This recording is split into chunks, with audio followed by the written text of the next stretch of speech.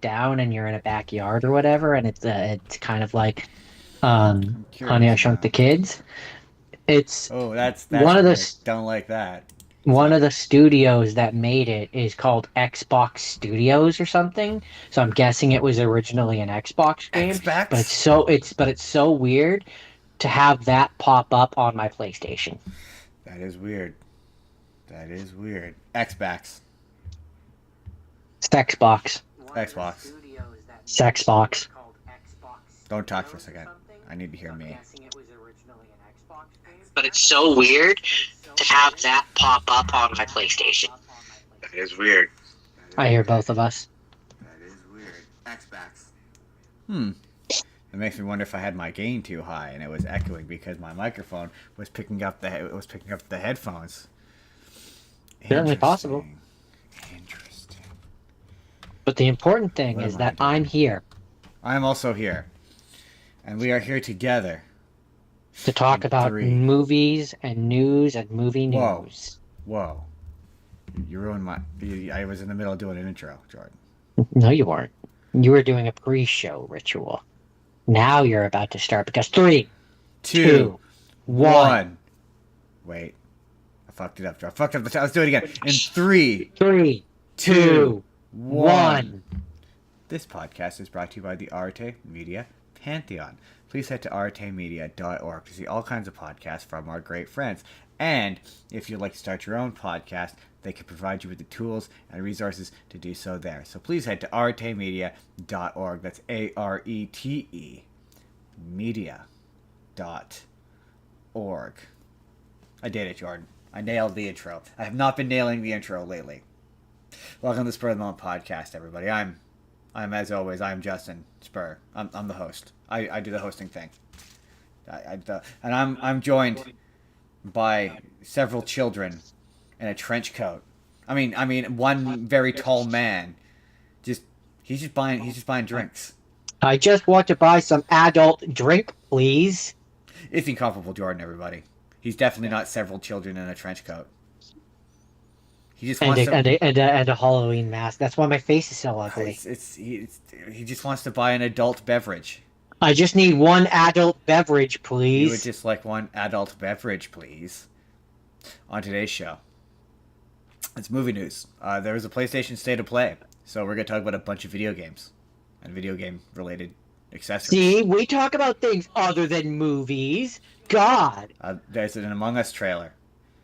There's a Ice Age trailer that looks suspiciously like the opening to one of the Jackass movies. There's other stuff, and then later it's pick a director. It's Quentin Tarantino and Steven Spielberg, but none of the Steven Spielberg movies you know, because we're fun like that. I mean, you might know some of them. There's a couple in there. But first, but first, Most of them um, I hadn't heard of, but I've some of them you might have. I've been told that you need to start the show off with this, Jordan. You need to do this at the beginning of your YouTube video, but we're at 471, everybody. 471. Woo! 471 on YouTube. That's on YouTube. That's on YouTube, by the way. And when we get to 500, we are that much one step closer to uh, making money Ruling the on world? this, making money on this sucker. So you gotta go back. You gotta watch some of the content. You gotta go back and watch some of the old stuff because that gets our watch time up, and that gets us to. And just so you know, when we do eventually monetize, we will be taking requests for money. I mean, what kind of requests, Justin? That's a very ambiguous statement. We will watch whatever movie you want for money. Okay, that's a lot clearer because But when you say we will do requests for money, that has some but uncomfortable but like potential. but like nothing with any sexual violence. That's the one rule. That's the only That's rule. fair. That's the That's only rule. fair. But I'll find a way to make it work in an episode. Just you gotta leave suggestions. But yes, we will do that for money. And when we hit 500, Justin will eat 500 different types of peppers in No, one when go. we hit 500, we're both gonna probably eat a ginger shot Justin will eat 500 different kinds of because there's peppers. no way that ginger shots don't taste gross, right? There's no way. There's That sounds disgusting. no way.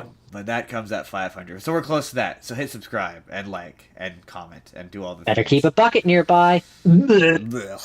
Yeah, there's no way it's not. I don't even like ginger, and I like gross things. So like, there's no way it's not going to be gross. Anyway, starting off But with if my understanding of ginger is correct, it'll be very it's going healthy. to be very healthy, but taste disgusting.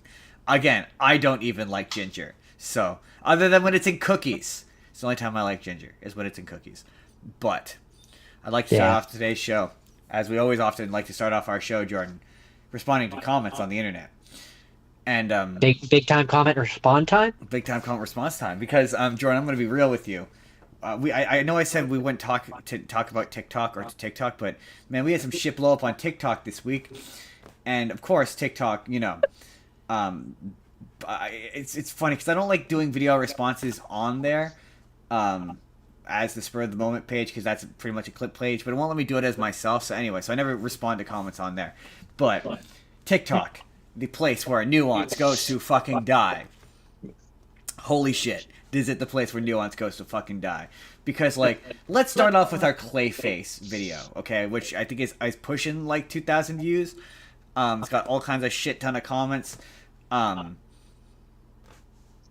Okay, number one, look at us. Jordan, look at us. Do we look like people who play sports?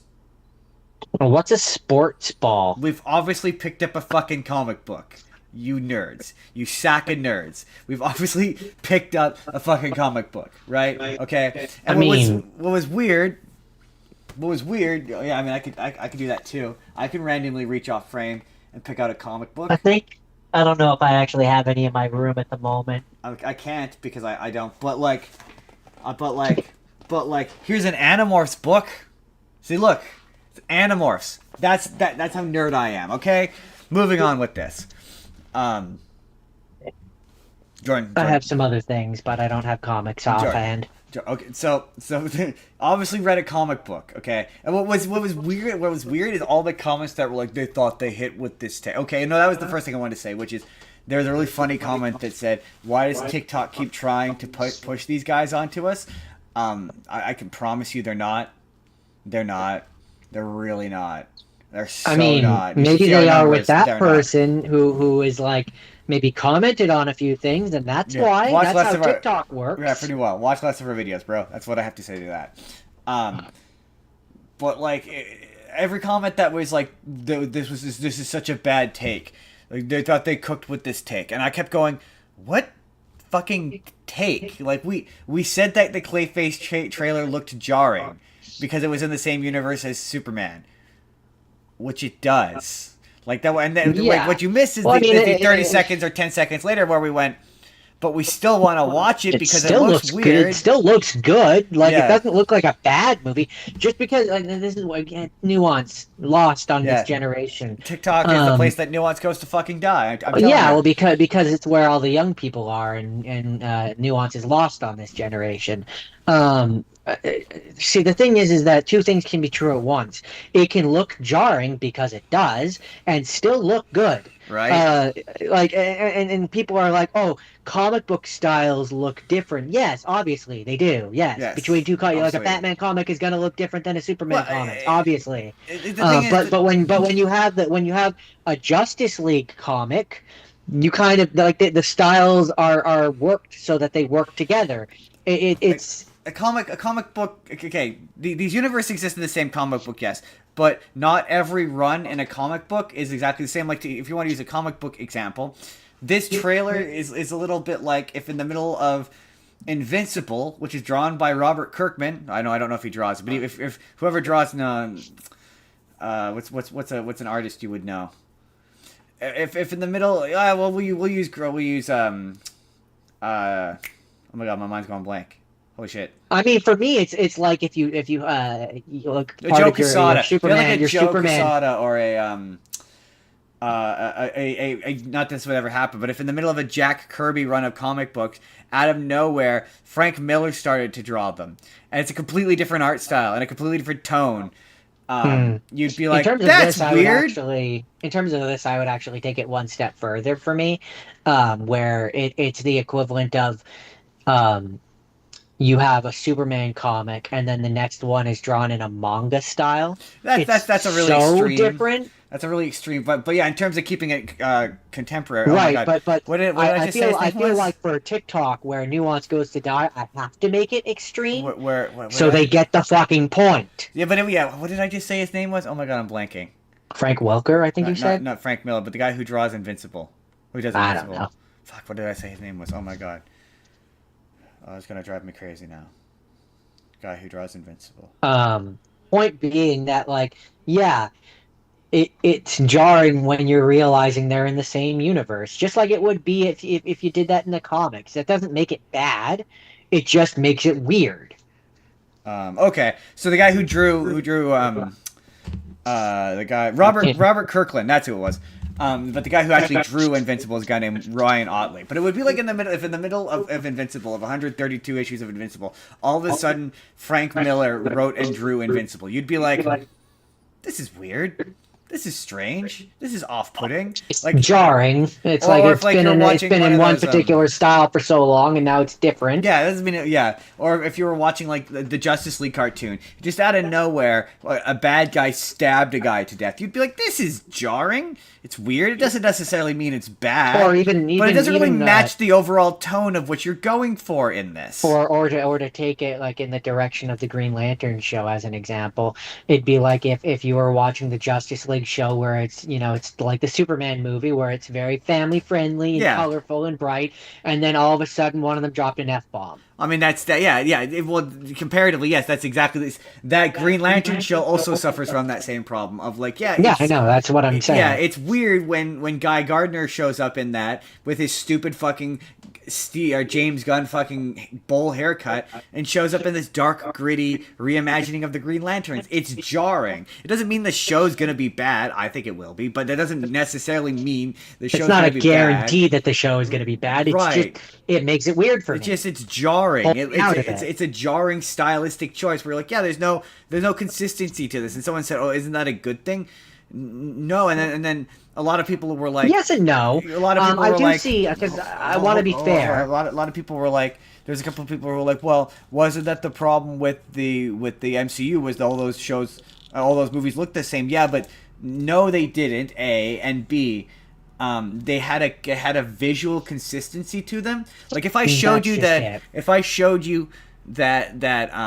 Clayface trailer, and I didn't, that was the point I was making in that bit, where if I showed you that Clayface trailer and you didn't see that Gotham police car in there, you wouldn't know what the fuck that was, right? Whereas the MCU, it's like, yeah, Iron Man 1 looks different from the Eternals. But they still have visual consistency in the sense that they all look like they more or less belong. There's a bit of pitch and pull. They exist in the same world. There's a bit of pitch and pull with the MCU where, like, yeah, some of the television shows you get a little bit like, wait, Daredevil and the Punisher are allowed to brutally kill people, but Spider-Man can't say an F word. Like there's a bit of that, but it's way less jarring. And again, that doesn't mean bad. It doesn't mean bad, but effectively, it's like you've got a different artist drawing your run, part of your run in your comic book, and it's jarring. It's noticeably different, and it's weird. Yeah, so like for me, it's one of those things where if I'm comparing it to the comics, like to be fair, yes, there are often times where a Superman comic is going to be very different than a Batman comic, right? That's undoubtedly true, right? But let me finish. There are times where it's going to be different, yes, but they still exist in the same style, right? So like, not necessarily. Let me finish, please. Are you done? Yeah. Can I talk now? Yeah. They are still going to exist in the same style. So yes, Batman is going to be dark and gritty, and Superman is going to be light and hopeful, right? But when they come together and are working together, you have to like be able to look at them and not have one where it's basically the equivalent of Across the Spider-Verse, where you have Spider-Man Noir beside Spider-Pig. Like, you have to believe that they can exist in the same universe, unless it's a multiverse story. But also, like, it depends on who. Like, yes, like if this wasn't supposed to be in the James Gunn is the lead writer and creator. Like, it's though he's writing Invincible. He's Robert Kirkman. There we go. I actually remembered it.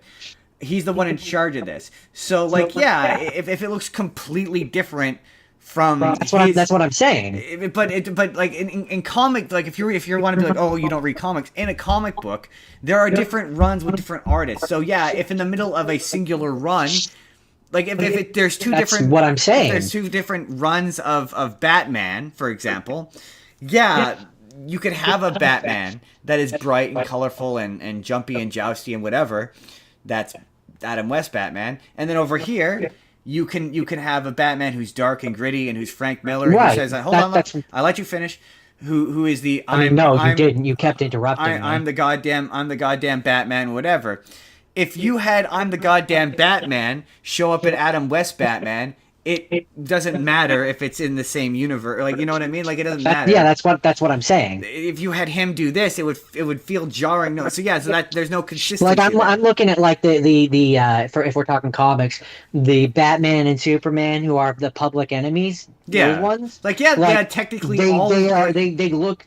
Batman is dark and gritty. Superman is light and hopeful, but they exist in the same space. But like, right? Like it's not like you're getting like 90s Batman. You're like you said. Let's do Adam West. That's the most jarring example that I can think of. It's not like you're taking Adam West Batman and putting him with Invincible Superman. Yeah, pretty well. Like or like, you know, just don't. You're not putting Paul Dano's Riddler in fucking 1960s Batman. So yeah, that would be jarring. I'm not saying bad. That could be a great idea. It could be their styles could totally clash in a way that's interesting. It would still be jarring if you let the 1960s Batman people make a fucking James Gunn style. It wouldn't work. Like, it feels weird. But that's not a bad thing. But that's not a take. It's not necessarily that it That's my work. point. That's my point. It's not a take. It's just an observation. It is jarring that you've got this weird horror aesthetic fucking movie that doesn't look like it belongs in the same world or universe as the James Gunn Superman does. Because there hasn't been enough of an establishment of this universe for you to be like, yeah, with the Punisher, you can suspend a little bit. But with this, it's too early for you to do that. So you're like, this is weird and confusing, it's basically, you know, you've put your cart before your horse. Yeah, so much of his universe is so inconsistent. It has no consistency in trying to be an extended universe, and so then at that point, that's because it's not really an extended universe. Stop trying to be an extended universe at that point. Like it's at this point, like it's just like. It's not an extended universe because they haven't had time to make an extended universe. They've got Superman, and they're shackling every other creative venture they have to Superman. It would be like if you were like, oh hey, Superman also exists in that Joaquin Phoenix Joker movie. You'd be like, what? How? What? What? No, that doesn't make any sense. Like, that's what this Clayface movie existing in that Superman universe feels like. Just be like it exists in its own universe. It's an Elseworld story. What's wrong with Elseworld story? To be fair, we're going off of like a minute-long trailer. Maybe there will be like a good cohesion and it'll work. I can't say. I haven't seen it yet. I doubt it. Part of the problem is James Gunn getting on the fucking internet, responding to every single comment somebody has on the internet, where he's like, "No, this takes place 2 years before the Superman movie." We're like, wait, so is Batman exist? It causes undue questions, but you could just be like, it's a Clayface movie that takes place in Gotham. He's his own thing. There's no connection to the overall universe. And then let Superman's adjacent shit be in its own world, right? When did Elseworlds become such a dirty word? That's my question. I don't disagree inherently with that sentiment, but also you don't even have to specifically say that it's not connected to that. You could just make the movie and leave it up to the viewer's interpretation. Yeah, exactly. Leave it ambiguous. Don't come out well before the movie comes out on Twitter and be like, no, but it actually uses it. Shut up. Like, hey, speaking of shut up, movie. Say it with me now, Jordan. James Gunn. Shut up. Shut up. Shut up. Hey, we nailed it again. Speaking of shutting up, that transitions and dovetails nicely into the other video that fucking blew up on TikTok. And this was weird because people weren't really yelling at us so much. Like, I thought for sure people would get way more upset with us telling them to shut up.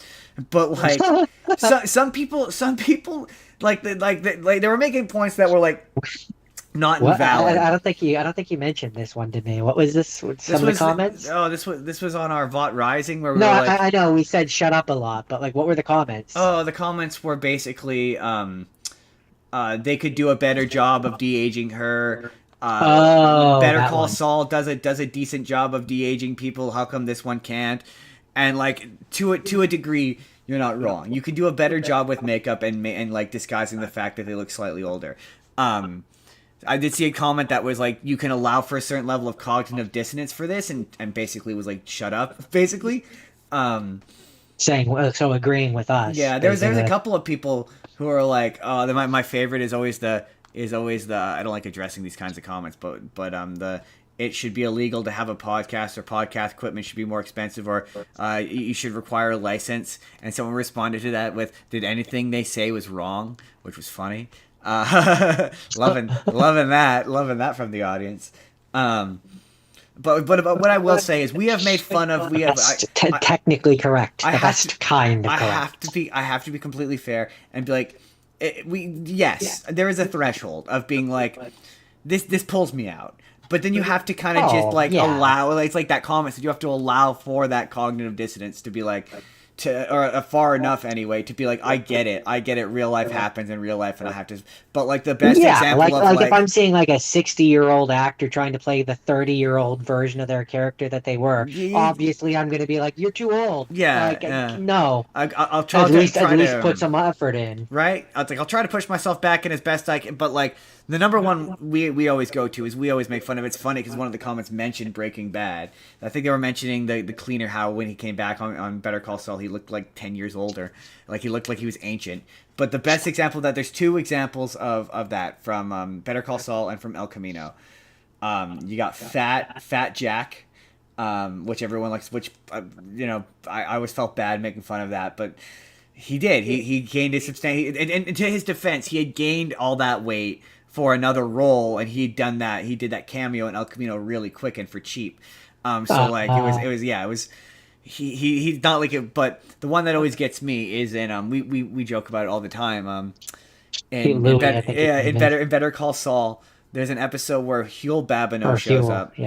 And he's thin. He's really quite thin. The actor had lost, and obviously off screen, in the however many 10 years since he had been on Breaking Bad, the actor had lost quite a bit of weight, and he looked very healthy. Good for him. And good for him. But in universe, poor Huel must go through some shit, man. He must have a real downtrodden, where he just put on between Saul and Walter White. It's an unhealthy amount of weight for stress eating, right? Like, I'm not trying to be fat phobic. I'm just saying it's a disconcerting amount of weight. It's what one would constitute as an unhealthy amount of weight. So either he goes through some major health problems where he can't exercise, or he goes through a major mental health episode. The character, not the actor. The character, the character goes through some sort of major mental health episode where he just puts on a bunch of weight, or has a major health issue where he puts on a bunch of weight. You just feel really bad for that poor guy. So yeah, that absolutely, when he shows up, and that does pull me out of this, right? So it's not that I don't get that sentiment. It's not that I do, but like, it gets really fucking old when I guess the point I was making in that video was the shut up was just like, it gets really fucking old when people try to pretend like that's a criticism, or like that's like a gotcha or a dig on what makes a thing not very good. It's like, oh, she's not older. Like, who cares? Like, it's one of those things where it's like it's not worth getting upset about. I guess is my point. It's one of those things where, like, if it's a thing that everybody already knows, and you're trying to make it out like you're the genius who first noticed it, and like it's like, oh, I'm impressive, that's where I get annoyed. Yeah, like we all know. Yeah, we all got older, man. Visually see. We all know how the world works. Right. You don't need to point it out. You're not helping anything. So I think you can't change it. It's already like they've done it. It's done. I saw someone call me. I said, you get some media literacy. I guess it doesn't require media literacy, but grow up. Like, who cares? Yeah. Don't watch the show then, man. I probably will. I don't know. It's so hard for me to get invested in anything. I still need to finish the original show. Yeah. You need to get to Soldier Boy before you can watch a whole show with him. Exactly. I think that was it. Was there anything else that was worth? That was our brief, and I think, is that going to be a video I call Justin and Jordan respond to TikTok? It might be. Is that going to go up on TikTok? Justin and Jordan, shut up, Redux. Shut up, Redux. Shut up, Redux. This was interesting. On our video about Celine Dion, one of our shorts, and talking about how she's getting someone said, and I tend to agree with this when it comes to this kind of casting, but they said it will offend me if they put some sort of popular actress over someone with pure talent like Celine. I think she deserves to have someone play her that isn't famous on their own, but someone new and upcoming that can belt out a tune like her. I agree. I tend to agree. I always think when it comes to biopics, hire a talented unknown first and make them famous.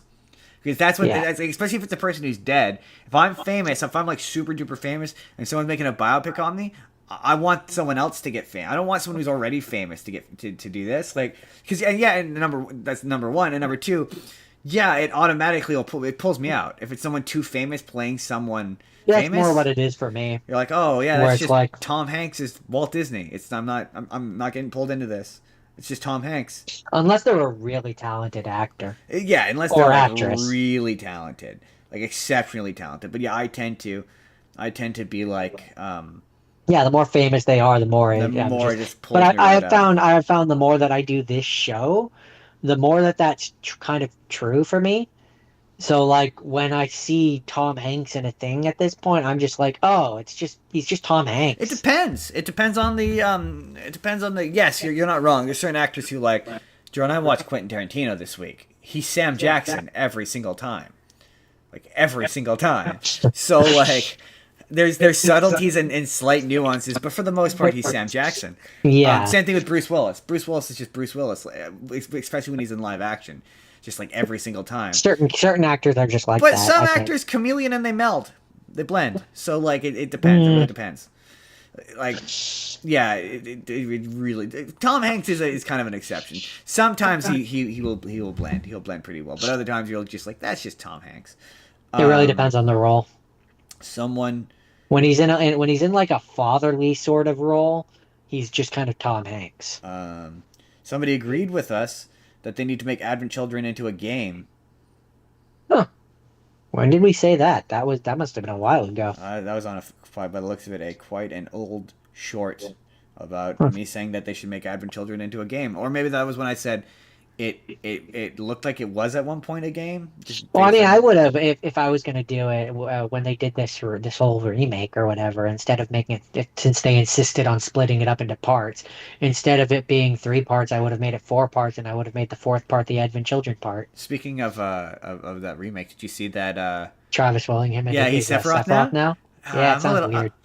It does sound a little weird to me. I did think it was funny that Matt Mercer just did all of the. They had a big presentation for it, and Matt Mercer did all of the narration, all the stuff they've added. I was like, hey, that's just Matt Mercer.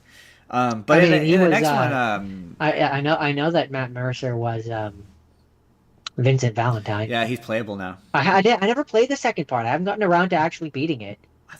I played it a a bit, and I never beat it. I know I played it a little because I wanted to finish the first part again, and then before I got to the second part, and I just haven't.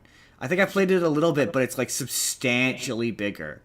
And it is. It's more open world. Yeah, it was hard to invest time into. I would like to play it. Yeah, Travis Willingham as Sephiroth. That's a little strange for me. But yeah, he's Vincent Valentine. One of those. I might wait for the 3rd part to come out and then just do all 3 in one go. That makes sense. Train of thought. Travis Willingham Sephiroth. Vincent Valentine's playable. He's a little too deep for me. A little bit, yeah. But yeah, he's playable. Vincent Valentine and Sid, they announced they're playable in the oh, nice, because I don't think they were in the second part. They were not, no. People said it was because they came in so it was kind of like Red 13 in the first part, where they came in so late that there wasn't time to like develop anything for them. And I'm like, that's fair. I kind of get that. He's hard. I mean, there's some cool stuff that I saw in that trailer where like they're on the airship and then they jump down to the planet or whatever. Apparently, him turning into the beast or whatever. Apparently, it's instant with the thumbstick. Him turning into the beast. You know how Vincent Valentine's. Oh yeah, right. He's whatever. Cool. Yeah. Apparently, that's built in. Did I already see? It looks like he summons something or something. Like he was summoning something to attack. All I know is that that'll be fun. That looks fun. And once they're done that, they can finally put all their fucking effort towards Kingdom Hearts. It's true. Jordan, did I already read this comment? Atomic Bomb in regards to who would win in a fight? Homelander versus Superman. Someone left a comment that was Atomic Bomb versus Coughing Baby. And I said, who's the Coughing Baby? Homelander. Homelander is the Coughing Baby because he's a weak little baby. He's a weak little baby. He's a weak little baby. He's a weak little baby, man. He's a weak little. That's it, Jordan. That's all the comments we got. That's all the comments. Let's all right, so I guess now it's time for the official news. Let's move on. Let's move on to the news. La la la la la la la la la la do the la la la la la. Yes. Let's begin, Jordan. Let's begin where all things begin. Wolverine. The start. The beginning. Wolverine. Jordan, this game looks fucking sick. The planet was covered in heat, and then there was Wolverine walking alone on this world. In a game. That looks fucking sick. Oh my god, it looks fun and sick, and I'm excited. Sick. It needs to be out now. It looks significantly more bloody than I was expecting. Oh my god. Also, Jordan, don't feel bad. You were not the only one who thought that random ninja was Deadpool. Oh, good. Because it looks like him. It does look like Deadpool. There was a really funny Soups did a really funny reaction video where it was like, it's Deadpool! And all the comments were like, no, bro, it's not. It's not Deadpool. It's not to say that he might not be in the game. It's possibly he could be in there. I like his what they've got Omega Red. They've got most of Department H in there by the looks of it. They've got Omega Red. They've got. And if there's no X-Men, then it would make sense that they would focus on the other things that Wolverine has been in. The thing that I will say, I did see that. I did see that supposedly this is a universe without the X-Men, which I was like initially I'm like, okay, yeah, that's fine, that makes sense. This could be at a point in Wolverine's history where like mutants haven't really come out yet and the X-Men aren't really a proud and out thing. That makes sense. But then Jean Grey is there, so I'm like, wait, so if he knows Jean Grey, that means that Professor X clearly is around, unless this universe he met Jean Grey before Professor X. It kind of looks to me like in this game, and this is just my observation from the trailer that I watched. It comes across to me like Jean Grey is more filling the role of Rogue, like from the movies Rogue. Yeah, maybe. Like it's just where she's not. I suspect we're going to be at a point in time. They could very easily go the route of this is before the X-Men are formed. He has met Jean instead of it like in the movies how he met Rogue first before he met the X-Men. Could easily be a thing where he meets Jean Grey first before he meets the X-Men, and by the end of the game they meet Charles Xavier and the X-Men are formed. I could very much believe that this game, by the end of it, sets up the X-Men. So in the second one, we are part of the X-Men. This game feels. The number one thing is this game. That's my theory. It definitely feels. I think I said this to you. It definitely feels exploratory in terms of content, where it very much does feel like it's a game where they're like, "Hey, what random characters can we pull?" That people will then like can we get away with this? Like what can we do? Like even more than Spider-Man, Wolverine and X-Men, there are a lot of characters. There are some deep cuts in this trailer. Like in that 7-minute gameplay trailer, there's some deep, especially in the trailer bits towards the end. Like where you've got, I can't remember his name, the little green kid. Where I was like, oh, I know him. Why do I know him? Yeah, he was part of the underground people. Or whatever. Yeah. Not Mort. I know. Yeah, I can't think of the character's name, but yes. But it'd be. Do you think? Here's the question, because this appears to be involving Bolivar Trask and Trask Industries and the robot guys that Logan or that Wolverine are killing. They were in Logan. They're the bad guys in Logan, which is connected to Mr. Sinister. So it'll be interesting. And obviously we see some Sentinels in this, which is going to be sick. Like that's going to be a fun fight. I can already tell. Yes, it will. Yeah, I like the fact that you can undo your claws with a button press. That's pretty cool. If they didn't have it where you could shink, it would be disappointing. My question is, can you beat people up with just your fists? If you can shink your claws, then I would say probably. That's pretty sick. There will probably be maybe like a special combo or something when you don't have them out versus when you do. That's my theory. I'm just guessing. I don't fully understand the Okay. Also, I suspect probably what it'll be also, especially if there's like environment for you to climb on.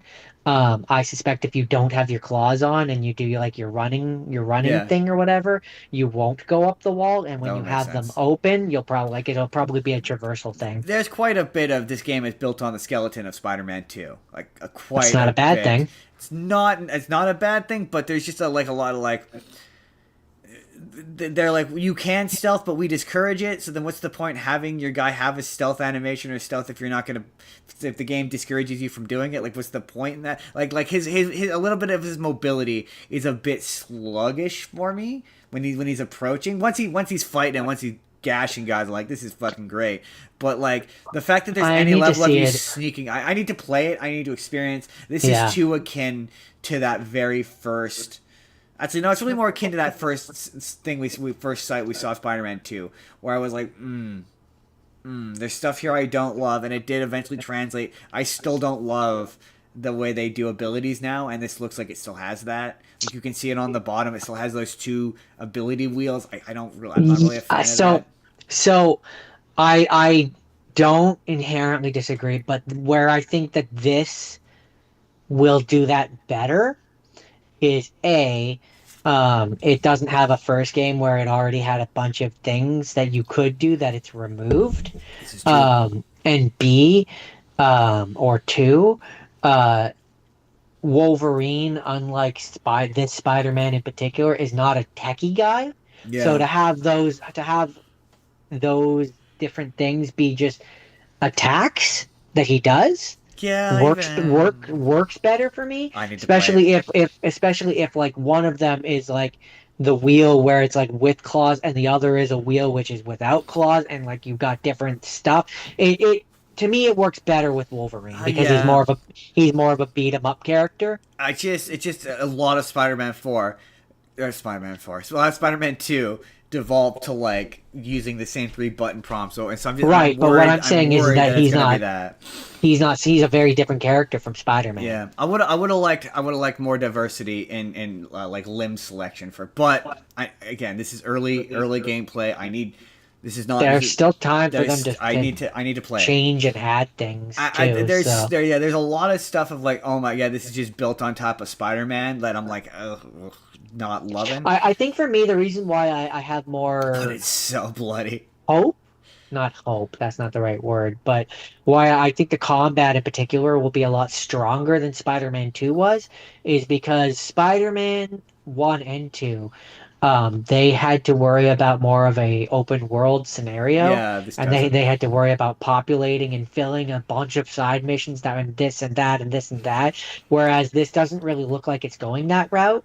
So Yeah, you're not wrong. it means they can focus more on the combat and the things that, my concern is that it's going to feel like stripped down. Yeah, yeah, I can see why you'd say that. That's kind of my concern, But like but also, I need to play it. I'm glad to see that we are moving back in the direction of solid, well developed, well made, like well thought out, devoted single player experiences. Like I'm so glad that No, that's not everything needs to be multiplayer. no, not everything needs a multi. That's why when people are like, oh, there's that like live service Spider-Man Spider-Verse game that looked, if any of the alpha gameplay is correct, looked bad. Like no, some franchises don't need multiplayer, and this is one of them. Like this, we don't need a multiplayer Spider-Man game. I'm sorry, I'm disappointing a lot Now, of that people out being there. No, said, thank you. that being said, knowing that it's made by the same people that made Spider-Man, I would like there to be a reference to Spider-Man in there. I would like a reference. I don't need him to be in I it, don't but need like a he's scene where Spider-Man shows up and they fight together and he's like, "Oh my God, who the hell are you?" I don't need that, but like if there's a section where he goes to New York or something, some reference to an arachnile type person, he is something. allegedly not in it. That's what they say, but who's to say? That's I don't. disappointing. I think that's not true because there's something that Yuri Lowenthal said at a convention on a panel once that made me go, I think he's got a cameo because he mentioned That's something all. That's about. all I need. Like that's all I need, and I'd So be content. Jordan, let's go through. Let's just go on through To the other side. the PlayStation. Uh, the some of the announcements they did at this PlayStation, whatever, what have you. I'm going to say some of the games that I think you'll recognize by name, because there's a lot of games here. We're going to give some rapid-fire thoughts on them. And you can tell me whether or not you're excited or not. Jordan, Ace Combat 8, Wings of Thev. I'm kidding. I don't know what that is. I'm totally kidding. You have no idea what that is. Sounds like a plane, some sort of flying game. You've never seen Dune. Oh, apparently there's a Dynasty Warriors 3 remastered. God of War Laufey. Let's talk about how the internet has been weird and sexist. No, I look. You're never gonna have to work hard to convince me to hate on that franchise. I still maintain that's not God of War. It's a Gyno. It's a Gino. It's a God of War in name only. That's fair. Okay, so... But, like, also, to be 100% fair, in this context, the God of War, like, they're not claiming that she is the God of War. They're not saying God of War is only on the packaging of this game. Like, the logo, the word, by the way, it's pronounced Laufey. Every single person who's been pronouncing it wrong has been driving me fucking crazy. But the word God of, or the phrase God of War is, like, very small in the logo. Well, I mean, in this instance, it's there because she's fighting a bunch of God of Wars. That's why it's called God of War. No, I think it's called. To be fair, again. Well, I mean, no. There's the cynical, obvious reason of why it's called God of War, which is to sell the game. That's obvious. It's there so that because they don't have confidence that this would sell on its own. Branding, exactly. But no, I'm saying there is also the reason of the reason they would give of. She's fighting a bunch of God of Wars. From what I saw in the clip, there is a part where Kratos briefly shows up. Yeah, he's in it. He's in the game. He's just not in some capacity. I suspect he will probably show up as a playable character at some point. But I mean, I expect he'll be there'll be like a DLC or something where you can do like something with him. Yeah. There'll be something where you play as him, I'm sure. But for me, so. I have complicated feelings about it because, like, some of it looks cool. Like, I'd be lying if I said it didn't look cool. I didn't actually watch the full 20-minute thing. I just watched some of the gameplay. I skimmed it and I was just like, it has similar issues to what I have with the previous ones, which is it's too Dark Soul like. Yeah, that was the thing that somebody said about Wolverine, which I meant to bring up during Wolverine, which is someone said that they wish that game was more Souls like. No, you're wrong. No game should be more Souls-like. If anything, the industry is too Souls-like. No, I'm just stop you right there. For it. There's a place for it. Yeah, in its own franchise. It's not in my Insomniac, right? They're Insomniac. Yeah, Insomniac. It's not in my Insomniac Wolverine one. No. There can be a different one. I'm cool. If you want like another company wants to go and do their own shot at that, okay, whatever. But no, not in my Insomniac one. This might be one of my classic hot takes, Jordan. But I think that the Souls-like game is a fucking plague on the industry that needs to fucking die. Like, I don't need a Star Wars game that is borderline a Souls game that you have to put on beginner to even derive enjoyment out of, that we're then going to fold into the overall universe, pretend like the characters from that game are part of the universe so that you have to play it. No, fuck that. That's dumb. I want to play a Six Samurai game. I don't want to play a samurai game that's a Dark Souls game and an exercise and then getting killed over and over again. Oh, the story in that game looks great, but it's Souls-like. Nah, fuck that. Yeah, well, that's where I say there can be room for both. I don't care if they want that, like if they have that in their corner of their gaming world. But I would like there to also be a Six Samurai game or Ninja game which isn't Souls-like. That's what I'm saying. If the Souls community wants to continue to have their games that are X game that's version like Souls-like, Wolverine game that's Souls-like, Star Wars, whatever. What? You're nicer than me. Whatever, okay, you can have that, but I if you get your toys, I want my toys. This is a rare instance. This is a very rare instance that Jordan's being nicer than me. I'm like, execute. Dead. Get rid of it. Kill it. Kill it dead. Don't want it. Every now and then, I don't mind. You saw like when I played the Star Wars version of it. Yeah, I did. I don't mind occasionally playing a game like that. Completely fair. But I have to be in the right mindset for it, and I don't want to always be relegated to having to play that kind of game. But so you're right. That to go back to we're getting away from the. That's what prevents me from ever wanting to. I've never beaten the first one. I've never played the second one. And I've not beaten the second one because it's just for me that kind of game style, especially because with and this is the only reason why I'm kind of interested in this one is because like Kratos doesn't really have much personality.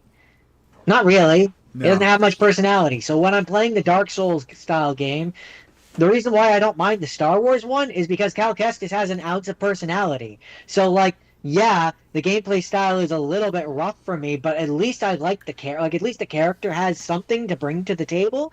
Whereas with the God of War's ones, it's like I don't love the gameplay style and the character is dry as fuck. It's never hooked me. Not really. With this one, it's like.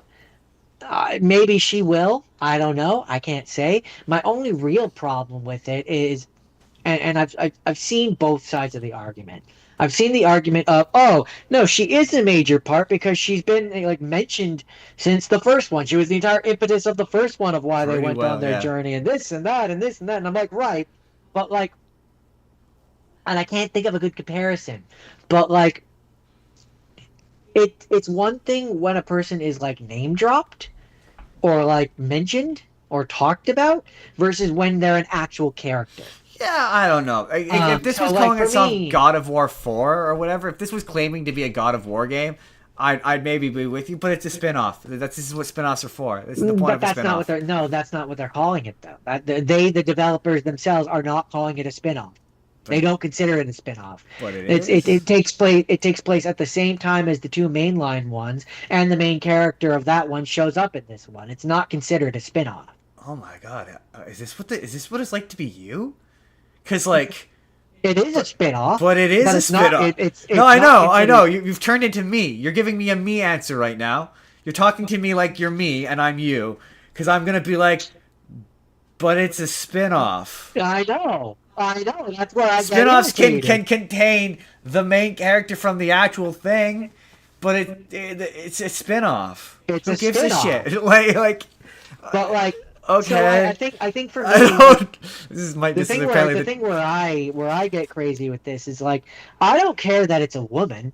Unlike the rest of the irritating plebes on the internet where that's where their problem comes in. My thing is that like if I think they needed to have a prequel game first where they introduced her, where we actually saw her as a character, so that when we're now playing as her, we care about the stakes. I don't care about her. But she's already dead. Who cares? But one would argue that this is the place where you do learn, like this is the space where you're going to learn about her. But it's not. Like my thing is, this is too cool of a concept to be wasted on a random spin-off character.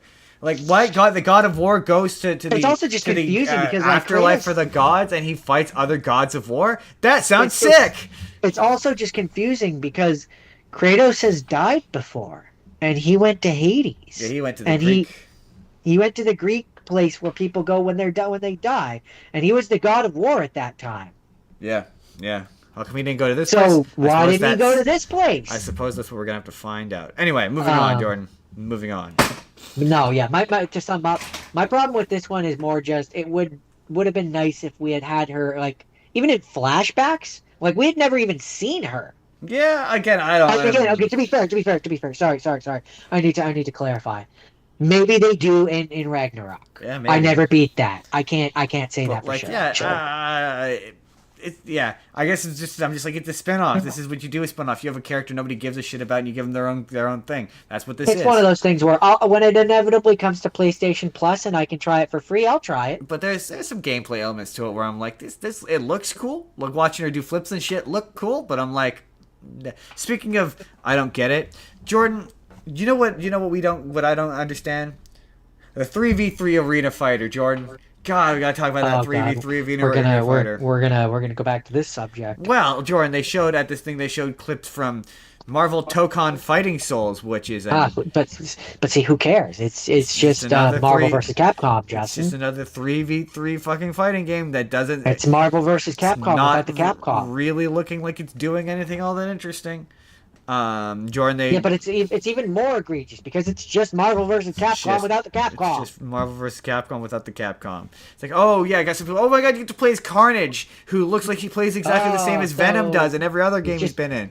He's just Venom. He's Red Venom. Ooh boy, it's exciting. Oh, I want to play Spider-Man for the umpteenth time. Woo. Jordan, they're doing a remake of Rayman Legends called Rayman Legends Retold. I saw that. And it looks pretty. I don't know. I'm very whelmed for that. I mean, it's Rayman. I'm always gonna be whelmed.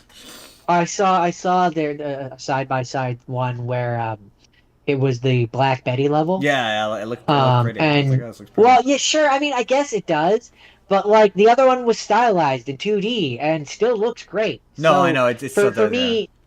For me, it's not like it's like we're looking at like a PlayStation 2 game where it's like God of War 1, where it looks really old, and having a remake of that would be sick. Yeah. Like yeah. for me, it's like if you took Kingdom Hearts 1 and put it into photorealistic. It's like, yeah, I guess it's cool, but the original still looks fine. Yeah. Like there's not really why. What's the point? What are you adding other than now it's photo? I guess it's to me it's the this is the best way I can word it. Oh my god. To me, it's the video game equivalent of How to Train Your Dragon. Yeah. It's exactly the same, but now it's just photorealistic. That looks pretty. What's the difference? You're not adding anything. I mean, I don't know. No, in this instance, very specifically, it looks like they're not adding anything. It's just. I think they did add some stuff, but I don't care enough to look into it. Anyway, moving on. Jordan, they're doing a new. We owned it. At one point, we did anyway. We owned this on. I'm pretty sure we do. On PS3, but they're making a new Stuntman game called Stuntman Hollywood. I heard about that. We didn't own it. We rented it. I don't think we owned it. But I was like, is that the same one? Because I very much remember playing that to death. I'm pretty sure it is, yeah. I'm pretty sure it's the same one. And I remember it being hard. Yeah, really hard. Super hard. Like, really, because you have to do, like you have to the do controls were like bad, precisely. And you had to do very specific things very precisely. But this one looks cool. It looks like you're going to get to, they have, like, famous vehicles and stuff. Yeah, one of the things was the DeLorean. I was like, the DeLorean. That's pretty sick. So I'm like, I'm really hoping that one of the stunt scenes that we get to do is the having to get the vehicle up to 88 miles per hour, and you're doing that. That would be sick. My thing is just like, yeah, that game feels right for like you should be able to make your own stunt missions where you like do this and it's specific. I would be surprised if in this modern version if you can't do that. I mean, that would be. I would be very surprised. Super fun because yeah, it would be fun to do that. You have to hit the line at exactly however many miles per hour. 88 miles per hour. That'd be pretty funny. So Jordan, I'll probably again. That's one that I will probably end up either getting or when it comes to PlayStation Plus, playing for free. I love that. I remember that game being really fun, but again, really hard. I don't know that I ever beat it. But I remember that one, and this is a tangent, but I also remember there was a spy one where it was like you were just in a spy car, and it was also hard. Spy Hunter. Yeah. That one was also hard. That one was also hard. Yeah. Another one I remember. See, I love racing games when they're unique and different. So like another game I remember was called Wheelman. And it was exactly what it sounds like. You were, it was Vin Diesel, and you were a wheelman. You drove a car. It was really cool. I mean, I remember the. This is the last one, and then we'll wrap this up.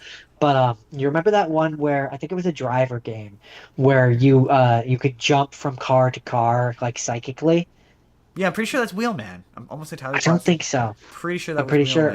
I don't think so. I'm pretty sure it was a driver game. No, yeah, Wheelman was a driving game. It was you would switch between. No, cars. I'm saying specifically a driver. Driver is like a series. Oh, maybe. Jordan. They put out a new trailer. Yeah, no, it's not. It's not Wheelman. They put out a new trailer, Jordan, for the Among Us TV show. Yeah, Ashley Johnson is one of the characters. Yeah, I don't. It's 10 episodes long. I don't get it. Like number one, I don't get it because Is Among Us? I guess maybe it is. Is it still popular? Like Among Us, the reason why this show exists in the first place is because Among Us got crazy popular during the pandemic because a bunch of YouTubers played it on Zoom calls and bad videos. So like, they played really clumsy versions of this over Zoom during the pandemic. So it got stupid popular. It's Driver San Francisco. Oh, is the one I'm talking of. Oh. Where you can shift out of your body, you go into a bird's eye view, and then you can highlight any car and possess the driver. Neat. So John, the only reason why Among Us is popular.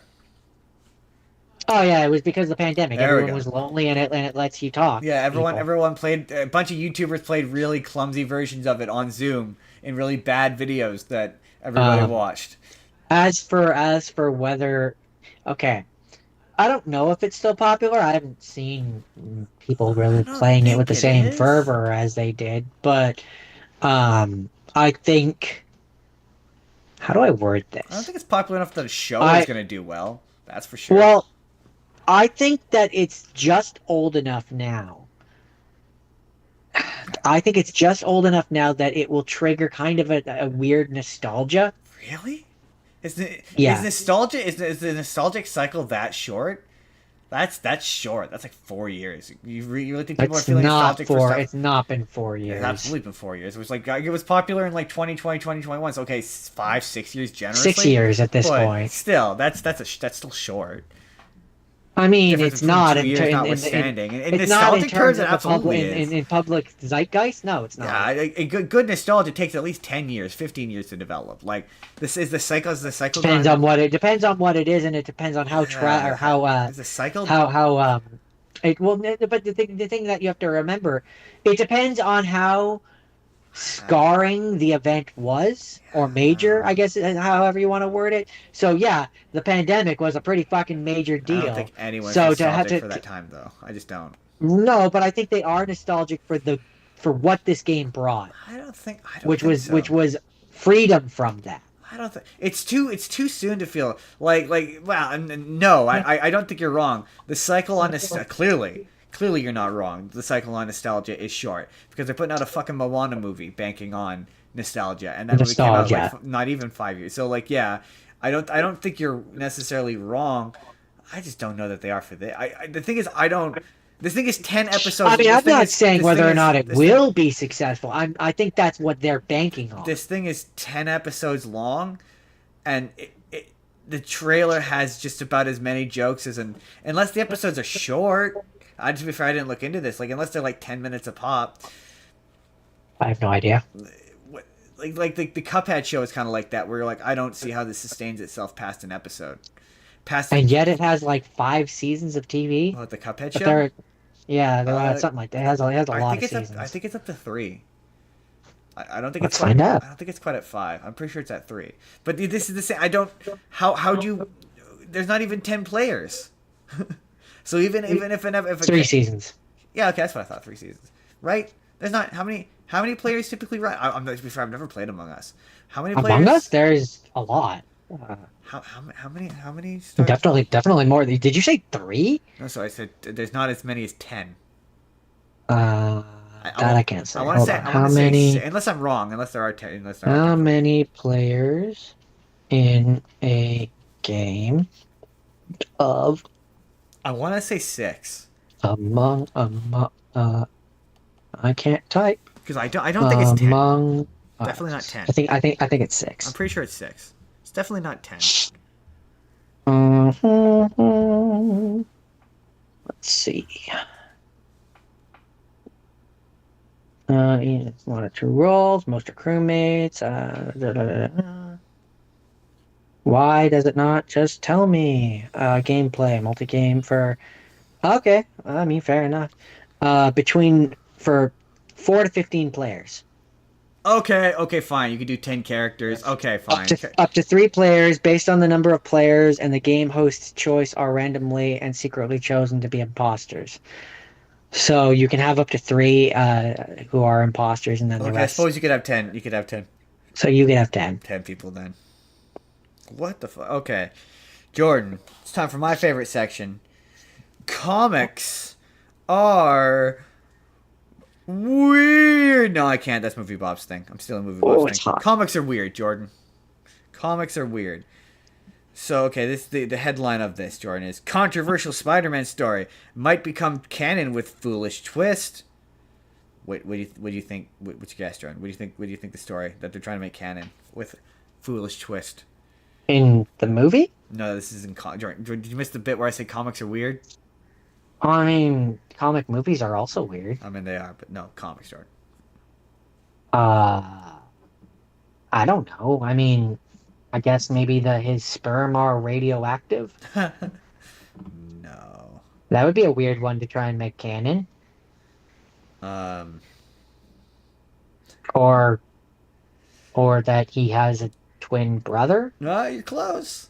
They revealed in a recent issue that Spider-Man Peter Parker has a cousin, Cormac Mac Crane, who is a cousin of Peter Parker.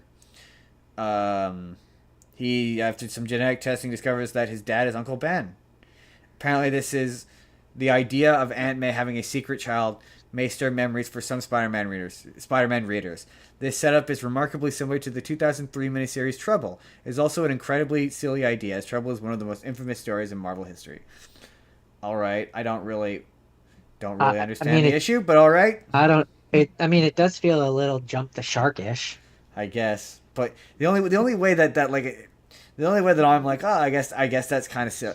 Like, I don't understand why Aunt May having a secret love child is like a little soap opera-y. But unless you're gonna do a thing where like he becomes a supervillain, what way could it possibly impact the story that would be? I mean, bad? I didn't hear anything about Aunt May being involved. It just said that it was related to Uncle Ben. No, I think the idea is going to be that Uncle Ben cheated on Aunt May. Okay, yeah, fair enough. No, I think the idea is it calls back to a storyline where Aunt May had a secret love child.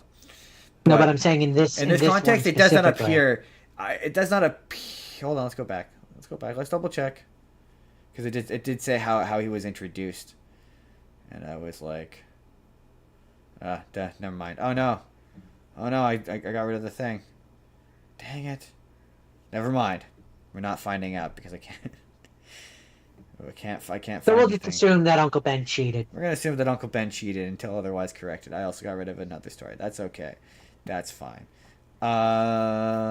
Jordan.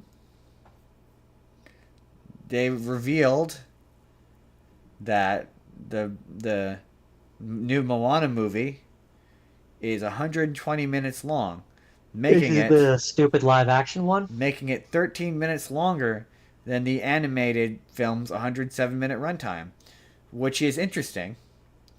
Which is only interesting, I should say, because does that mean they added shit? It's my understanding that this was going to be exactly the same movie as the original, so why would it not be the same runtime if it's longer? I mean, maybe they saw people kept complaining that it was just going to be a clone, and they added new scenes. Maybe. I mean, it's 13 minutes of scenes at the very least. Jordan. What do you think they are? Do you think they're stuff that's like at the end, or do you think I think some of the songs go on. They've added dialogue breaks into some of the songs, and they've extended the sequences into being longer.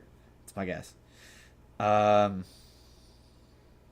think they added a scene when the grandmother is telling Moana about her dad and his friend, and how he tried to go past the reef and his friend died. I think they've added a scene there where we see that. Oh yeah, that makes sense. I mean, that would one scene would certainly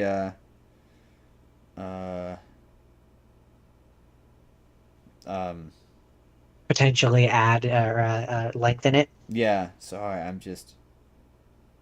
That's my theory, because I'm like, where could they add a scene which wouldn't necessarily disrupt the flow of the movie, but would make it feel like they've added something to make it unique? Right? Exactly. That does make sense. Sorry, I just they announced the title for Minecraft Movie 2.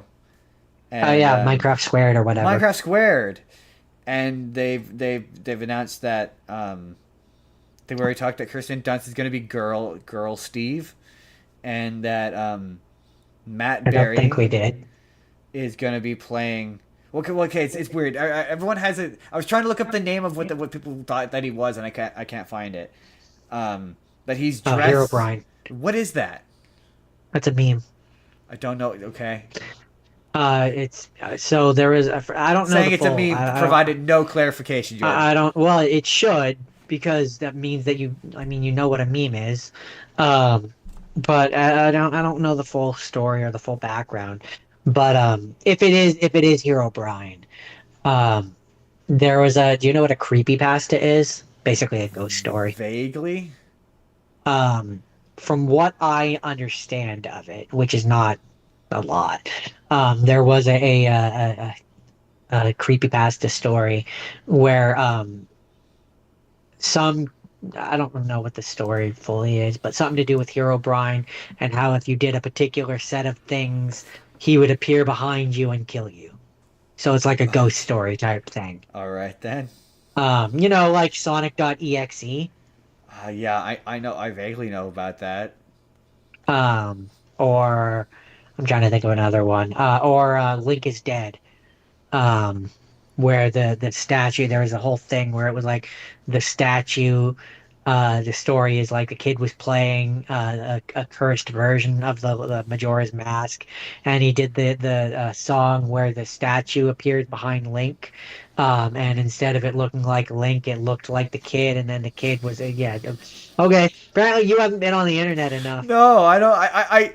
I think I know. I do know of them. Like I know the really famous I only ones. know about that one because of you remember I'm not gonna pretend I don't know what a uh creepypasta is because I do. I just don't know those ones. The Link one specifically, I remember because of Fact or Fiction. I I know of You remember Sonic.exe. from Game Winners, the show Maybe. where they basically did like a Mythbusters type Oh, I thing think I do know what you're talking about. Yes, yes, yes, yes. Because they did. Yes, I do know. Yes, because they did Bigfoot in San which you can Andreas. absolutely find. Yeah, yeah, yeah, yeah. But Um, the only creepypasta I know is that I know with any regularity anyway is the shit the Rugrats one where all the Rugrats are all in Angelica's head. oh yeah, that's another example of Yeah, one. yeah, Yeah, yeah, yeah. yeah. So when you're like creepypasta, like I do know them, just I don't not about Minecraft. Yeah, Um, so okay, I just very briefly looked it up. He's an urban legend and creepypasta from the sandbox video game Minecraft, often depicted as a version of the Minecraft craft character Steve, but with solid white eyes that lack pupils and behavior that yeah, primarily involves he's destroying the player's world. apparently he's on set dressed as a character that looks an awful lot like Steve. It originates from a 4chan board where the author reported encountering a strange figure in single player world, Oh, you know what I don't have in here? Do I as have well it? as other Oh things. no, I do have So it in yeah, here. he's from a creepypasta. Gotcha. Okay. Jordan, they are making a Gene Wilder biopic. Oh, cool. I Are they gonna have know. a part where they do Willy Wonka I or presume so. Yeah. Willy Wonka and Chocolate Factory? Yeah, I presume so. It doesn't have it. Doesn't look like there's anyone involved in it yet, other than someone bought the rights to his life story from filmmaker Dito Montiel. Secured the Who would life you rights. cast as Gene Wilder? Honestly, honestly, Jeremy Allen White. Jeremy Allen White. You know him. You watched Jeremy Allen you watched White. he was in the wrestling movie with Zac Oh Efron. yeah, he definitely looks like he would Right, work. right, right. Everyone says that. That's like that. Big speaking of memes, that was like a meme on the internet for a while. But like He was in The unironically, Mandalorian, or he's apparently in the movie The yeah, Mandalorian. he's Road to the Hut. Yeah, Uh, no, the face. It's the face. Jabba the Hutt's son. Yeah, you know him from Iron Claw. He was the brother who lost his leg in Iron Claw. I know him from Shameless because that show's amazing. You will again can't stress this enough. You would like Shameless. That's fair. My first He's my go-to. I'm not suggestion the first person to come up or with that though. I can't take credit for it. the first one that my mind went to, although he might be a little old, was Alan Tudyk. Oh yeah. I don't know who else I would. Someone with curly hair. Yeah, I don't know. I quite like the guy who's playing He-Man right now. He'd be kind of fun. Next. That was distracting. Next. Jordan, they're currently filming. We don't really talk about set photos, and I don't want to get into too much detail. The only reason why I don't feel bad talking about this one is because James Gunn actually posted pictures of it on set. But they're currently filming Man of Tomorrow, and they've got Lex Luthor's power suit, and cool. Wow, Jordan, it looks phenomenal. It looks clunky. It's a big ass practical suit, and him lumbering down the street in it, like he looks absolutely ridiculous. Oh God, where did you go? I dropped my phone. Oh God, he's disappeared. It's an empty chair now. He's like lumbering down the street in this thing that looks absolutely utterly ridiculous, and everyone's like, "It looks so stupid." I'm like, "Yes, it does, but that's what makes it glorious." And they're obviously going to fix it in post, but it looks silly as shit. Also, they've tightened up Superman's costume so it looks a little different.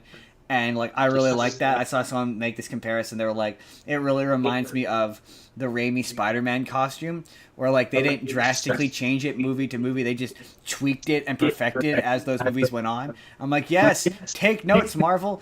Spider-Man doesn't need a new suit every single fucking movie. We could just make the good one look even better. This is good instinct. These are good instincts. I'm actually excited for this. It's also just exciting to see, like, even though again James Gunn keeps insisting it's not a Superman sequel, but it's so nice to see him like jump on it and like dive right into making another Superman movie instead of letting it just sit and gestate for like 10 years and like, while it's still like fresh in people's consciousness, getting out there, getting it made, getting it filmed, and getting it out within 2-3 years. Like, that's the way to do this, man. Like, let's expedite some of this shit. Let's get moving. You know what I mean? You know what I'm saying? I agree. You know what I'm saying? Know what I'm saying? You know what I'm saying? I do. I do, in fact, know what you are saying. You know what I'm saying? Know what I'm saying? Speaking of Spider-Man, Jordan. I said no. We'll end on Spider-Man. Dave Spiderman. We'll do this real quick. Jordan, you saw that trailer I sent you for Ice Age, right? If that's what you want to call it, yeah. To be fair, it's a teaser trailer, but it was very definitely. It's very funny because you didn't get the. It's very. I don't know if it's intentionally meant to be paying homage or making fun of Jackass, but there's at least like 2 comments that were just like me. Were like, "Hi, I'm Manny. Welcome to Jackass," because it looks just like the opening for. I mean, obviously they're not coming out in a shopping cart, but it was very similar to the opening of. I'm pretty sure it's the first Jackass movie with the song and everything. And yeah, nothing really much there. I just thought it was funny how much it looked like Jackass. Finally. Show me potato salad. Number 1, Jordan. Now, you'll often hear me say, I'm about to turn myself into a hypocrite and I don't even care. Jordan, quite often we will say, and you're going to hear me say this a lot today, no movie needs to be longer than 2 hours. There isn't a movie in existence that you can point to that I will say was made better by being longer than 2 hours. There isn't a single one. Hey man, maybe name me in the comments a movie that you think that it's better served by being 2.5 to 2 hours and 40 minutes long, and I will tell you you're wrong. Jory, you want to guess how long Spider-Man is? Spider-Man? The new Spider-Man, yeah. The we're still on the news. The runtime may have been revealed for this Spider-Man movie. Sorry, no. 3 hours 10. No, that's too long. I'll give you one more guess. Yeah, well, I mean, yeah, you said that it was too long, so I guessed too long. No. I said longer than 2 hours is too long. Keep that in mind. 2:45. Oh, you're close. 2.5. According to this, it might be around 2.5 hours long. And Jordan, here's the thing, Jordan. I don't think that's too long. I think that's the correct length. In fact, I'd be totally down for a 3-hour Spider-Man movie. I think that the Spider-Man movies, as they are too short, and they all need to be longer. I just completely contradicted everything I just said. No, I will totally be there for a 2.5 hour Spider-Man movie. 2.5 hours of Yeah, it's Spider-Man. better. It's better than the 3 hours that Endgame was. Right? I'm just saying, and also like I'd be okay with a 3-hour Spider-Man movie. I'm just saying, I mean, I like Spider-Man. I like Spider-Man, so maybe I'm um. So okay, so I don't know if you remember, Jordan. Speaking of Spider-Man, this is our final story. Um, Back in 2021, um, right after he had made No Way Home, Tom Holland said, quote, "If I'm playing Spider-Man after I'm 30, I've done something wrong." And I remember at the time finding that quote very frustrating because it was like, dude, no, because he was like, oh, well, you don't be playing Spider-Man when you're an adult. It's, well, yeah, like we're sick to death. But I don't know a single person who isn't sick to death of teenage Spider-Man. Like the movies barely scratch the surface of functioning adult Spider-Man. Like we got 3 movies of that. Like we want more of that. We want more of them. And so he was recently asked about it, and um, he basically the paraphrased version of it is, turns out that was not true. Turns out he only said that as a negotiating tactic with Sony to get them to finally get a contract done. So he is perfectly okay of being Spider-Man for as long as they will let him be Spider-Man. Good. That is. And I'm like, oh, good. Good. That was the correct answer, to Tom Holland. That was the correct answer. Jordan, the news has gone on too long today. Yes. Yes, it has. That is it. That is the news. Jordan, give me the Da, news. da, da, da, da, da, da.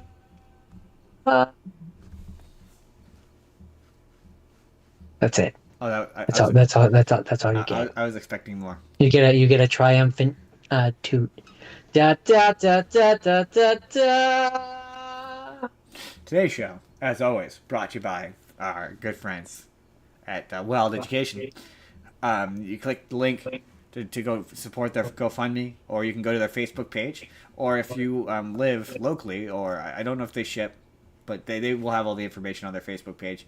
You own snakes and lizards and animals that eat rats. They sell rats at a very, very reasonable deal. You could purchase that from them. They have levels of different amounts that you can buy. And if you live locally in the Abbotsford area, you can go pick it up. They will have it ready for you. But you can click, there's a link with more information on that in the description. And I wanted to shout out our boys at the Goosebumps crew, who are at Indianapolis Comic-Con this weekend with a table. They're selling stuff. They're out there spreading the good word of the Arte Media Pantheon. So kudos to those boys. They're trendsetters, pavers for all of us, as they are the first guys to get to do a convention. So viewer beware. You're in for a scare. At Indianapolis Comic-Con. Also, as I understand it, this is not their first convention either. So this is true. They are paving the way. They are trend setters. The Goosebumps crew. Da, da, da, da. Da, da, da. On today's show, the second half, we're here to talk about directors. We are here because we have selected directors that we wish to talk about. I have selected Quentin Tarantino, and Jordan has selected the Spielberg, the Steven Spielberg, and we are going to talk about them. And I want to go first. Oh, that's right. Oh, right. Before, but you know what? We'll do it in my intro. I want to go first, Jordan, because Jordan, this is going to be the. You're breaking tradition. I know I'm throwing the rules out the window, Jordan, because Jordan, next week is June 13th, and I remembered that it was the week before my birthday, and so I'm gonna spoil everything, and I'm gonna tell you what you have to do next week because it's my birthday. So Jordan, one of the things you're gonna have to do for my birthday is you're gonna have to listen to all of the movies that I give you today. What? And based upon which one sounds interesting to you that you haven't seen, it must be one of your have-seens. Have not seen for next week. Okay. You must pick one of them. I will ask you which one it is at the end of the episode. Which means that you have to pay attention. I make no promises. Starting off with Jordan. So, okay, so yeah, Quentin Tarantino. So the cool thing about Quentin Tarantino, number one, is he's only made 9 movies. He's both a cool thing and a challenging thing. He's only ever made 9 movies. And I already talked about The Hateful Eight on here before. So there's going to be a point, you'll spot it, where I had to cheat, technically. Not really, kind of. You'll see what I mean. So with this list, I have gone in chronological order. So this begins with his first movie, and it does not end with his last movie, but we're going to go in order of the movies he made. And so this means that we get to compare his career and his movies to each other over the course of it, which is kind of neat. We've never been able to do that before. So this is the beginning. This is Reservoir Dogs. Now, the intro, Quentin Tarantino, Jordan, as Jordan very eloquently put it last night, Quentin Tarantino is known for 2 things. What are the 2 things he's known for? I don't think I'm allowed to say on YouTube. His love of the N-word. Okay, fine. We'll say it on YouTube. He really wants to say the N-word, and he likes feet. And he likes feet. My boy likes feet. He really likes feet. So again, I don't think you're allowed to say that on YouTube. Which with each of these movies, we will be adding a N-word counter. Not specifically how many times they say the N-word, but whether or not they say the N-word, and whether or not there's any shots of feet. Because Jordan, it's going to surprise you to find out how the numbers of each of these things. So starting off with Jordan, Reservoir Dogs. Yeah, somebody absolutely says the N-word. Honestly, I quite like this movie, N-word notwithstanding. So the plot. Wait, first of all, let's ask Jordan. Jordan, have you heard of Reservoir Dogs? I know the name. I've never seen the movie, but all of his movies have Samuel L. Jackson in them, so I know he's not all of them. Not all of them have Samuel L. Jackson in them. At a point, most of them have Samuel L. Jackson in them in some capacity. This one does not. This one does not have Samuel L. Jackson in it. This has people you know in this. It's got Steve Buscemi, and it's got I think that's it.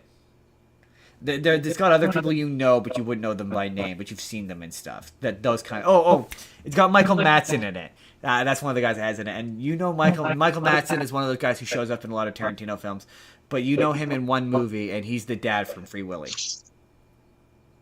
Huh. It took me forever. Okay. I was watching it the whole time, and I'm like, why do I know? And I'm like, oh my god, he's What's that? Once Upon a Time in Hollywood meme. No, he's the dad from Free Willy. But sorry, so the plot of this is this is the thing about Tarantino movies is whether or not you realize you know them or not, you know them. So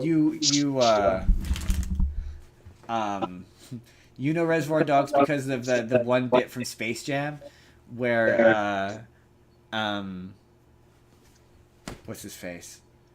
Bugs? Elmer Fudd and the Yosemite Sam are wearing the suits and the sunglasses and they shoot their teeth out. Oh, yeah. That's a reference to Reservoir Dogs. Okay.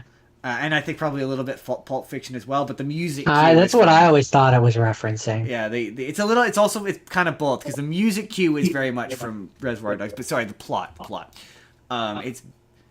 There's a group of guys who are all bank robbers, and they're looking to do a big heist, and they're all wearing suits and sunglasses, and the big important part is they're not allowed to know any of each other's names, and the robbery goes wrong, and the movie is otherwise all in told out of order.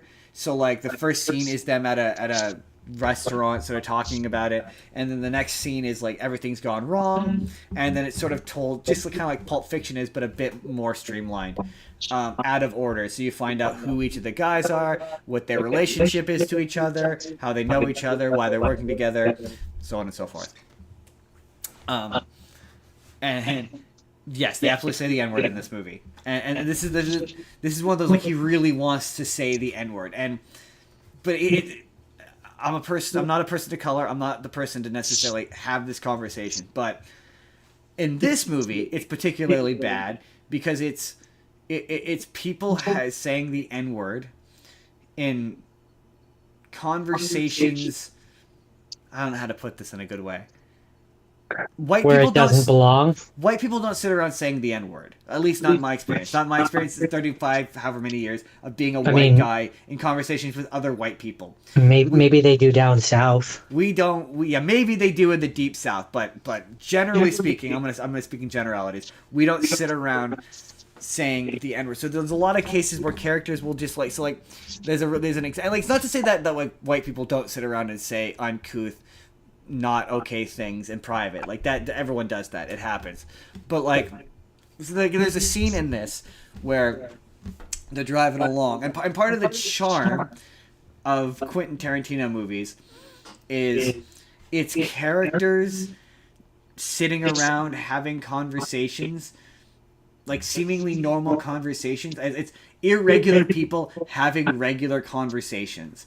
And that's what makes it funny. So, like, the opening scene of this is they're at a restaurant and they're paying for lunch, and Steve Buscemi, Mr. Pink, is like, I don't tip, and he goes on this huge rant about how he doesn't tip because it's not his problem that they don't get paid enough, and how it just no service does good enough to warrant getting a tip. And he's like, oh, well, you tip the people here, but you don't tip, you wouldn't tip a McDonald's worker. And it's like, well, yeah, because it's missing all this important context, because, okay, it's written by Quentin Tarantino, kind of well-off guy who doesn't get the world.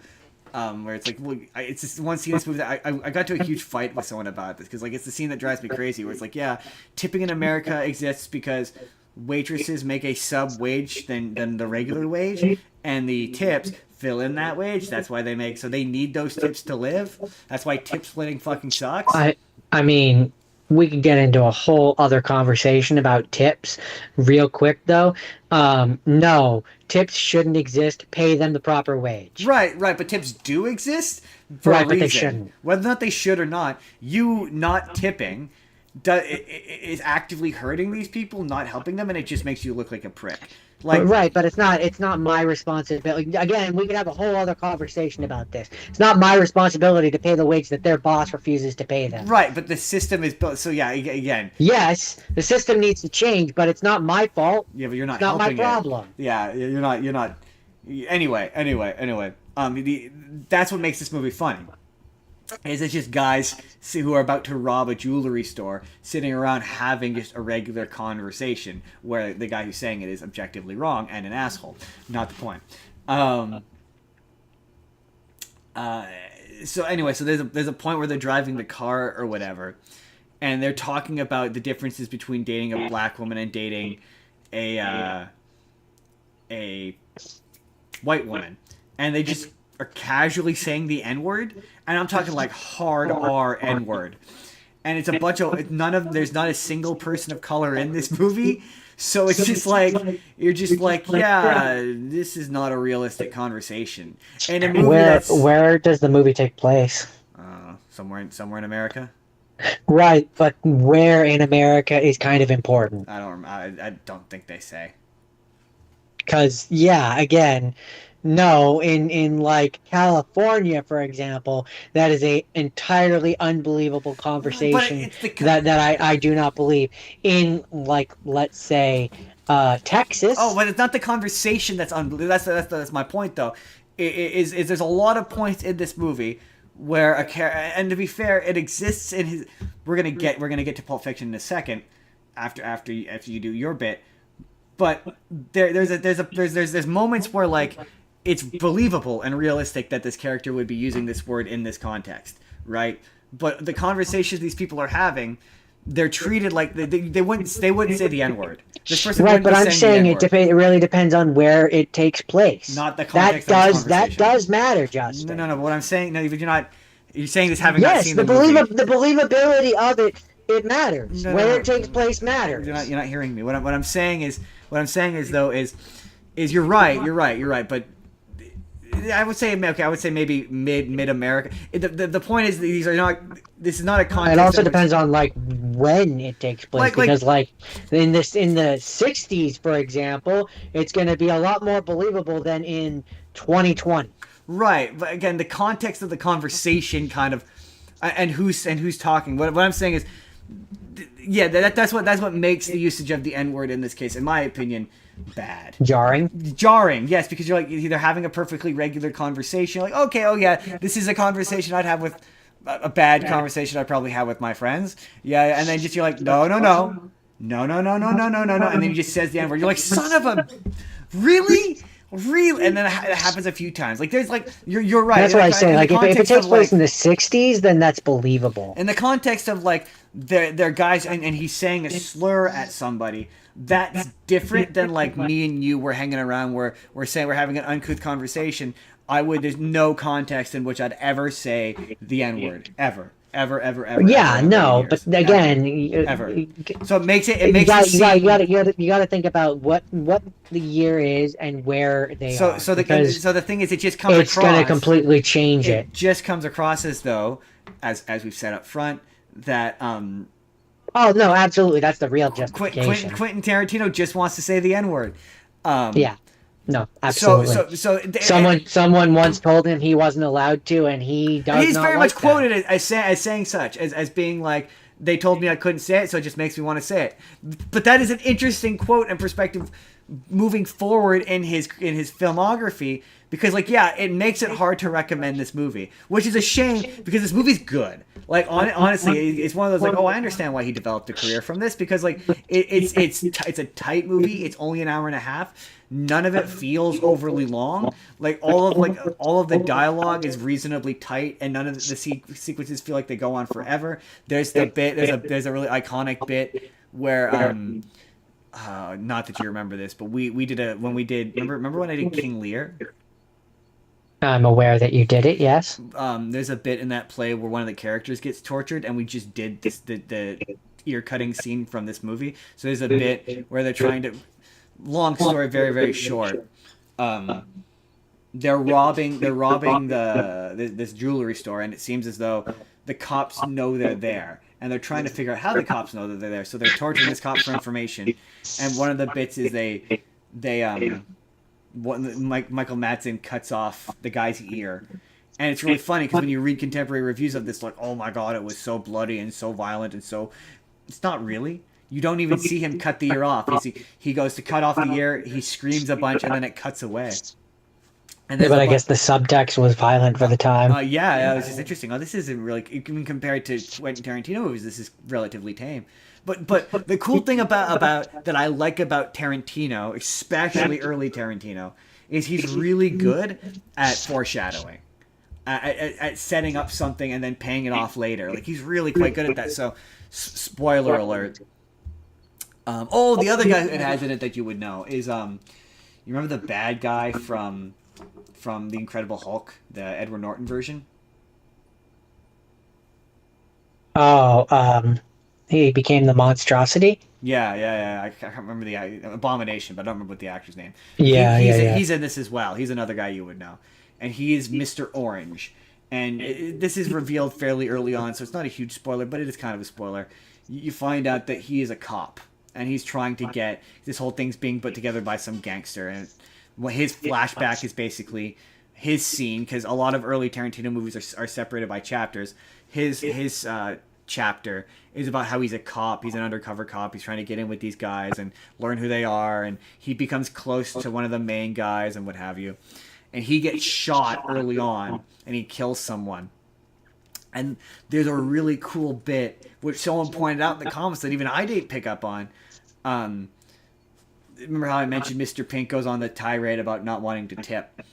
At the end of that scene, it pops up, and they're like, oh, we're short however much money.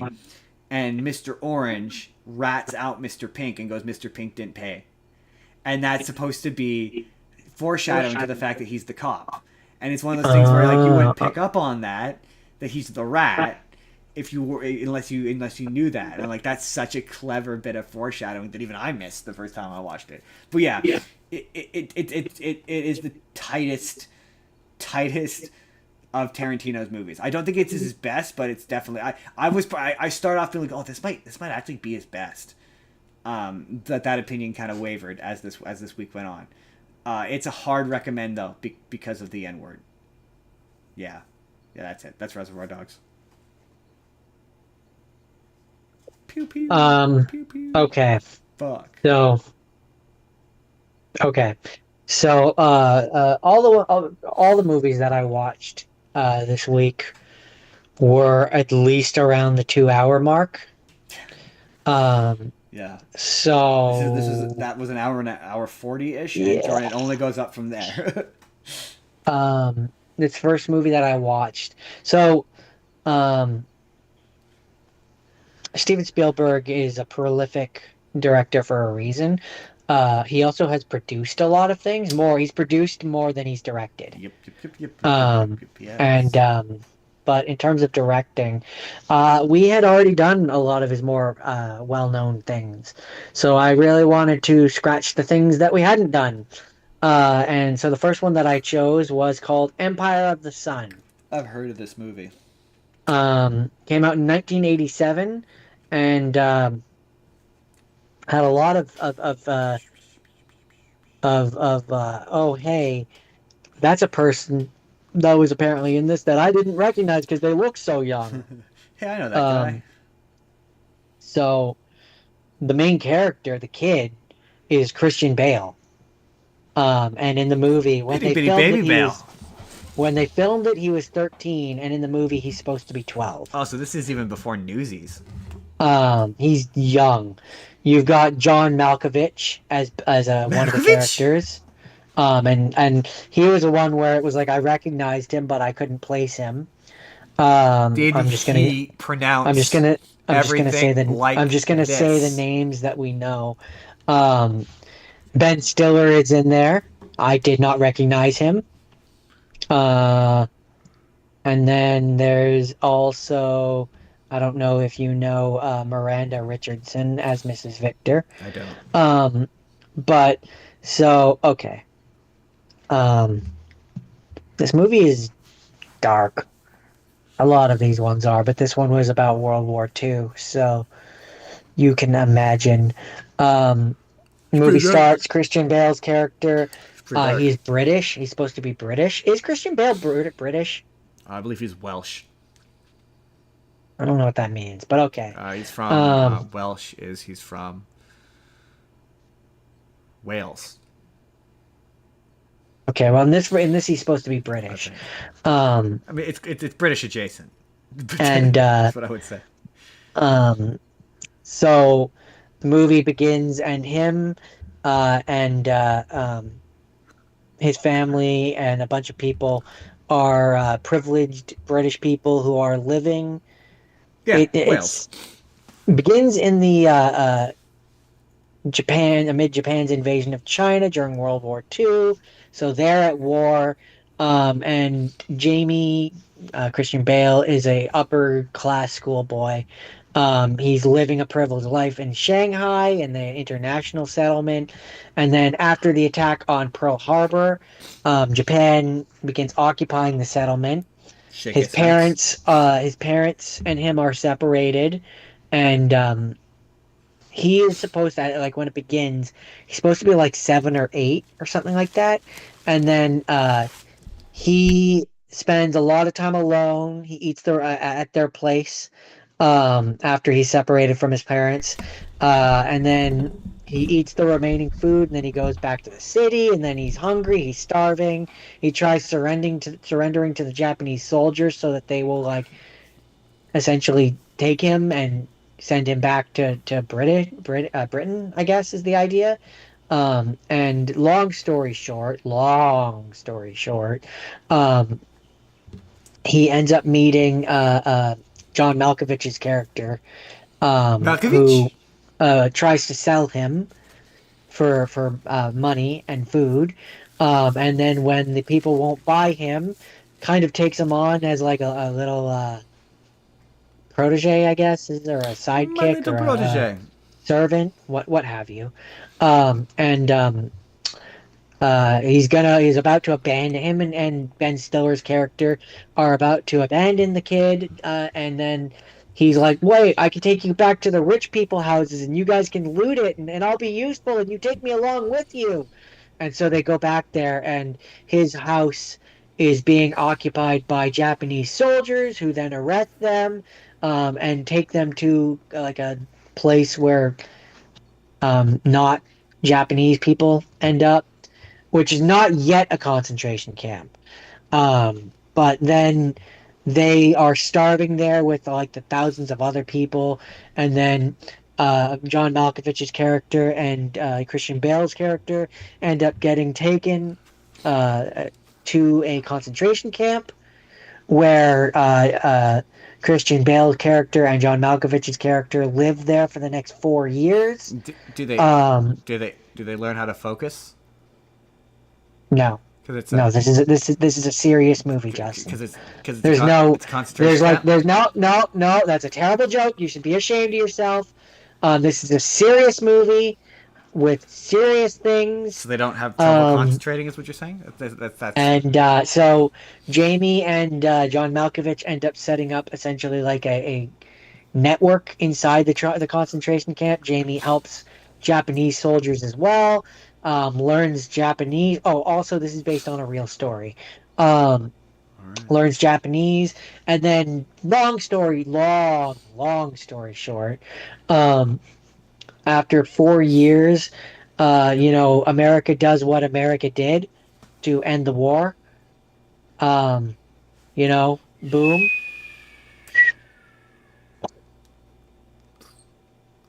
The people are told to leave the concentration camp. Jamie ends up going to a different place and then coming back to the concentration camp, where he runs back into John Malkovich's character, who has at this point abandoned him a while ago. And there's a bunch of other stuff that happens, and then Christian Bale's character ends up at this place where all the families and stuff are slowly being reunited, and his parents find him, and he seems to not recognize his parents, even though it's been 5 years. And 5 years and is a he long was time. definitely, yeah, but he was old enough where it's like, you're not gonna forget what your parents looked like when you were 8. I mean, If he had been 5, maybe. He went through a fairly but, traumatic experience, and cameras and photos aren't exactly a thing, in that time. No. I don't buy it. But yeah, no. This movie was. Chris likes to doubt. This movie was 154 minutes. All right. Which is except I think I watched the. I think I might have watched the director's cut, which was a little bit longer. One of these I watched the director's cut. It might have been 1941. But yeah, if I had a quarter for every movie that I watched which had World War II in it, I think I'd have at least 2 quarters, which isn't a lot, but it's weird that it happened twice. I'd have 1 quarter. This one wasn't bad, actually. In terms of movies that are semi-autobiographical, and take place during World War II and are from 1987. This one's probably one of the better ones. That's oddly specific, but all right. That's Empire of the Sun, That's Empire which is of the Sun. it's based on a book which has the same name. I understand. Novel which has the same name. I mean, is it a book but a novel? I don't know if I don't know. Yeah. It's a novel. But a book. So, Jordan, trucking right along. Quentin Tarantino makes Reservoir Dogs, and Reservoir Dogs is quite a experience, quite a success, and he's at the same time working on this movie with someone else, which would eventually become Pulp Fiction. That is about the more pulpy nature of storytelling. Yeah, I don't remember liking that one. And it's really funny. I really liked it the first time I watched it. So this is Pulp Fiction, by the way. I really liked it the first time I watched it. This time I didn't. This time it didn't do as much for me as it did the first time. I just remember it being really slow and dull. Cause the big thing Okay, number one, it's also really good for. It's a really good. Okay. Focus. Quentin Tarantino really liked his movies out of order early on because he liked that out of order storytelling. So Which makes it hard to follow. very similar where it like scenes happen and then a scene will happen which will explain the scene that you've already seen. And it's like, oh, okay, so that's why they were wearing those T-shirts because he accidentally shot Phil Lamar. That makes sense. Yeah. Right. Okay. Yeah. And it's sort of like peeling back the layers of like an onion. And this, I'm not going to go over the plot of Pulp Fiction. Google it. Wikipedia is free. But one of my favorite scenes in this movie, it used to be my favorite scene, but now it's so hard because I've taken such a hard stance against sexual violence that it's hard to be like, but it's really funny is not the right word, but the escalation of the scene from like Bruce Willis is just driving down the street and out of nowhere Marcellus Wallace runs into him, crashes into him. They are chasing after each other, or I think Marcellus Wallace is chasing after Bruce Willis, and they run into the pawn shop, and then they get kidnapped, and then the bad guy from The Mask shows up and rapes Marcellus Wallace, and then Bruce Willis is about to escape, and he goes back down, and he samurai swords two of them, all after he was supposed to throw a fight for Marcellus Wallace, but chose not to and chose to win and kill his opponent instead. All this has happened, and he goes back to his girlfriend who he left, and he's like, we need to get out of here. And she's like, why? He's like, you don't even understand. I have had the, like, weirdest day. Like, just that escalation from point A to point B is so steep that at the time it amused me. But now I'm like, a man got raped. That's not okay. That's definitely not okay. I mean, he was a bad guy. He arguably probably killed a lot of people and did worse to people, but, like, it's not okay. Two lefts don't make it right. Right? But also, like, there's a lot of really, again, I hesitate to use the word funny, but there's a lot of really clever, I guess, foreshadowing, where early on you've got Samuel L. Jackson being like, does Marcellus Wallace look like a bitch? Because he's later made into a... Jordan, you're supposed to go, what? Does Marcellus look like a bitch? Jordan, why do you keep trying to fuck him? Sorry.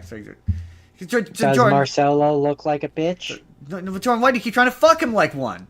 And then after he's assaulted, the following scene is Samuel L. Jackson back at the beginning, and you now see the guy in the other room, and you hear him go, the only one who should be fucking Marcellus Wallace is his wife. After you just saw some, but like, yeah, man, the scene where he's getting assaulted is long and upsetting and goes on for fucking ever. And like one of my favorite bits is Bruce Willis busting in like he's this hero when he kind of takes a moment at the door to decide whether or not he's gonna let this happen or not. He's like weighing the options of whether or not it's worth saving him or not. And he's like, yeah, like he takes his sweet time picking the sword off of the shelf.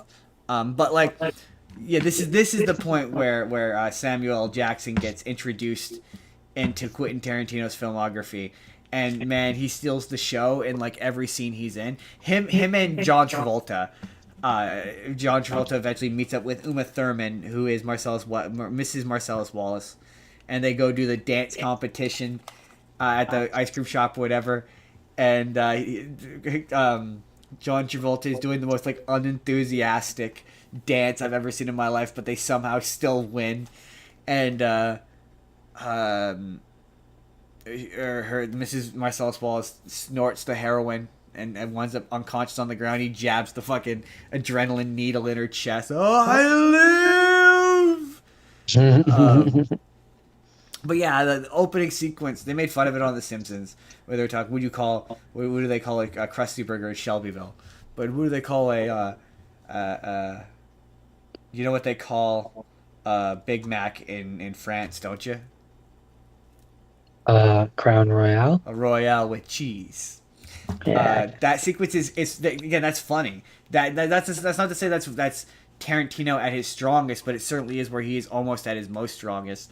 Where like just a regular conversation between two irregular people on the way to do it. Just the notion that even criminals are just people. Like criminals, awful people. At the end of the day, they're still people. They still have boring conversations. But like the scenes go on for so fucking long. We have to do our Quentin Tarantino N-word count, Jordan. Jordan, very specifically, Quentin Tarantino says the N-word in this movie. He is the one just like he always wanted. And I think also, I'm pretty sure Sam Jackson says the N-word as well. So like, here's my thing. Yeah, but it's not so bad when he does it. Exactly. Okay, hold on to that idea, because yes, while the N-word is not good, it's awful. It's an awful word with an awful history. And yes, is it great that it's a white guy, because Quentin Tarantino writes all of his own movies? He's writing Samuel L. Jackson saying the N-word, but it's still Samuel L. Jackson. It's not unbelievable that he would say the N-word. Yeah, and I mean, there's also and this is where I say the historical time of when a movie takes place absolutely matters, because for example, to jump ahead a little bit, in Django Unchained, it makes sense. Exactly. We're gonna hold on to that. This is why I wanted to talk about this generally, because exactly. So also, as an aside, in my opinion, Django Unchained is his best movie. We're gonna get there. Don't worry. I don't want to jump the gun. I spoiler alert. I kind of agree. But like, which one of his have you seen? Just real quick aside. So your list has all of his movies, right? Except for The Hateful Eight, which I know you've seen. Have I? Yeah, when we talked about it last week when we talked about Miyazaki. It was in that double feature where we watched The Wind Rises. We watched The Hateful Eight first. You very famously said this would be better as a play. Oh yeah. So a lot of his movies actually would be better. It would be really good as plays, if I'm being honest. I've seen Django Unchained. I've seen Inglourious Basterds. You've seen Inglourious Basterds? Once, a long time ago. Okay. I've watched Pulp Fiction. Didn't like it. And I know I watched Kill Bill Volume 1. Interesting. Okay. I don't know if I've actually. I wasn't sure if you had seen Inglourious Basterds or not. Anyway, Pulp Fiction, N-word. So this is where I'm like this. So one of my favorite movies, Dope. I talked about it. It's a video on this channel. You can go watch it. There's a scene in that movie where a guy keeps insisting on using the N-word, and every time he uses the N-word, a girl slaps him across the face, and is like, every time you use the N-word, I'm gonna smack that word out of your fucking mouth. Especially because I believe that character is white in that movie. Yes. So the most unbelievable usage of the word in all 9 of Tarantino's movies is in this movie, and it's when so I don't know if you remember this, Jordan. There's the bit where for whatever reason, despite being a guy who frequently uses guns, John Travolta is talking to, I think the character's name is Marvin, but he's played by Phil Lamar, who you would know as the voice of Hermes, Jon Stewart, iconic voice actor. He's in the back seat, and John Travolta is doing if this makes it into a video, I'll put it in the clip. But he's lecturing him as he's pointing the gun at his face, and he accidentally pulls the trigger and blows his brains out, and his brains go all over the fucking car. And so they take the car to Samuel Jackson's friend's house, who is played by Quentin Tarantino. And Quentin Tarantino calls I can't remember what the Mr. Wolf, the Wolf, who is like basically Mike Ehrmantraut from Breaking Bad. He's the cleaner. He shows up and he does. If you do everything I say, you'll be fine. Typical cleaner. When he shows, again, I don't know if you remember this bit, but when they show up, not really. I don't really remember very much of the movie. I just remember not liking it. When they show up, Quentin Tarantino says to him, "There's a dead blank on my front door." He says the N-word. And the most unbelievable and unrealistic thing in that whole movie is that Samuel L. Jackson doesn't punch him in the face, because that's what a normal black person would would do do. if you said the N-word to them. They would hit you in the face.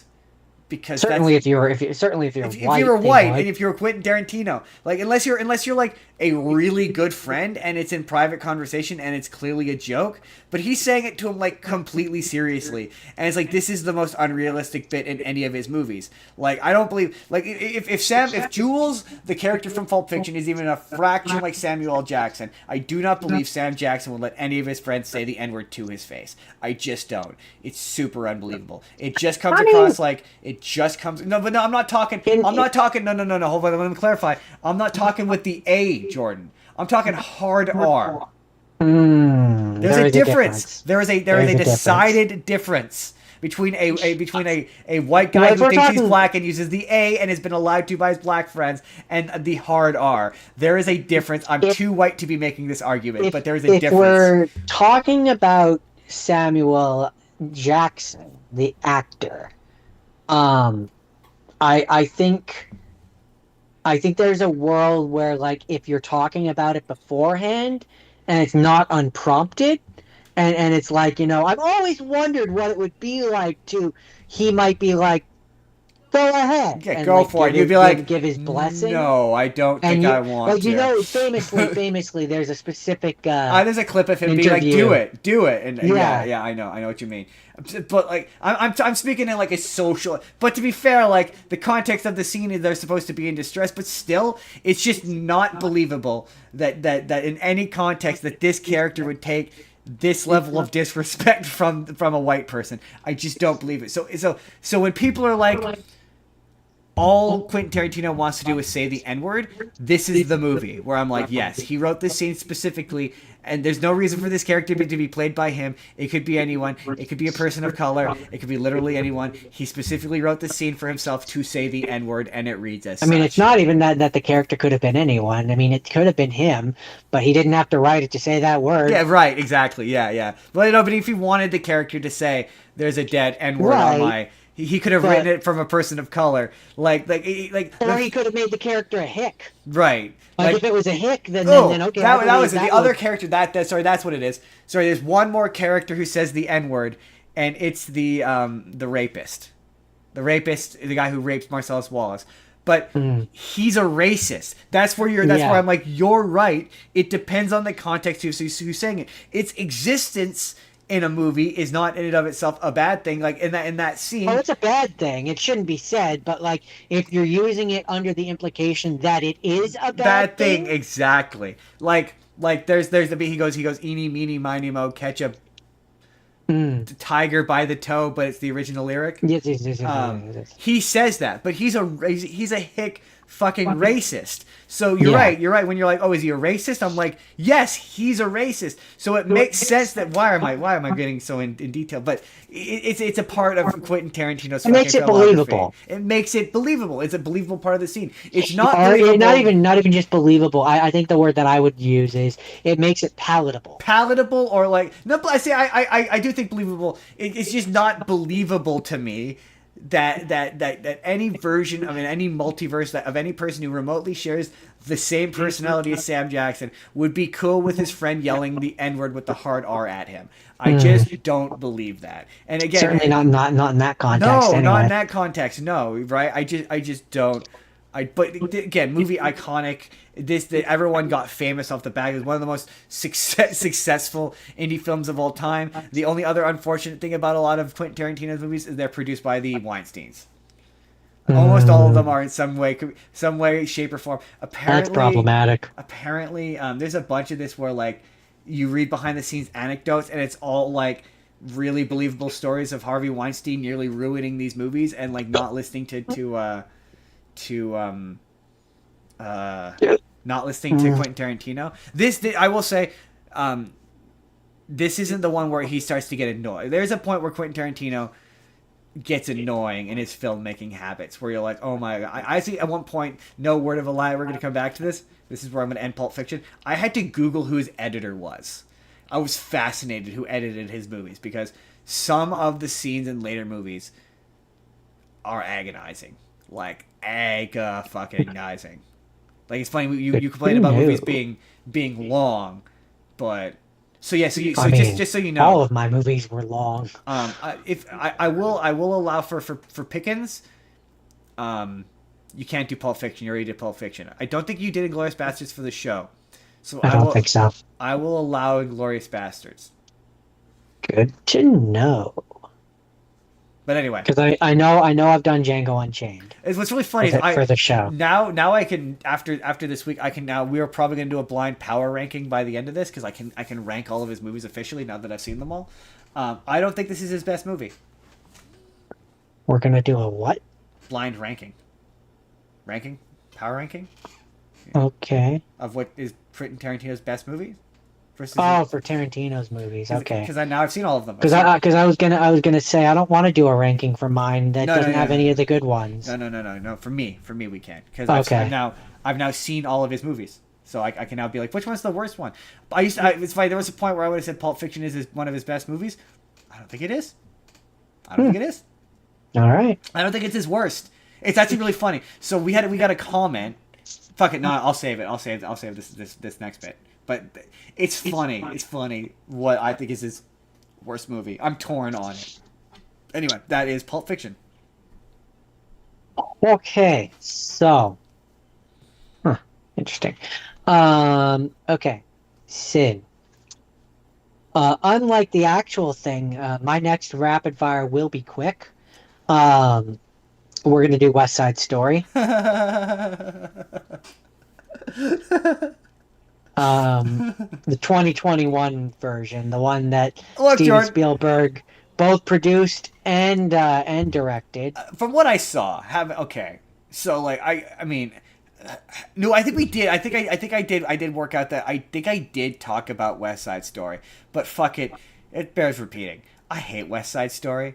It was really funny listening to you watch this because it sounds just as bad as the original. Like I will say, when I got up to go to the bathroom and I watched a little bit of it, from a cinematography standpoint, it looks beautiful.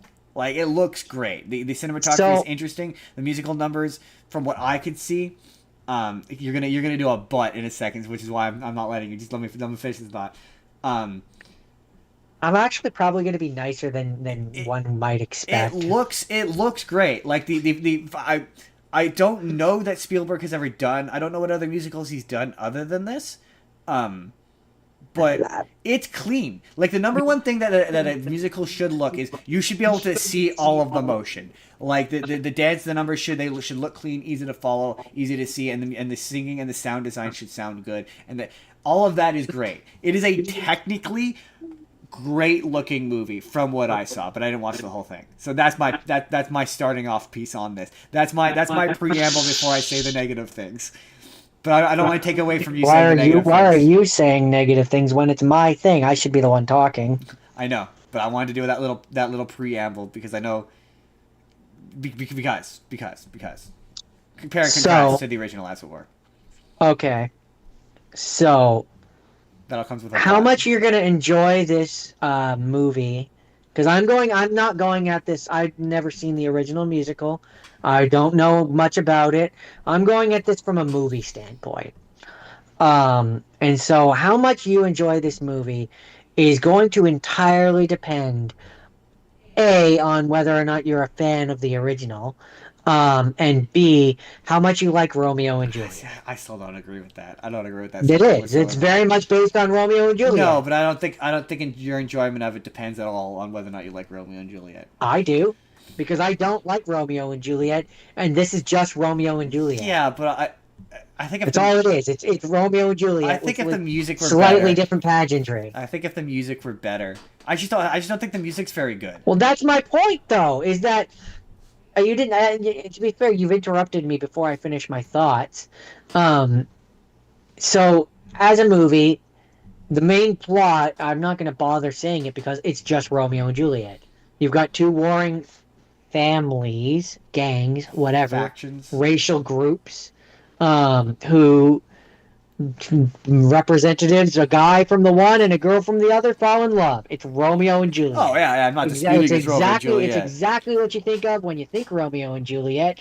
And so if you don't like if on that basis, before we even get to the music or the dancing or any of that, if you don't like Romeo and Juliet, you're not going to like Yeah, this. but to flip It's just that, it's a full stop. You're to, not going to like this. yeah, but to flip that, I don't think liking Romeo and Juliet will make you like this. Like, I don't think you would. I think no. I think liking Romeo and Juliet will make you kinder I towards don't. I don't this. think anyone. To be fair, I don't think anyone like. Maybe somebody tell me. Maybe you exist, but I don't think there's anyone who's a ride or die for Romeo and Juliet. I don't know. All I know is that it Maybe. must be popular because Maybe. this is based on Well, it. to be fair, this So is an ancient ass musical from like the 1950s. So like it's a remake of still, an ancient ass musical from the night, and it shows, still. motherfucker. It shows. And so then that gets to the bulk of the problem for me for this, which is as if the story being uninteresting. I can get past the story being uninteresting. Like Yeah. I can get past that if the music is at least good. My God, the music's not This good. this music is bad. I will. I will No, say. no, no, okay. Let me rephrase that. I think I this think this music is music is bad. bad because you have to do that now. Um, Apparently, I'm not a person who is able to make music. neither am I. So But I can recognize but bad like music. the one song in this musical, which I knew about beforehand, and so I don't mind it, and I could actually kind of tap my toe to it a little bit. Is "I Feel Pretty." I feel pretty. I Oh, so argue, pretty. I argue that that's the only good song in this musical. I argue it. I don't think it's true. I don't think any of the songs are good. No. But if I had to pick one and say that that's a good song, that would be it. I don't know. I do like the one where it's to be one of the few lyrics I like in this, is the America one, where it's like everything's all right in America if you are white in America. I don't know why that line makes, but like it's so, to be fair, it's In terms of so hard for me to love this oh, musical. I'm gonna get shit from part of your Broadway world from this one. Yeah, I think she likes But this movie. no, I'm in particular gonna get shit for what I'm about to say, which is that I think it's a bad musical in the same way that I think, for the most part, the one that I'm about to say does have a couple good songs in it, but for the most part, I feel the same about it as I do this.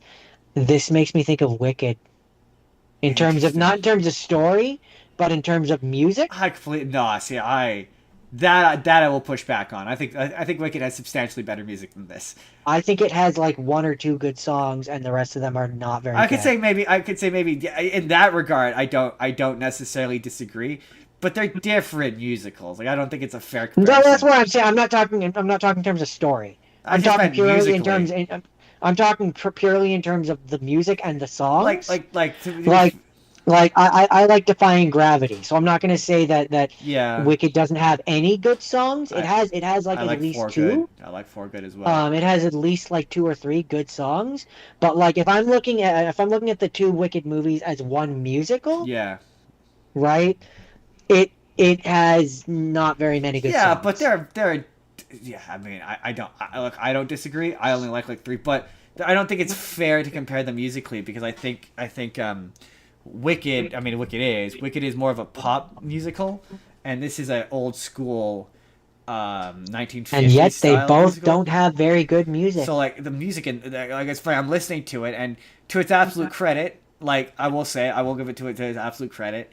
If you Oh, are it a sounds fan, it sounds like it's from the well, if you are a 1957. fan, if you are a fan of the original musical, the music sounds just like it does, like it should, and but like And yeah, you're right, the every dancing, time, it's tight, you can see what's going on. There's yeah, no it's a doesn't feel like technically, anything's but hidden. but It you're feels like I can see why it's popular with the people that it's popular with.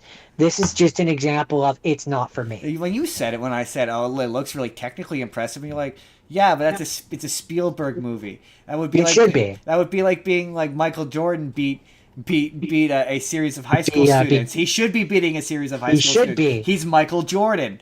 Like, it's the same thing. Yeah, of course it looks good. He's Steven Spielberg. It should look good. It should look good. If it didn't look good, I would be ashamed of him. It's funny. Also, with a budget of $100 million, it better damn well look good. Funny. It did not do well financially, by the way. No, not exceptional. It's funny to say that, though, in a list that contains BFG, which does look like shit. So, like, but still. I mean, we're gonna get to that. We'll get there. We're gonna get there. But that movie looks like shit. But like, no, it sounds, as a person who has seen the original 1960s, 50s, whatever original version, it sounds just like it.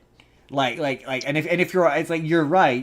If you are a fan of that original, you will love this. We are. I'm not even ashamed to acknowledge that we are in the minority of our dislike of this musical, and it's not even just this version of it. I don't like the musical. Period. Like, I think I could say that pretty definitively. Yeah. I thought maybe this would change my mind, but it just doesn't seem like it's gonna. Like, it just doesn't. For me, like I said, for me, it's a two-pronged thing where, when it comes to like a musical or a musical movie, it either has to be an example of the guy who doesn't like musicals, where I don't love the music from that, but I like the story, and the story engages me, right? It either has to be like that, or it has to be an example where the music is so good that the story doesn't matter. But like, to be entirely fair, and this doesn't do either. I'm never like 1960s, 1950s style musicals, other than the only one I like from that era is The Sound of Music. No, that's 1980s, 1970s, 1970s. Pretty sure. The original musical? Yeah, the original musical, that I can't say. The movie, I'm pretty sure, is from the 70s.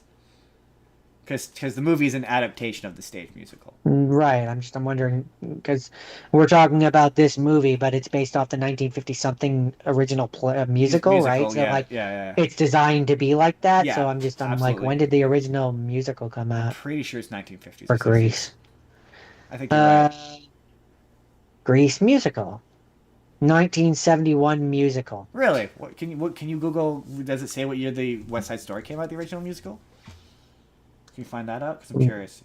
I know it's 1960s, 1970s. I'm pretty sure. That shows up in the other one, the 2021 one that I have, which says that this is a feature-length adaptation of the 1957 stage musical. 1950, yeah. So exactly. That's exactly my point. It sounds like a 1957. The music is 1957 musical music, and it's big band. It's awful. It's boring. The vocals are not accepted. They just don't do it. The only musical from that kind of era of musicals that I like is Sound of Music and debatably Mary Poppins, and even then, or Chitty Chitty Bang Bang, and even I do love the music in Chitty Chitty Bang Bang. But yes, exactly, that's kind of it. Like, I did. Although technically Chitty Chitty Bang Bang is 1968, so that's still not 1950s. No, but that's that era of movies. Right. No, but I'm just saying it's clearly superior because it's later on down the timeline. Well, that is in 1950s, because I'm pretty sure Chitty Chitty Bang Bang might be original.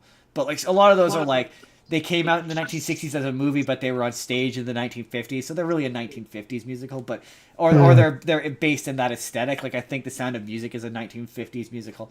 But anyway, I don't like musicals from this era. Like, I didn't like The Music Man.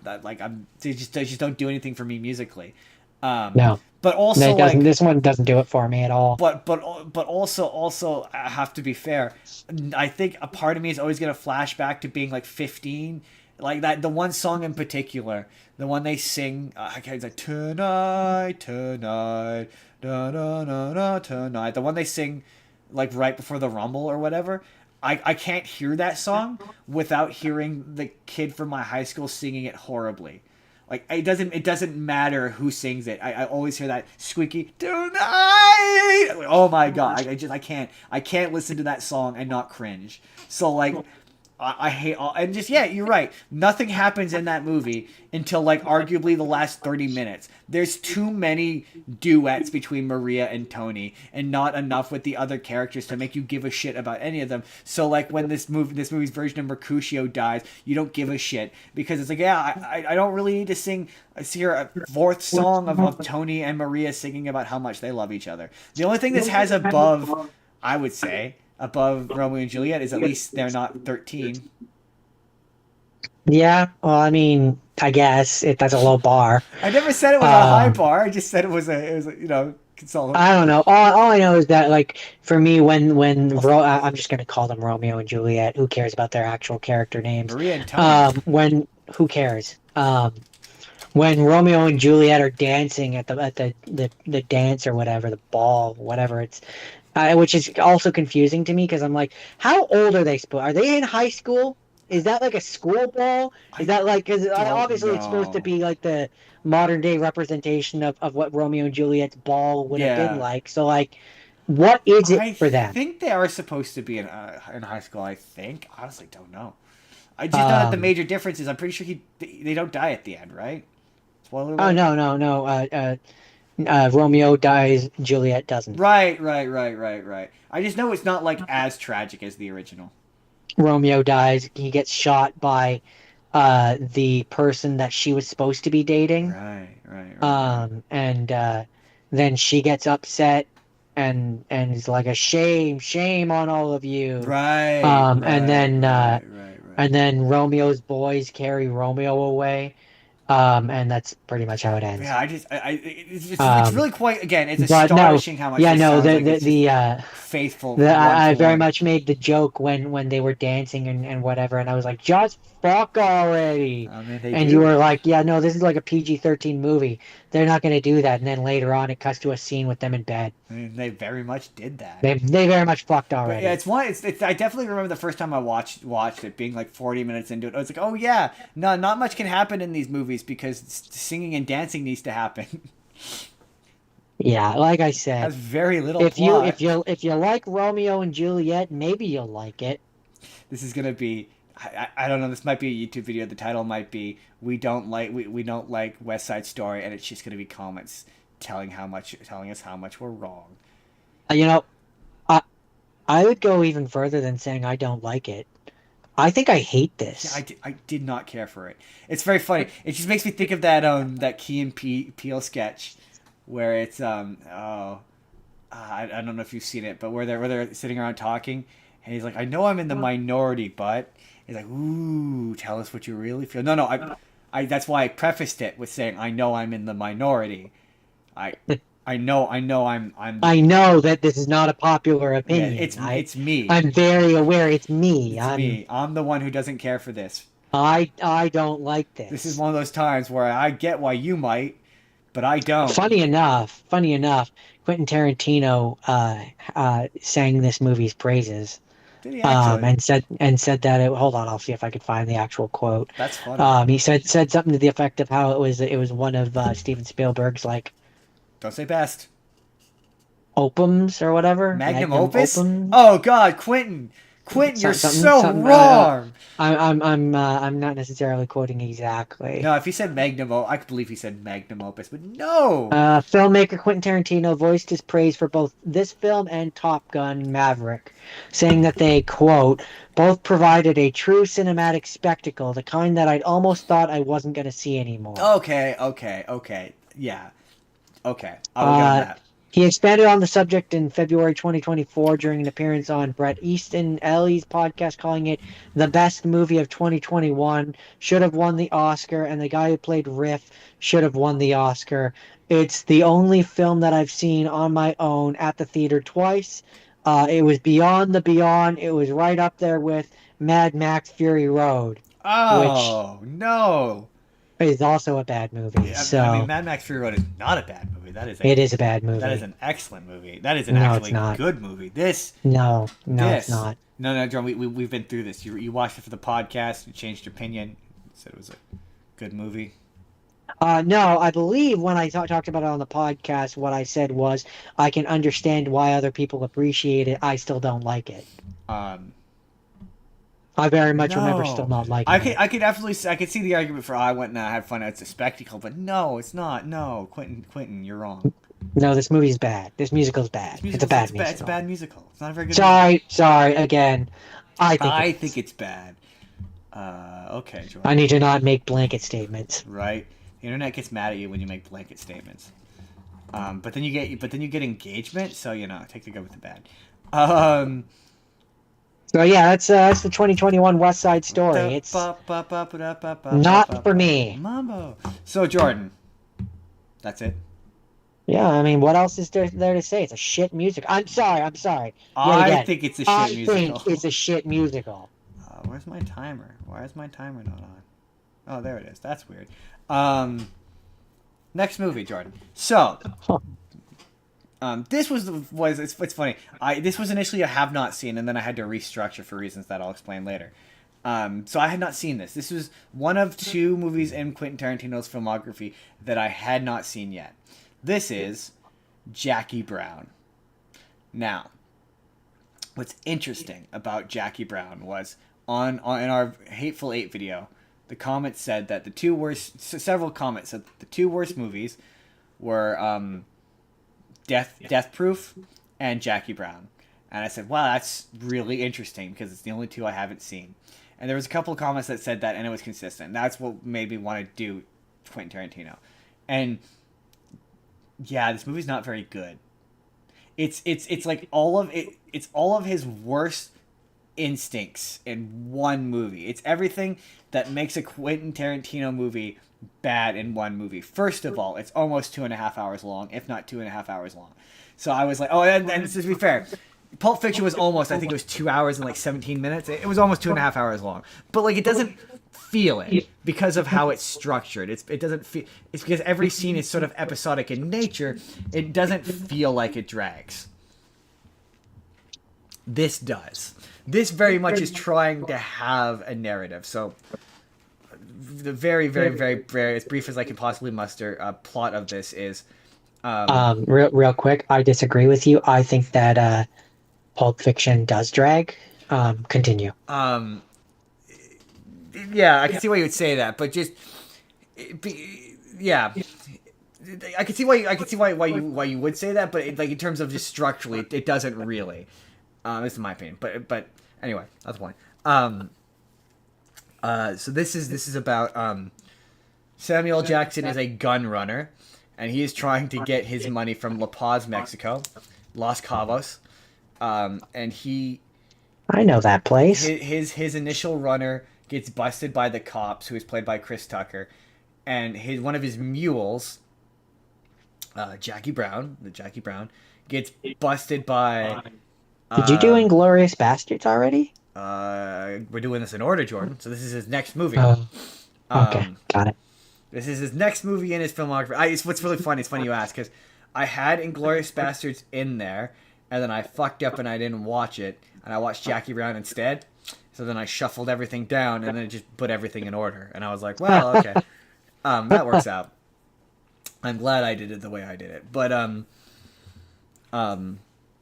yeah. So like Jackie Brown gets busted by the DEA, some fucking law enforcement agency, which is Michael Keaton and I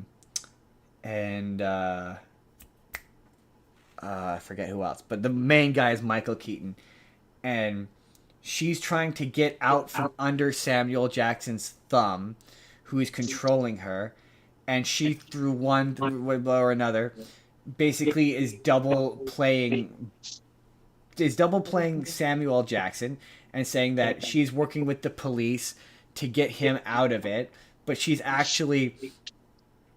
working with the police and telling them that what they want to hear so that she can sneak in the middle and take all of Samuel Jackson's money for herself. And the movie is basically long scenes of her.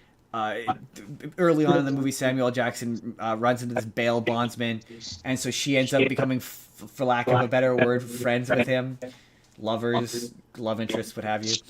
And, Trist. Yeah, they're working together to screw over everybody, basically, and as one does. It's really like her performance is really good in the sense that it's really clever.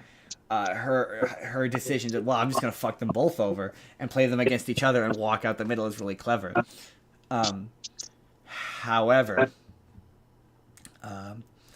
this movie, however, and like some of the performances are good. Like the guy who, remember the vacuum, the guy who extracts people in Breaking Bad.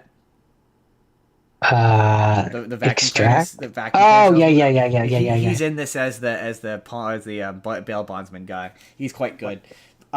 Samuel Jackson is in this. He's the gun runner. He's in this. He's got a ponytail and a bald spot, and he like steals the show.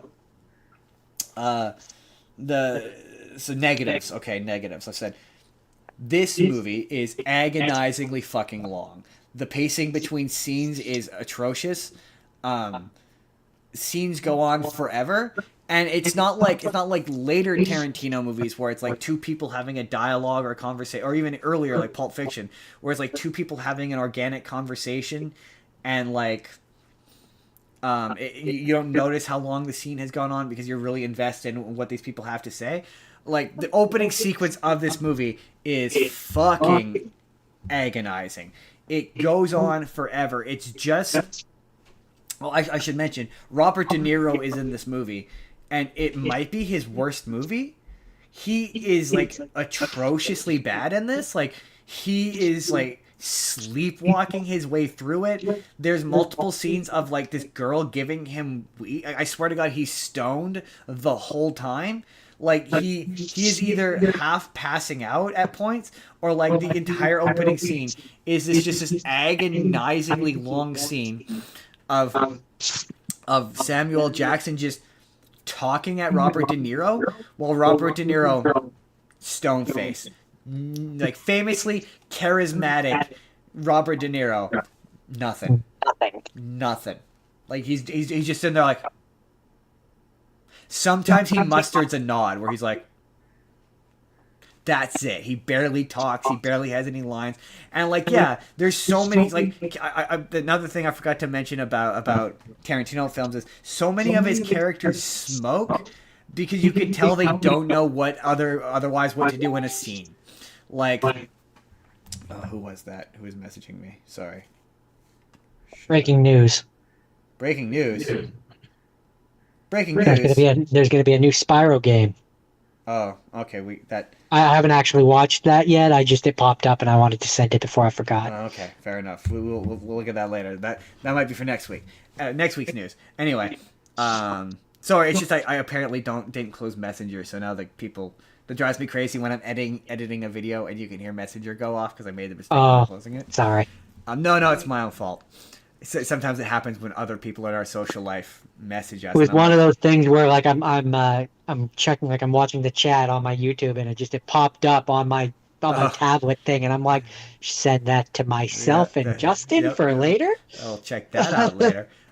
Anyway, so Jackie Brown, Robert De Niro is awful in this. Yeah, he's just like, there's a bit early on where he's hanging out with Samuel Jackson. So do we think that this was just like a paycheck for him? Like he was just checked out? Apparently it's intentional.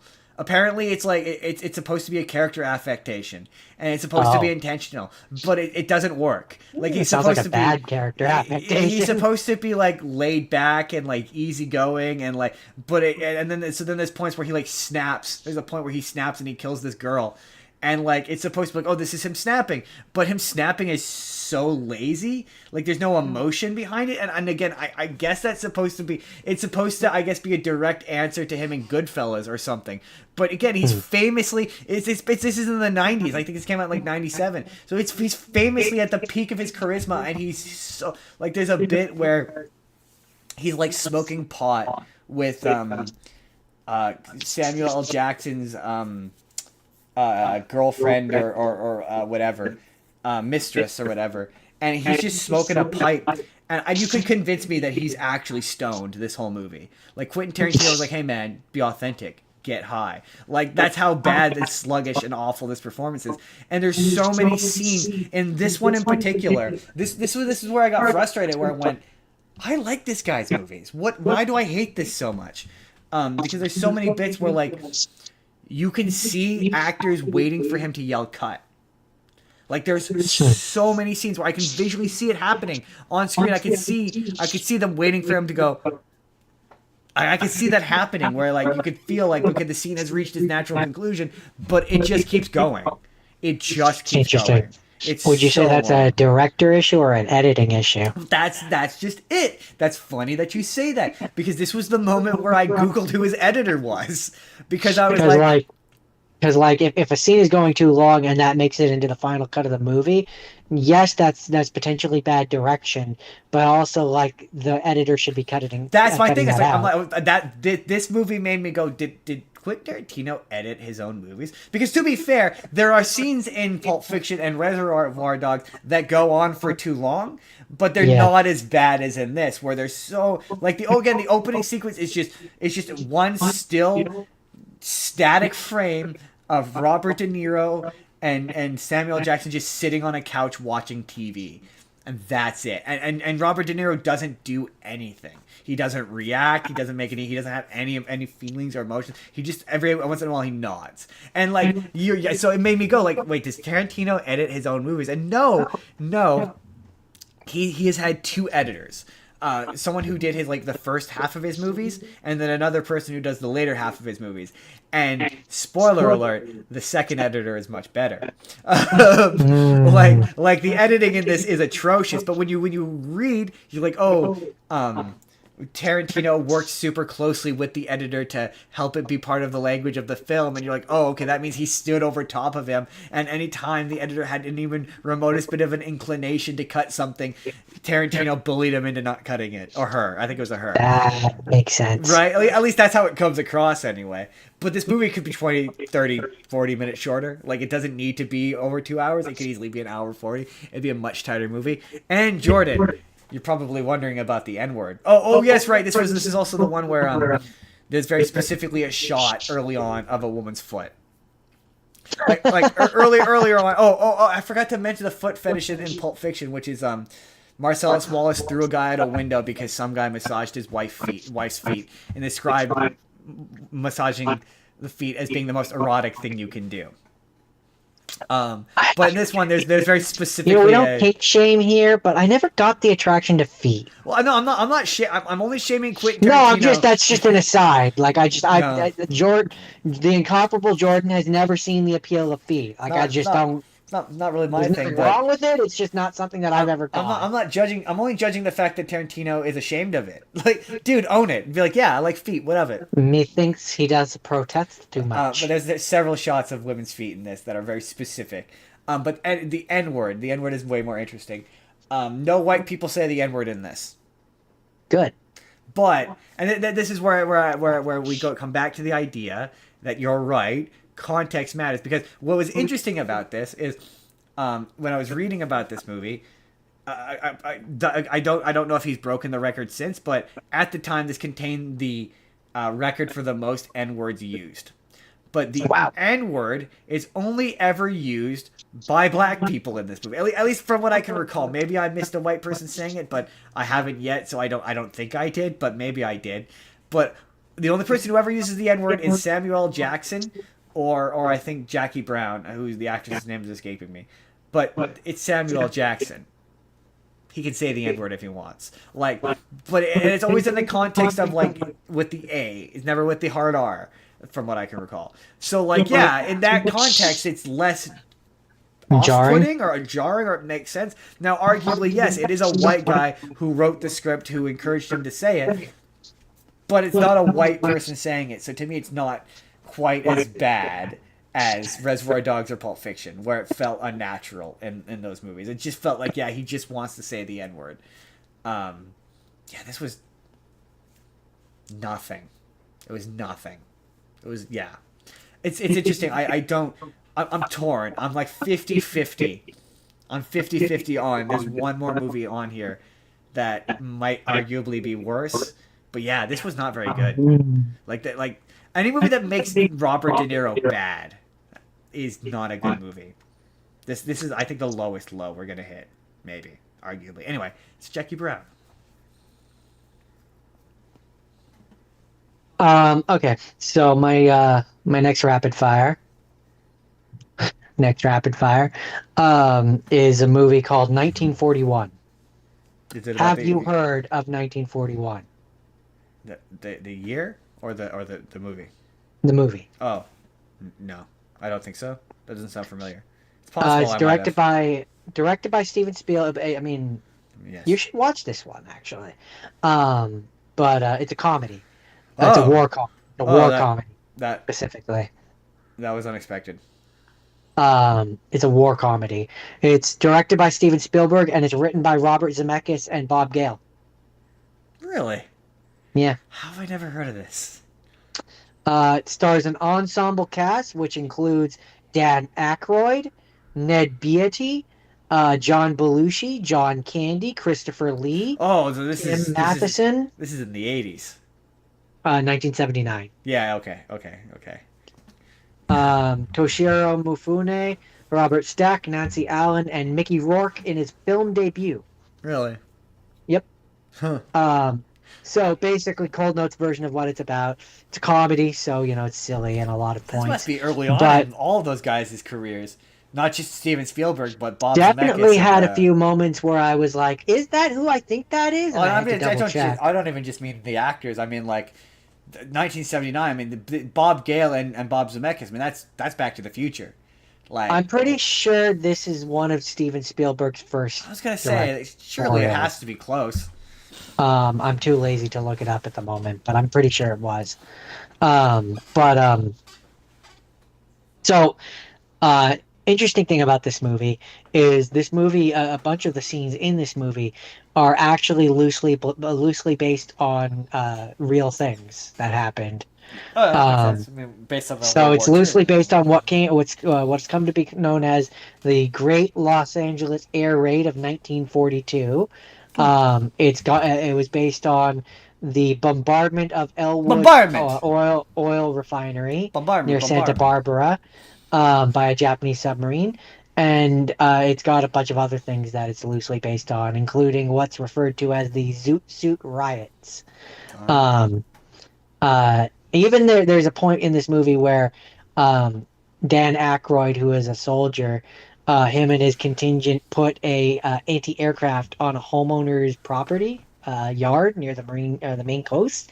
That is apparently based on a real thing Huh. that happened. So Cold Note's version is basically this takes place like 5 days after Pearl Harbor. The United States and all of its people are on high alert and very panicky.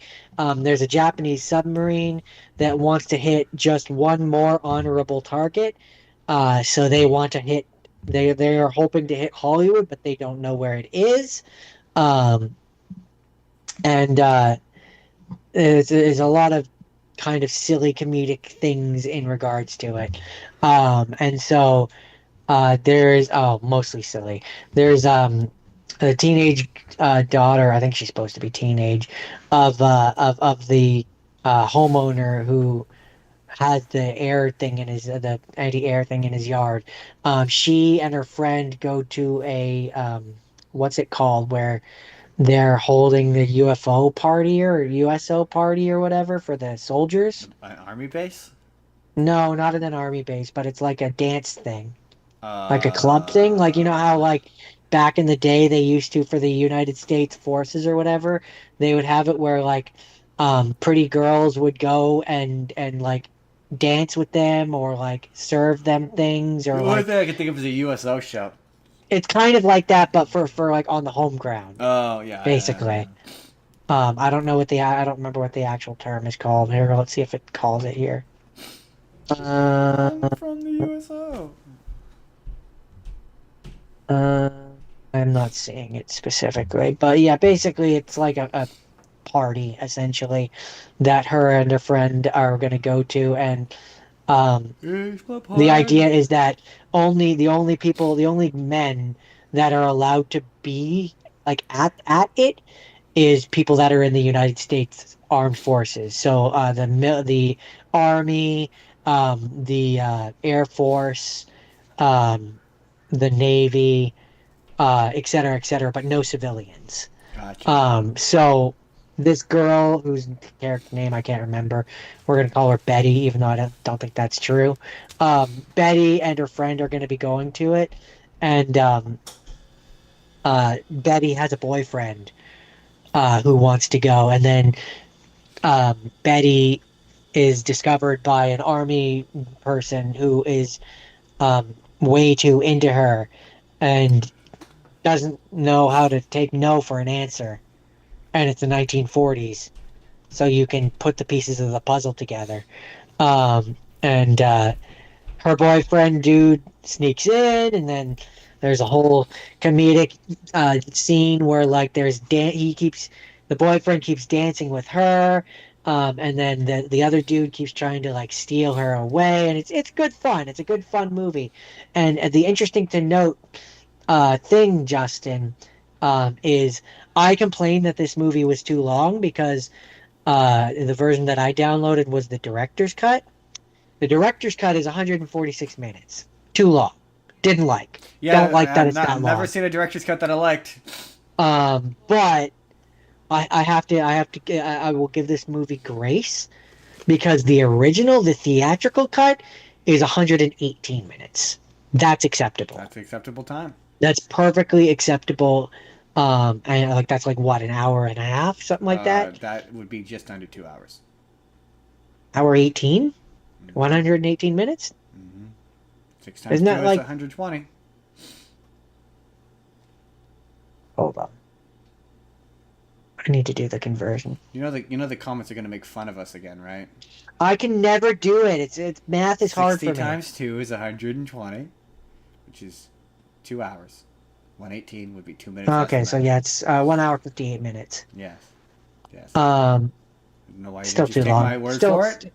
Still too long then. So yeah, but the theatrical one makes it like 2 hour, 2.5, 2 something. And that's even more too long. It's too long.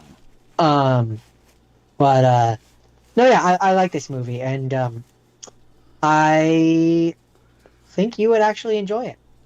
I mean, Dan Aykroyd, Bob Gale, Bob Zemeckis, and Steven Spielberg. I don't see why I wouldn't. Dan Aykroyd, Ned Beatty. I don't care about the rest of the cast. Ned Beatty is. Do you not recognize the name? Because I sure as hell didn't until I looked up what he had been in. He plays lots of Huggen Bear in Toy Story 3.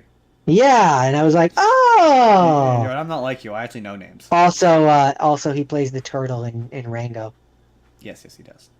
Very famous guy, very well known for doing westerns. That's why that's part of the joke with that. Why he plays that character.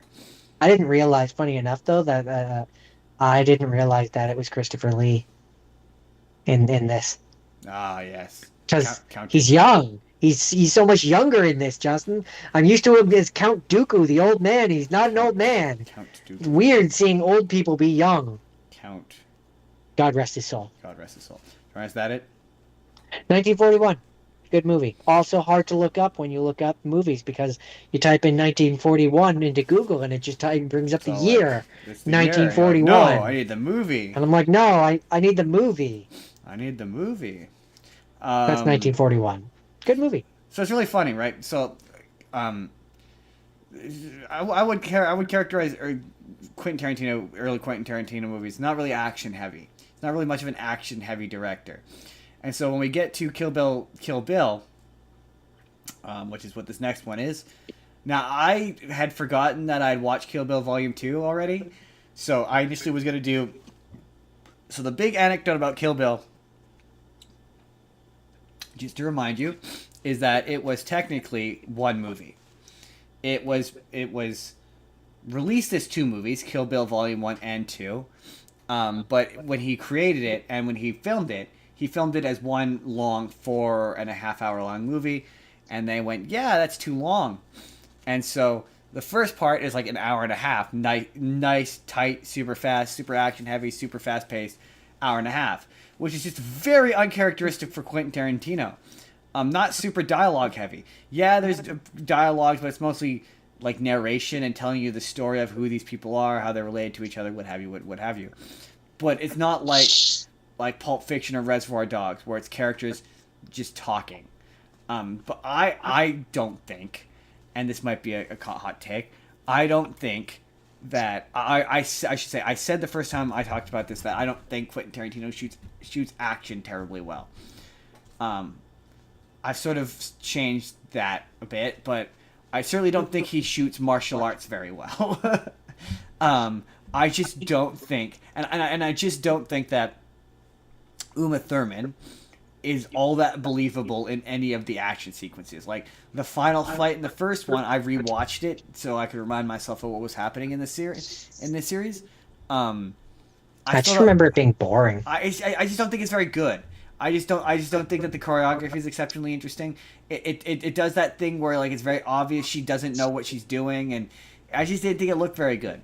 So the big Keanu Reeves, she is not. Right, yeah. And I guess because I've watched so many kung fu movies now, that like I've watched way too many Jackie Chan movies that just look way better choreographed than this. Like clearly you didn't bring in anyone with any experience. At least that's what it looks like. So I think the first time I talked about it, I talked about both parts together and I like railroaded through it. The big thing with the second part is it feels just as that. It feels like the second half of one movie. It came out like a year later, or like I think 6 months to a year later. So I will say to its credit, it doesn't assume you've seen the first one. It absolutely does do like a recap of, hey, here's what happened last time. And last time on Kill Bill. This one does feel long because this one is 2.5. I think it's 2 hours, just under 2 hours and 15 minutes, or around 2 hours 15, and it feels like it. This is where you start to see Quentin Tarantino seep in, where there's scenes like there's a scene where she's training with this really famous kung fu master, and he treats her like shit. Where like she's doing some kung fu moves, and like when she's just doing them in isolation and she's not actually fighting anyone, they look kind of good. Michael Madsen is great in this as Bud. The only one who I didn't really care for, who I don't think is exceptionally good or care. I think I learned with Tarantino overall is the more charismatic his actors are, the more engaging the material is. So I just don't think that I didn't find Bill to be all that captivating of a villain. Bill is played by it's been so long since you've seen it, but he's played by, you remember Death Race 2000? The original? Yeah, the original. Vaguely. As a general concept. The Frankenstein, the original Frankenstein from that movie. David Carradine. He's the brother of, who also passed away recently, but you know the dad, I'm pretty sure it's his brother, Lizzie McGuire's dad? Oh, yeah. His brother. He's in this as Bill. I just think he was exceptionally all that interesting. I'm gonna say something embarrassing here. I clearly don't remember enough about those movies because I thought the girl was Bill, and the point was everyone was trying to kill her. No. I always thought it was confusing that the girl's name was Bill. Yeah, no. The basic plot of this is Bill is the leader of a group of secret super spies, and he's the leader. And she had a affair with him, and she is pregnant with his kid, and she's trying to leave the life, and to go get married, and live some. So basically, John Wick. Kinda, yeah. Except for John Wick's. Yeah. Basically, yeah. Actually, honestly, quite. Except for they don't kill her dog, but yes, they show up at her wedding, and there's an exceptionally long scene and this is where it gets really Tarantino, where there's just a bunch of really long scenes of Bill and her having exceptionally long conversations, and neither of them have the charisma to carry the scenes for as long as they go on, and I just don't think the action is all that great or exceptional. I don't think it's his worst movie. I still think it's probably Jackie Brown because it's not sluggish. Also, I actually Googled this to make sure. No one uses the N-word. And there's no shots of anyone's feet. Good for him. I know. He broke his record. I know. But I actually had to Google it. I was like, wait, does anyone use the N-word in either of the Kill Bill? And it's funny. Initially, the AI overview didn't want to have any part of that question. They're like, nope, we're out. I can't answer this question. No, it didn't even pop up. Like, it was just like, I'm not doing this. So I had to go into the Google, because I just wanted to know. It kept bringing up all these articles of like all the times people swore in Tarantino movies. I'm like, this is too general. I need to know specifically whether or not anyone says the N-word in this movie. And according to the AI on Google, someone fact check me if I'm wrong, no one says the N-word in this movie. Right? I was like, that. You know what? All right. I respect it, Quentin Tarantino. You showed restraint. But so the thing I didn't mention about Tarantino was Tarantino has very famously stated that he's only ever going to make 10 movies. And so some people say that he has currently made 9. He's got 1 more left. But there are certain people who want to argue, who are saying that, technically speaking, because Kill Bill is technically 1 movie, that it should only count as 8. So he did release a version of this called Kill Bill, The Whole Bloody Affair, which I tried to search up, but I couldn't really find a good version of it. And it was just easier to find Volume 2. What do you think? I think it is. I think it counts as 1 movie. I think it's just 1 movie. Because it does feel like 2 halves of 1 movie when you watch it. Interesting. Yeah, so I want to see The Whole Bloody Affair, but that requires. Or do you think that he should just break that rule and just go and do more than 10? There's a lot of people who are like that. You need to like give up that and go do more movies. But I think if he did more movies, then his movies would not be as good as they are. Because I'm not gonna lie, Jordan. From here, it's a steady incline up. They get like significantly better from here. Oh, good, because of the few that I've seen, there's really only one that I would say is good. Django? Yeah. Yeah. We're gonna talk about Inglourious Basterds. I've changed my perspective on it. I don't hate Inglourious Basterds. I just we're gonna get there. We're gonna talk about it. But again, I've only watched it once, so maybe my opinion has changed. I don't think so. That's Kill Bill Volume 2. Okay. So if that's all you have to say about that, Jehoser, all I have to say about that. Then I think it's time that we do a very brief analysis of Close Encounters of the Third Kind. Here's the thing about Close Encounters of the Third Kind. I watched that for Top 100. I had a lot of really positive things to say about it at the time. I recall quite liking a lot that movie a lot. I don't remember anything about it or what I said about it. Yeah. That's kind of the problem I'm having. I'm gonna have to go back and remind myself. I'm aware that I watched it. I know that I didn't hate it, but nothing really majorly sticks out for me. I recall it being one of those movies where I can see how at the time it would have been revolutionary. Oh, for sure. Yeah, no, it's like, an iconic piece that. of cinema. But there's shit from it that watching it in 2026, there's things that other things have long since referenced for me, like from it, like the music, like with the alien ship and stuff like that. Yeah. Where it's like.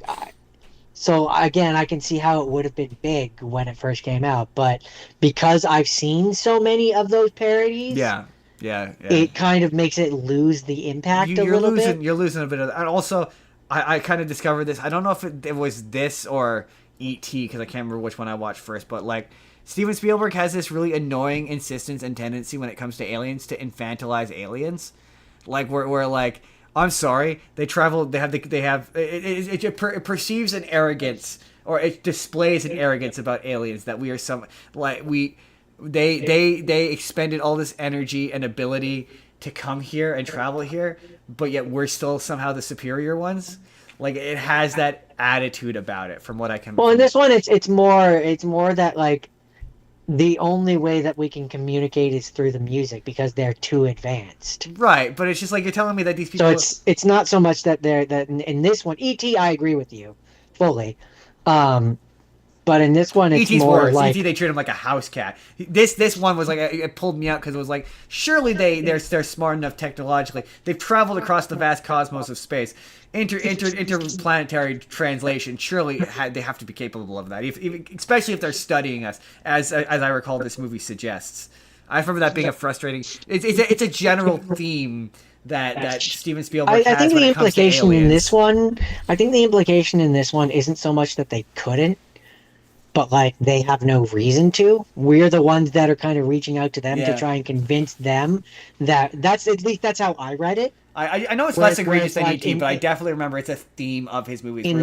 I mean, sure, but I'm in this one in human particular. hubris of like thinking that you know better than a highly advanced. This one in particular, to me, maybe I'm reading it wrong. No, But I've seen it recently enough to challenge you, so that's why I'm like, my challenge is wishy-washy at best.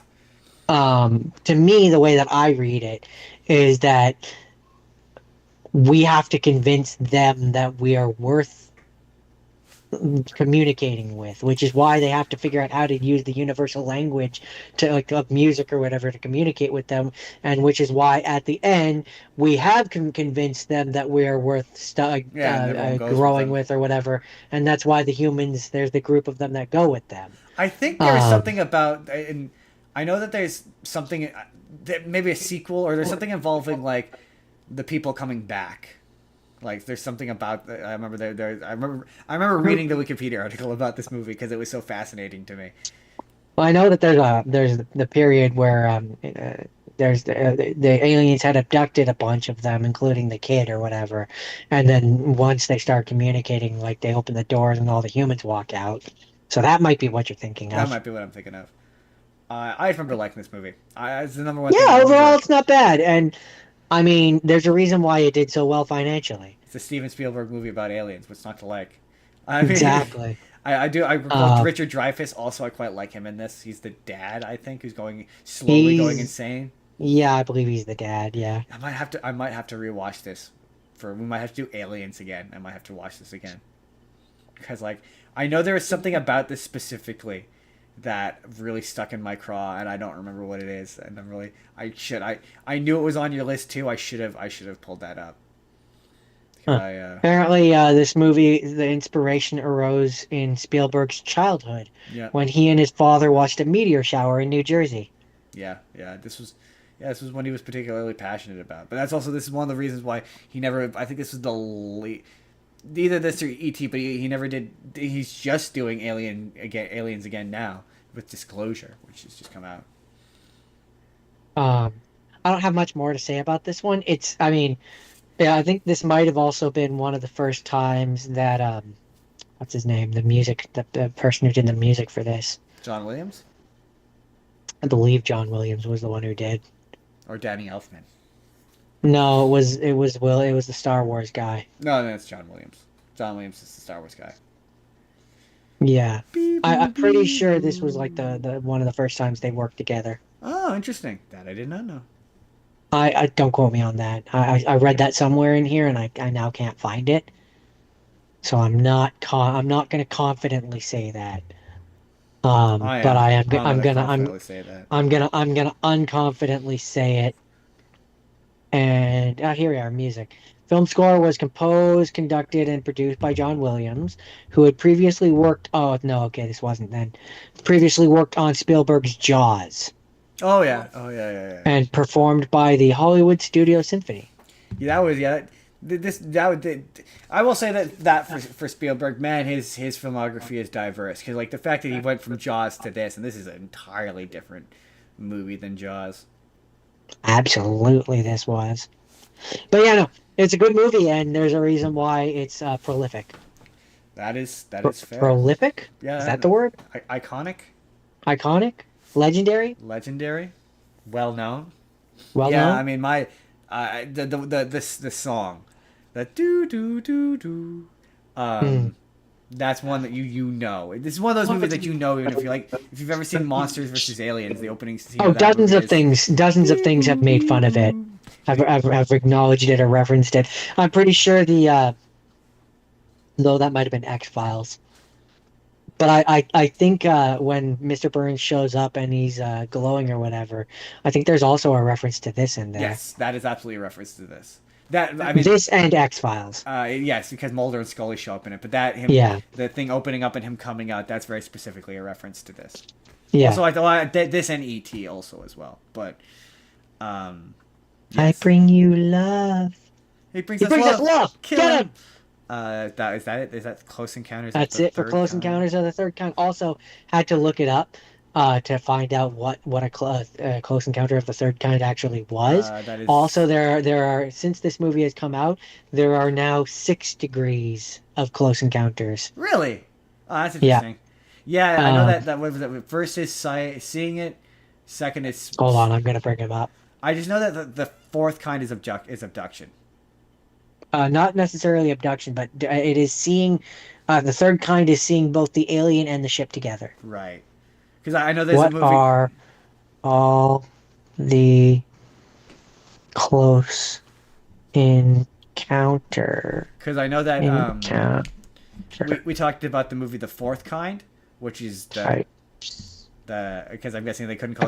I think fourth is abduction. Fourth is abduction. That First kind is visual sighting of a UFO.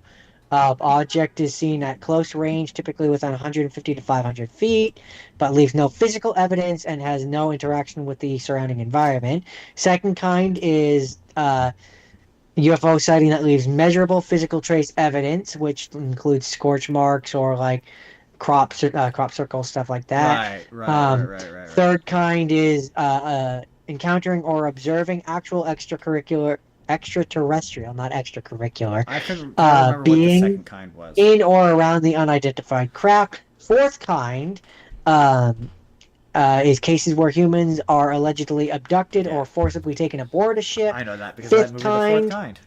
What's the fifth kind? Fifth kind, sorry, I guess there was only 5.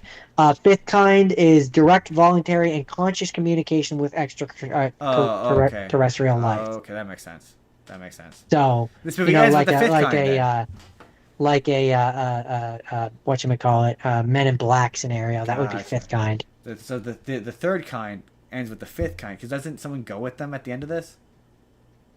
Doesn't? Yeah, I believe that the third one would end technically with the fifth kind, because a bunch of humans go with them. Yeah, and Richard Dreyfuss goes with them, from what I recall. Not just Richard Dreyfuss, a bunch of them. There's a whole team of them. Interesting. Jordan, it's funny you asked about Inglourious Basterds. Maybe there's a sequel which one day which could be created, which is called Close Encounters of the Fifth Kind, and have it be a direct sequel. See, I think the sixth kind should be pregnancy. You get pregnant with an alien. That's the sixth kind. Or love, or something. No. Just pure fornication. Jordan, funny you asked about the Inglourious Basterds. So, my history with Inglourious Basterds. Inglourious Basterds. Play the trailer. I didn't like this movie the first time I had encountered it. I won't even say saw, because it took me a while to watch this. So, the first time I saw a trailer, when this movie first came out, because it came out like 2008, I think, the trailers presented it as Brad Pitt doing that little speech where he's like, and you will be dropped into Nazi-occupied France, and you will instill fear into the Nazi, because the Nazi ain't got no humanity. It would be one thing, doing one thing, and one thing only: killing Nazis. It was just that trailer, and so that's what I thought this was. I thought this was just going to be a bloody, gory movie where Brad Pitt and his ilk kill Nazis. It's not that. But that's what I thought it was. So I was disappointed, and I held it against this movie for fucking years. I hated it. And it's so funny because I used to take such shit for being like, I think this movie's bad. And people would be like, what do you mean? It's a really good movie. What the fuck are you talking about? I'm like, well, it misadvertised. It makes it a bad movie. And I rewatched it for fun or for something. And then I was like, oh, but I like deep character work now, and I'm kind of a bit more evolved. This movie's actually really good. I've evolved. It's really good. Like, it's better than any of the movies that precede it. This is the movie where he develops, like, the thing about Tarantino that is shocking is how he evolves as a director as he gets older and as his movies go on. And a thing that he develops in this one that he really works on is tension. There are scenes in this that go on for fucking ever. And this movie is like 2 hours, and I don't know if it's above 2.5 or if it's around 240, but it's around 2.5 at the very least. And it doesn't really feel like it. Like, it moves at such a decent clip, and just like it's interesting because just like Pulp Fiction and Reservoir Dogs, it's also segmented. So it's told in chapters. So you have the chapter that's about the bastards, and it tells you about the bastards, who is Brad Pitt and his group. There's a chapter that teaches you about the Bridget von Hammersmark. There's a scene with Michael Fassbender in a basement. There's the French girl Shoshana, and it is segmented, it is chaptered, but it never for the most part doesn't feel overly long. Like the opening sequence with Isn't this the one that has Christoph Waltz as the Nazi guy, and he's really good? It's his very first film role in America. Yeah, he's Hans Landa, Colonel Hans Landa, and like there was a moment in this. Funny enough, more than the Brad Pitt stuff, he's the parts of this movie that stick in my brain. He's really phenomenal. He's so good. I had this epiphany when I was watching this, where I was like, does solid, dripping, oozing charisma not make you notice how agonizingly long a scene is or a take is? Because that opening sequence goes on for fucking ever, but the tension, it's so tense, and it's so well performed, and it's like it feels like a conversation between two people in a way that feels real and visceral and organic, and it's so well done. And you don't know what Hans Landa is gonna do. You don't know how this is gonna go, and you don't know at any moment he could get up and he could do anything, and that's what makes that character wild. Is you don't know what he's gonna do, and so you don't know what he's capable of. Yeah, and so there's a bit later on where he snaps and he strangles Bridget von Hammersmark. That scene's fucking scary because he's so jovial and seems like he's nice, and you have that moment where you realize no, he's not nice. He is not a good person. But then then the next scene is tonal whiplash in a way that fucking works, where he's like, "That's a bingo," and he's once again funny, and you're like that's a true narcissist and a truly evil person can disarm you like that. And I love the contrast to Aldo the Apache, Brad Pitt's character, who he's arguably just as bad. He is a direct mirrored inverse of he revels in the violence of Colonel Landa, where one of my favorite things that Colonel Hans Landa, he says, again, this is what the character says. This is not my personal belief. I need to stress this. He's a Nazi. He's a bad guy. But he says that you guys compare, or the Hitler and the High Command compares the Jews to rats. And you see that as a negative thing. But it's not. Rats are smart. Like, they're smart, they're clever, they're capable. Like, they're worthy of respect. And he's like, so as much as I hunt them, it's not that I don't have any respect for them. And I was like, that is so valid. But then when you contrast that, or you compare that to Hans Landa, who is like the only good Nazi is a dead Nazi, and like you run into like Nazis throughout the film who are legit scared of him, and you're like, the only thing he did, he's the same as you, Colonel Aldo. He's the same as you. He's doing the same thing you are. He's being told the same shit that you are, which is the only good American is a dead American. Like, he's been fed the same shit, but he's just doing it. He's just following orders. And I know that's not an excuse. It's not. But it's so easy to be like, well, he's murdering and maiming these guys by putting the fucking Nazi symbol in his history is written by the victor, right? Kind of the point. I'm gonna interrupt you real quick, because in this instance, I don't want you to spend too long talking about this one, because I'm gonna be bluntly honest with you. This is probably the one I'm gonna talk about. So I don't want to redo a bunch of conversations. Interesting choice. Here's what I will say. Pick a second one then. Do this as a have seen. Pick a second one for a have not seen. Interesting. Pick two. Interesting. Because I will allow for it. I will allow for it. Because fair enough. You said that I could choose this one. You can, but I also would like you to choose one you haven't seen as well. Okay. But I have a feeling I have a feeling I know which one you'll probably pick. So, but that's fair. Okay, we'll tighten this up a bit then. Just because like you're going into like, you know how you like to do things. Yeah. And if I'm gonna end up talking about it, then we can save some of your thoughts and do them at the same time as mine. Fair. Okay. None of this. I will say I don't find any of this to feel overly long. Even though it is long, there is a couple of that's what I will say. I really like this movie. We'll get into the specifics of why I like it next week. The stuff I don't like. We'll do the stuff I don't like. All of the positive things come with a but. An asterisk, if you will. Asterisk, if you will, because my main criticism of this in my youth was that it devolves into just being kind of a dull foreign film, and the parts with the French girl. Here's the thing, right? A lot of these modern Tarantino films, they contain a character or a subplot that is not. You just don't care about. You just don't care for, but it's necessary for a later part of the movie that is impactful. So like all the bits involving the French girl, I would, in my cold, heartless way, cut out in a heartbeat because they're not very interesting. She's not very interesting. I don't think the performance is very interesting. I think she's kind of flat. She has a back and forth with this German soldier who really likes her and he doesn't like anyway. She does the big climax of this where she sets the thing on fire and kills all of the Nazis, including Hitler. And I just don't think her sections are very interesting.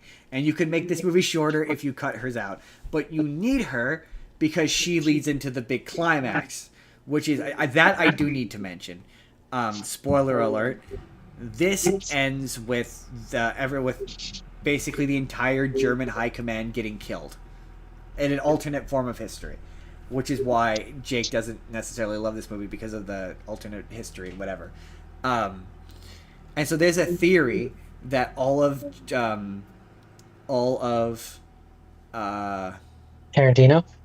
Tarantino's movies exist in the same universe, and that a movie we're going to talk about later, I think to a degree, maybe a little bit Django, but Once Upon a Time in Hollywood, I do think exists in the alternate timeline that he creates from this, and I'll explain why later.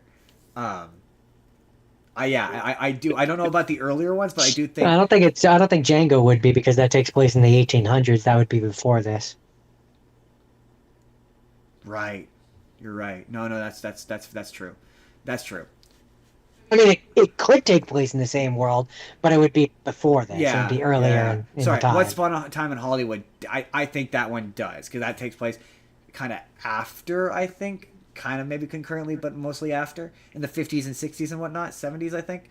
And there's a reason why I think that it might be. I have a reason for that, but yes. It's really funny. So you could, again, it could be, you could have it be where the Christoph Waltz character in Django is an old descendant of his, but that's just it's complicated. No, I don't think so. Based upon how that movie ends, yeah, it's too messy for that. But you could believe it, but it's too messy for that. There are different connections between their universe. So like, in one of the later movies we're going to talk about, there's a place that they eat called Big Kahuna Burger, which pops up a lot. All the characters smoke the same fictional brand of cigarettes, apples or whatever. So Jake Cahill in Once Upon a Time, he smokes the same cigarettes that they do in Pulp Fiction.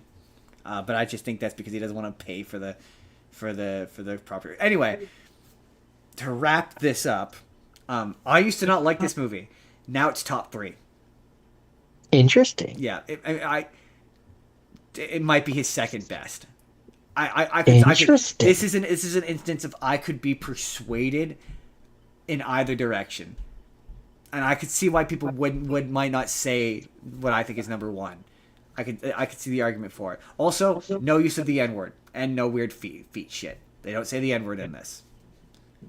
Well, that instantly bumps it up 2 points. Right? No usage of the N-word. But there's another interesting point that I'm gonna make when we come back to Django. But that's it. That's Inglourious Bastards. Okay, so this one that I'm about to talk. So you remember how I said with the last one that I said that I thought it was the first collaboration between Spielberg and composer John Williams? Yes. I was wrong. I jumped the gun. It was this one. What's this one? The Sugarland Express. Oh no, I've never seen this. Came out in 1974. I believe it. I'm gonna have to look up Steven Spielberg's filmography. What is Steven Spielberg's first movie? Hold on. Now we're gonna do that right now, so we can just get that out of the way. He did a bunch of short films first, that I know. See, mine's easy. Mine, he made 9 movies, and mine's in order of his exact filmography. So I can literally be like, oh, this feels like it must be around his first movie, 79. So in terms of feature, we want actual feature films, his first one was called Firelight, and it came out in 1964. Okay. This one is his third one. This one is his third one. Oh, this is his third. So this is still early though. This is still early. Oh shit. His first was Firelight in 1964. His second feature length was Duel in 1971, and then his third one before Jaws. A year before Jaws is the Sugarland Express. Really? So Jaws, Close Encounter, 1941, and then Raiders. So like Jaws, did this one be interesting? No, I'm guessing Jaws is the one which he hit big on. I'm thinking so. Because I've never heard of this, and everyone's heard of Jaws. This one had a budget of $3 million and box office $12 million. Because Jaws. So, wait, so you say Jaws and then Close Encounter? Yeah. So Close Encounters is like 5th movie? Hold on, now I gotta reopen it again. Something like that, yeah. That's crazy. I didn't realize. But again, that's feature films. He might have he also did a bunch of short films. Yeah, I don't care about short films. I only care about others. No, but I'm saying he might have done those before he did this. That's crazy though. I didn't. That's a heck of a run. Jaws is the 4th one, and then after 2 years after Jaws is Close Encounters. That's crazy. And then 2 years after Close Encounters is 1941. God, man, the 60s and 70s were a hell of a time for filmmaking, let me tell you. And then, wow, after as of Raiders, until Empire, he basically did a movie every year. Really? Wow. He did Raiders in 1981, E.T. in 1982, Twilight Zone in 1983, Indiana Jones and the Temple of Doom in 1984, Color Purple in 1985, and then Purple? Yes, he did. I did not know that. And then he doesn't do Empire of the Sun until 1987, and then at that point it's 2 years. That's crazy. Absolutely. Clearly, he started to get tired. Yeah, clearly. It just sounds like he'd finish one movie and move on to the next. Yeah, but these are not small movies, though. Like these are not small movies. Those are all, for the most part, those are all big ones. Yeah, big ass blockbuster movies. Like, man, what a workhorse! Like, again, 60s, 70s, wild time. Legendary, man. He's legendary for a reason. Legendary for a reason. Yeah. So, all of that to get back to the Sugarland Express, which, in terms of like, I was gonna say he's never made it a truly upsetting movie, and then I remembered one of his movies is Schindler's List. In terms of movies, this one's actually I would, in as much as you can call a Spielberg movie small, I would actually say this one's kind of small. I mean, that makes sense. It's early on in his career. He hasn't really developed his love of. To be fair, he's a big lover of big ass spectacle. So like, yeah, he's not. He doesn't do small minded things. Like in contrast, if we were to not that I'd ever compare Steven Spielberg to Quentin Tarantino, but he's quite the opposite of Tarantino in that regard. That is. Yeah, this movie, the listed cast anyway, has 1, 2, 3, 4, 5, 6, 7 people. And so basic plot of this movie, it's based on a true story. Oh, interesting. So it follows a woman and her husband, who take a police officer hostage and flee across Texas to try to get to their child before their child is placed in foster care. That's the basic premise of the story. Interesting. And it's apparently, it's based on true events, some of which took place in Sugarland, Texas, which is why it's the Sugarland Express. That makes sense.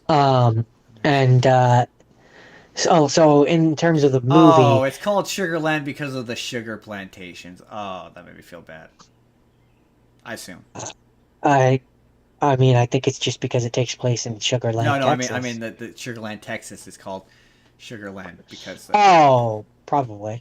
I don't know. Who could say? The only reason why... Sorry, I was just going to say the only reason why I guessed that is because not to jump ahead to Django, but the place that they go in Django is called Candyland. Yeah. Just saying. Anyways, yeah, this was apparently the first collaboration between Spielberg and John Williams.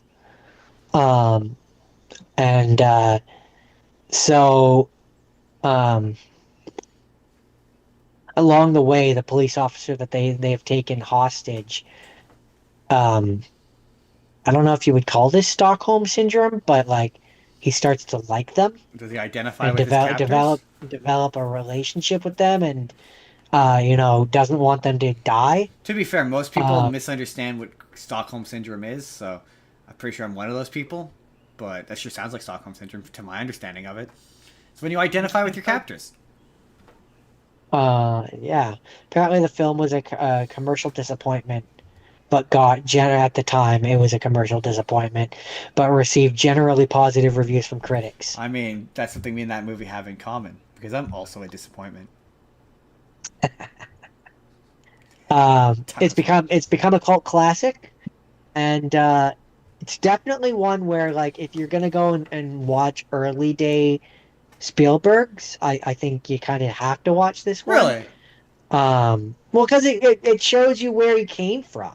Fair enough. He's working with a relatively 3 million, relatively small budget. Yeah. And Huh. a minimal cast. It's showing his ability to use because like most of it takes place in the car. Interesting. That sounds So it's very really anti-Steven Spielberg. it's really displaying his abilities to do a lot with a little. That's so fun. For a guy who I would say, to be fair, you didn't touch any of the spectacle shit. But for a guy who's known for two things, whimsy and spectacle, this does not sound like a Spielberg movie. But also, it's hard That's to why believe. that's why I think that it's an interest.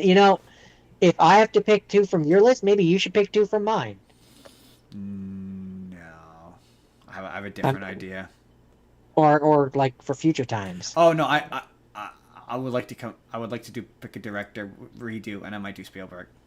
Okay. I will come. I'll put it to you this way. But if you do, if you do pick Spielberg, you have to do what I do and not just pick the ones that everybody knows. I mean, one of them's probably going to be Schindler's List.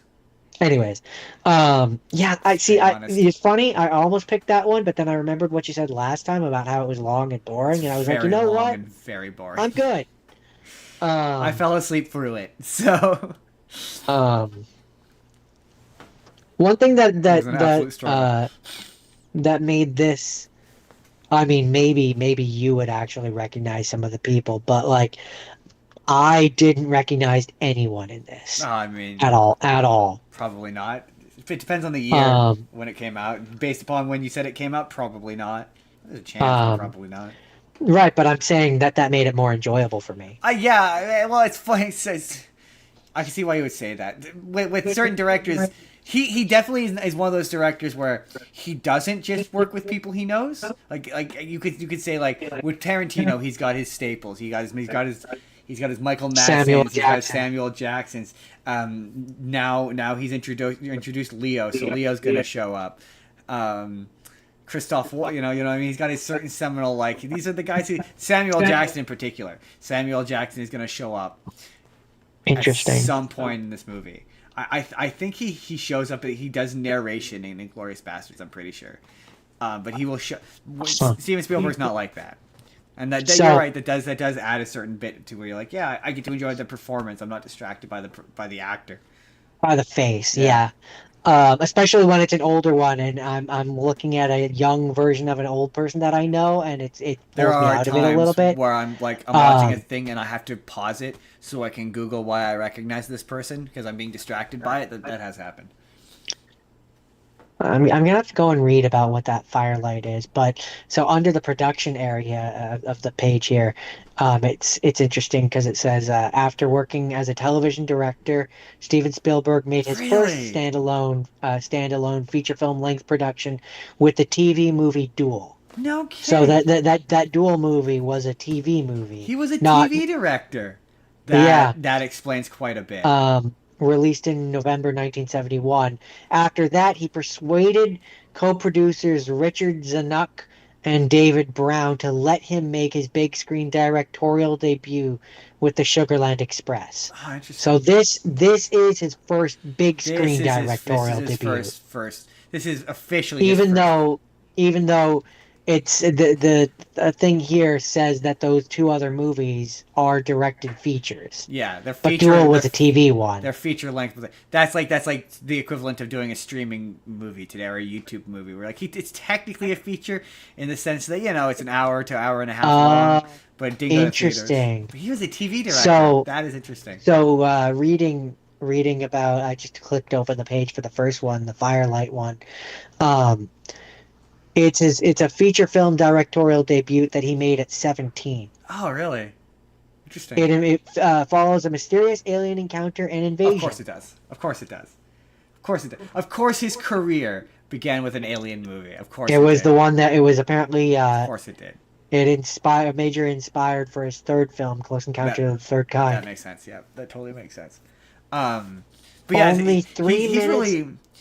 only 3 minutes and 40 seconds of footage from Firelight has been made public. Huh. And very little of it apparently survives. He's more comparable to apparently, sorry, last thing.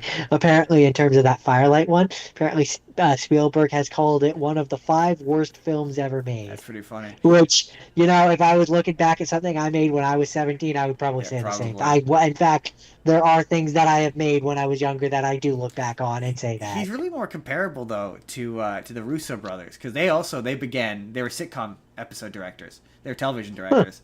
So that's interesting that he also moved into big budget spectacle movies, and that became his strength. Fascinating. So I guess if you want to watch his first quote unquote real movie, that's not like a TV movie or a student film. This would be his first. This is his first movie. Interesting. That's interesting. Jordan, is that it? Which explains why it feels so different, I guess. Yes, that's it for the Sugarland Express. It was definitely so. What's funny though, real quick, is when I first selected it and I kind of was skimming through what it was about.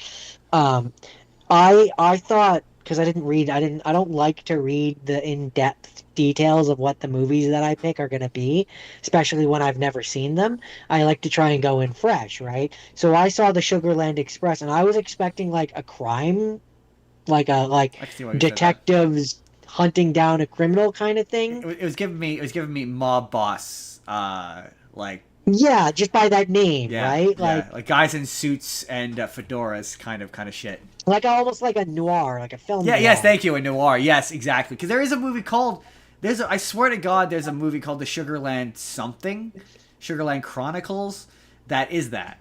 I'm positive I've seen some internet people making fun of. So when I got what I got, it wasn't really what I was expecting, and I liked this more than what I thought it was going to be. No, that's not true. There were some surprises. I guess you could say, considering it's his first real directorial debut, I was pleasantly surprised. Fair enough. That's the Sugarland Express. That's my last rapid fire. Half scenes, Jordan. Half scenes. So just trucking right along in our Quentin Tarantino filmography journey, Jordan. Now, his next movie is we've already hinted at this already. Is my favorite Tarantino movie of all time. That's Django Unchained. Here's the thing, right? I was so conflicted watching it this time because I really liked Inglourious Basterds. I was shocked by how much I liked that, but I just like this more because it has everything I like about Inglourious Basterds, which is that Christoph Waltz is in this and he's fucking amazing. His chemistry with Jamie Foxx is so good. I love his perspective as a man who's coming from Germany, who doesn't understand the concept of American slavery and is participating in it in the best way he can. And I do think it's funny in regards to this is the ultimate Quentin Tarantino uses the N-word movie. But it makes sense here. But it's just funny because it's he for 3 movies, if you count Kill Bill as 2 movies, For 3 movies, Jordan, he has restrained himself. He resisted the urge. He resisted the urge to have a character say the N-word. So he was like, how can I get a character to say the N-word? He's like, let's make a movie specifically during the period of time where everyone could say the N-word and it's totally fine. Allowed and accepted. And what's really funny is he's in this movie. He's the Is he? Yes, he's when Django and the Christoph Waltz get found out, and he gets captured and taken away by a particularly brutal group of slavers, who are all Australian. No, 2 of them are Australian, and Michael McDowell, I think is what his name is. But one of the guys is not Australian. He has a very thick American accent. The other 2 are Australian for some reason, and it actually pushed me to Google. I'm like, wait. Would there have been Australians in the American South like that? Because this is pre-Civil War. That's the big point of this. And that's why there's slavery. And sure enough, apparently there were Australians who came to America for gold. But he's one of the slavers. He's an Australian guy, and from what I could tell, the one guy does say the N-word because he calls the cage that the slaves they have in it the N-word cage. But I'm pretty sure Quentin Tarantino's character never says the N-word. Wow, that must have been hard for him. I know, that must have been difficult for him.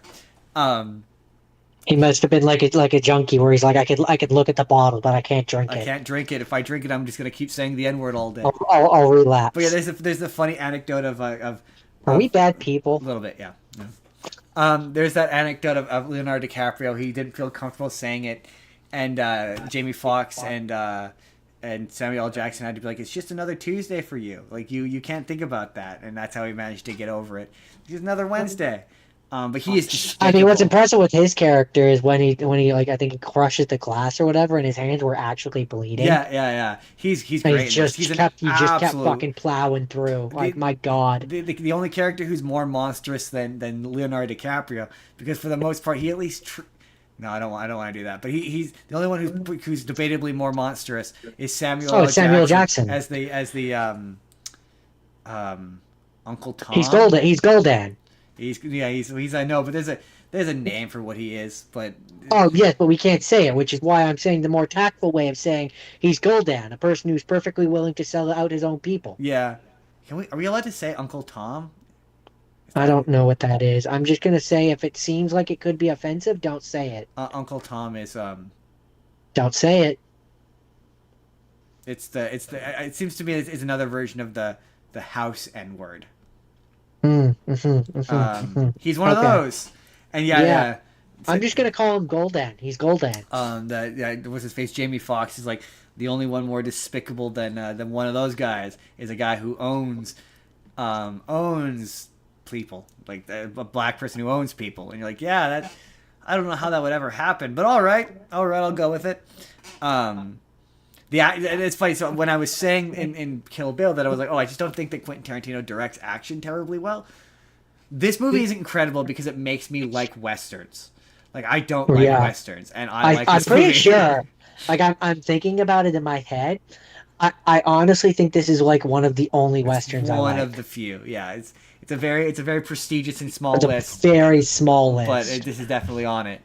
And it's funny because people criticize its use of violence, but I think its use of violence is effective because it's reasonably sparing, so that when it does happen, it's really brutal. It means a lot. Yeah, and it hits hard and it's really brutal, and it works. And like, Christoph Waltz's character gets shot at the end, and it's kind of upsetting. You're like, oh, that's sad. I've kind of grown attached to this guy this whole movie, and he's one of the few people who's treating anyone of color with any respect. He doesn't really necessarily deserve that. I like the ending where it seems as though like he's gonna go back and like there's just gonna be this really long protracted climax and shootout, and there just isn't. He starts off, he goes and he shoots the guys who tear apart the one slave with dogs, and he goes back to the house and he without much effort and with very little difficulty murders every single person in the house, including Samuel L. Jackson, and sets it on fire and just walks away. And I just think it's funny because like the movie builds up as like to this big iconic moment. of like he's gonna go and there's gonna be this big shootout, and there just isn't. He just shows up and he easily kills them all without any difficulty. Like he tricks, no difficulty. Yeah, I like Django because I like that he is that healthy mix of like, oh, there's a couple of really funny moments where he's like, where Christoph Waltz says something to him. And he's like, yeah, I don't know what that means. He rides that balance of like, it's believable. How much he knows is believable. And like I say, him and Christoph Waltz is amazing in this. He's got so much charisma. Their back and forth, their chemistry is so good. And yeah, the action sequences are well shot. And just like Inglourious Basterds, I think this does that just as well. Where tension, his ability to play with tension, like the sequences of him on Candyland with Leonardo DiCaprio are so tense and so uncomfortable, and it's so effective. And yeah, it's just, I don't know, it's just a well-made movie that I think it's 2 hours and 45 minutes. But unlike Jackie Brown, where I feel every moment of Samuel L. Jackson and fucking Robert De Niro boringly smoking pot on the couch, you don't feel it. It gets to the end and you're like, oh shit, it's over already?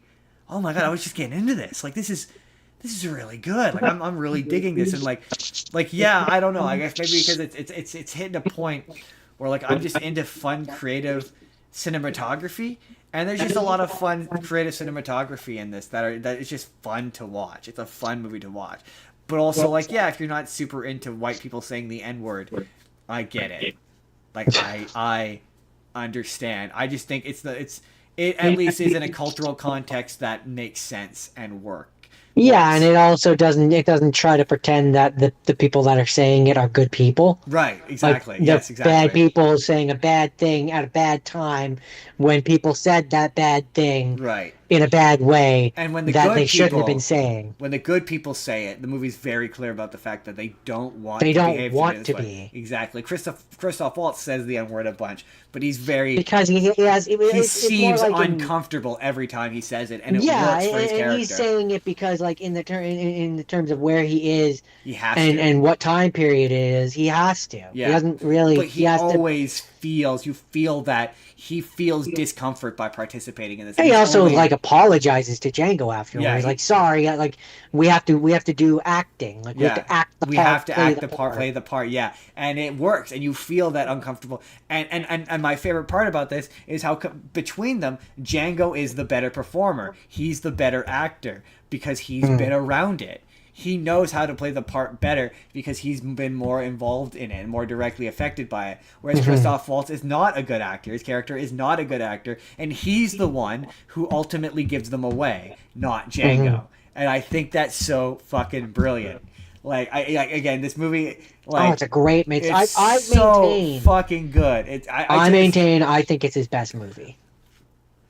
It's hard for me to disagree. I'm really this is the moment. This is the moment I referenced earlier. I'm really split between this and Inglourious Basterds. It's tight because Inglourious Basterds is really. I could see the argument. I could see the argument for both. But this is really. But also, I think this edges. I think just.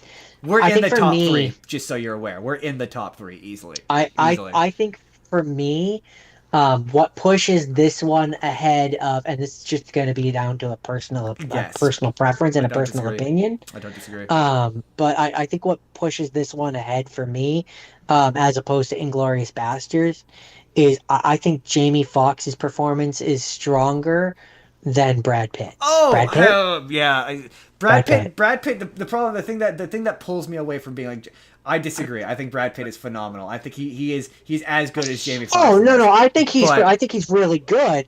I just think Jamie Foxx's performance is better. That's where I say that's where I did disclaim. That comes down to personal preference. I would say I agree with your sentiment that this is better than Inglourious Basterds, only because I think the stuff with the French girl is, and we're gonna get into that maybe next week, but.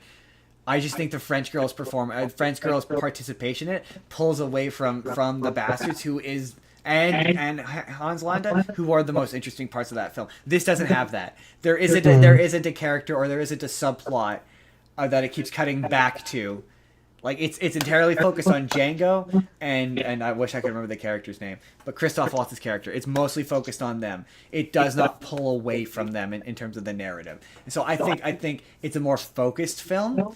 And but to be fair, it's trying to be the thing about Tarantino is when he's trying to be a particular kind of like Kill Bill is supposed to be an homage to like old kung fu exploitation films. This is a Western. Yeah, Jackie Brown was like a blaxploitation. This is a spaghetti western. So it's a lot more focused, and I think it's better for it. And yeah, this is around the period where I started to have that epiphany of like a good charismatic lead actor will save an otherwise kind of meandering script, and I think that's what happens with these movies. But I also think as a director, he is such a much better director now. My point is just that in terms of the two movies, and again, this is just opinion. I think Jamie Foxx is more charismatic than Brad Pitt is in these movies. I mean, that's fair. I just think it's a different kind of charisma. But like unlike Steven Spielberg, who I would say is like across the board more or less the same, like in terms of quality, in terms of direction, maybe not in writing, maybe not in like music or score or performance, but in just sheer direction. To me, there isn't like this is a marketable. I would agree. But also to be fair, it's a much steeper run up. So like it's like the problem that Spielberg movies. has. The problem that Spielberg has. As opposed to Tarantino is when you do have a more tight how do I word this? Tarantino in some ways has it easier because he has less films. Yes. Exactly. That means that the ones that really stand out. Exactly. Whereas because Spielberg has such a wide fucking pantheon that you can pick from. I don't disagree. It means that like the ones that are, I hesitate to use the word bad, but the ones that are on the lower end of the scale tend to become worse than they actually are. I just think like, if that makes sense. This is what makes this exercise does that make sense? It does make sense. But this exercise is so different than with the actors because, like, I would never compare Schindler's List to E.T., but you can compare. No. But you can compare Reservoir Dogs to Kill Bill or Jackie Brown to Inglourious Bastards. I can compare. Or like those. I would never compare the BFG to Bridge of Spies. Right. Like he's just such a different. Yeah. So anyway, they're two very different beasts. Django as a best Tarantino movie. Until he makes a movie that's better, it's in my opinion the best Tarantino movie. I mean, I agree. So yeah, we're getting in the top. We're getting again. We're in the top three. Top three easily right now, currently. Okay. Is that it? That is it. Okay. We'll do my first have seen, which. Okay. So, when we're talking of the scale of Steven Spielberg movies, I am not going to say that I don't like this one, because I do. I think it's fun and cute. And you said I didn't pick any of the whimsical Steven Spielberg movie. I think this falls under the whimsical side of things. That being said, it's based on a kid's book, and it's too long. You said it was 2 hours, right? You said it's over 2 hours, and that made me go. Yeah, it's an hour. That is too long. It's an hour 18 for a Roald Dahl book. So an hour 18? 118 minutes. Oh yeah, so yeah, it's just under 2 hours. Yeah, that's too long. For a Roald Dahl book. Yeah, that's too long. Do you know how thick those are? They're like tiny. No, that's 90 minutes worth of material at best. Like generously, 90 minutes worth of material. Someone needed to go to Steven and be like, Mr. Spielberg, we could probably cut down on some of the scenes and make it a little tighter. Maybe one or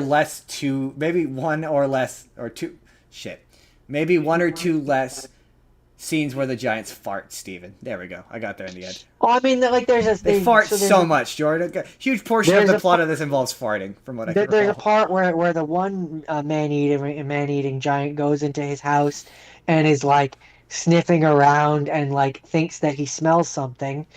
And then we have a second one where all the giants are in there and are actively looking for her. And I'm just like, we could have maybe cut one of those and only had the one doesn't the scene. plot doesn't a substantial part of the plot involve them selling giants farts to the queen? Giant Yeah, farts. I remember there's something like she drinks pop or something, or Well, they're not selling giant farts. That's a weird way to put it. There's a point after the queen, they do a dream thing basically where they put a dream in her head so that she will like help them hunt down the man-eating giants. And they're at the palace having breakfast or whatever, and after have met the BFG, and he pours some of the weird drink that they have, which the bubbles go down. Which, fun fact, there is an actual drink which has bubbles that go down. I remember our friend when he was over here one time showed us a YouTube video which showed us that. It was a type of beer which had a particular. It wasn't like it had a particular not CO2, but like a different kind of gas that was used in its process, and it made the bubbles go down. that does sound familiar. Um, but so yeah, then there's a scene basically in the movie where he's like, "Can I give you a taste of the da da da da da da drink or whatever?" And she's like, "Sure." And they drink it. And yeah, when you drink it, because the bubbles go down, it makes you fart instead of burp. And so there's a scene. Yeah, I mean, Right. there's a lot of little scenes like that where it's like you could have kept the scene but shortened it. I mean, yeah, sometimes movies happen like that where like it's like 2 to 3 minutes here and there, and if I cut 2 or 3 minutes here and there, if I make this scene shorter or this scene shorter, then it would It tightens it up. yeah, it would reduce the runtime by 15 to 20 minutes, which would make this a substantially better movie. There's some movies that are like Like, that. I'm not saying that we need to straight up cut all the No, scenes. but like you just make We the can trim occasional, the fat yeah. a little I bit. know exactly what you mean. Like, yeah, if I cut like 2 minutes here or compare it to Tarantino. A lot of Tarantino movies are like that. Where like, if you cut this scene by like 2 minutes, this scene by 3 minutes, this would be a much tighter and better movie. Um, yeah, apparently the movie was a box office failure. It was, yeah. It got generally positive reviews from critics, but was a box office failure. Yeah, he made a series It of it had a budget of 140 million.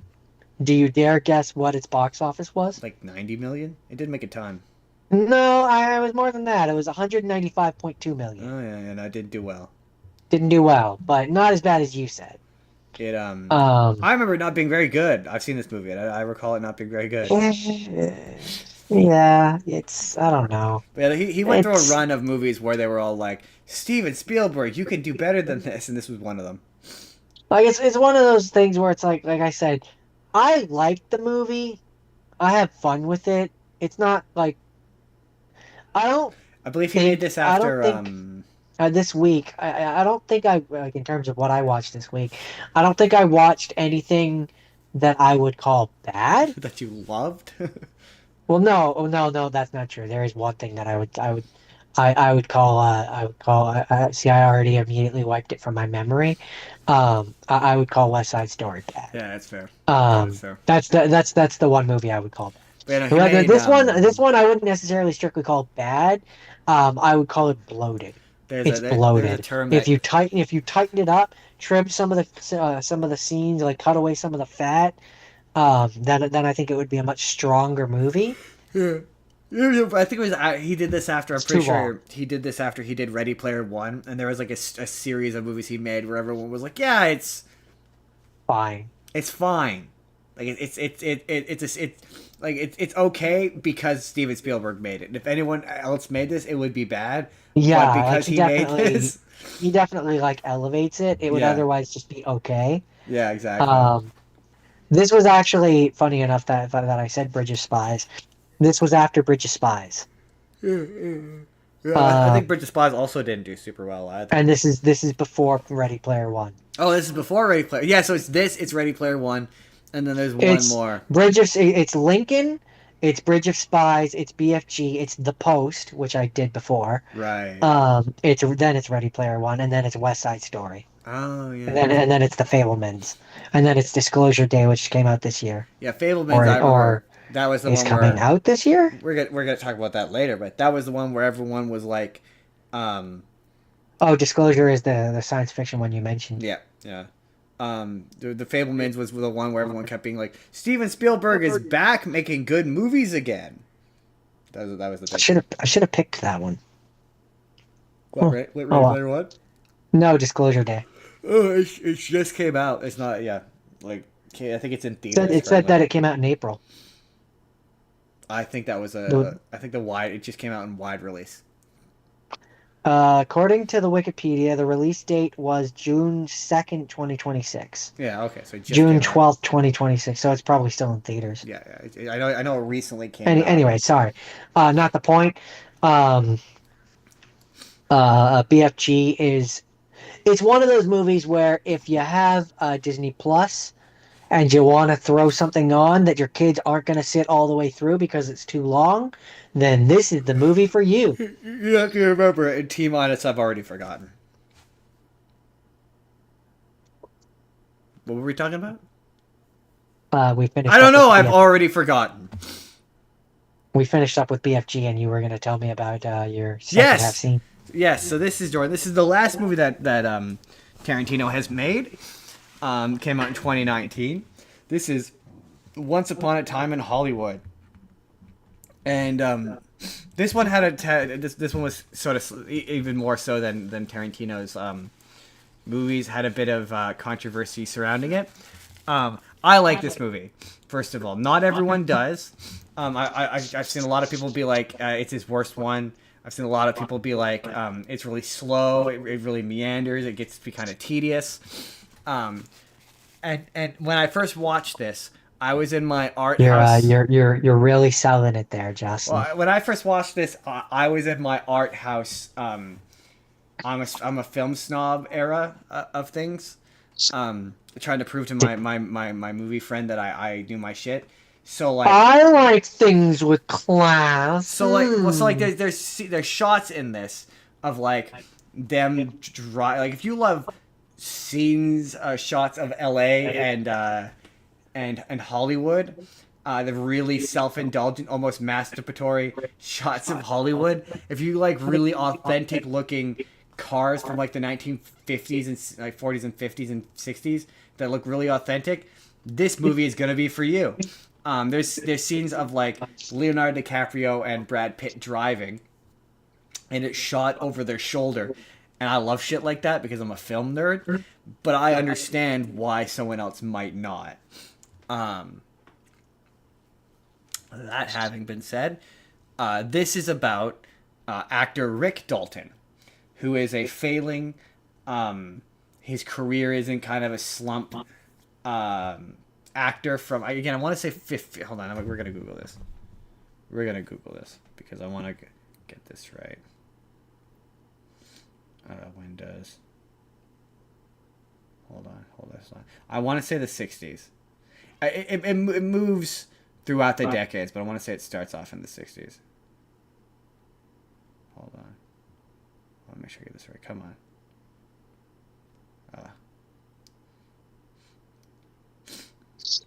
Come on. What time is it?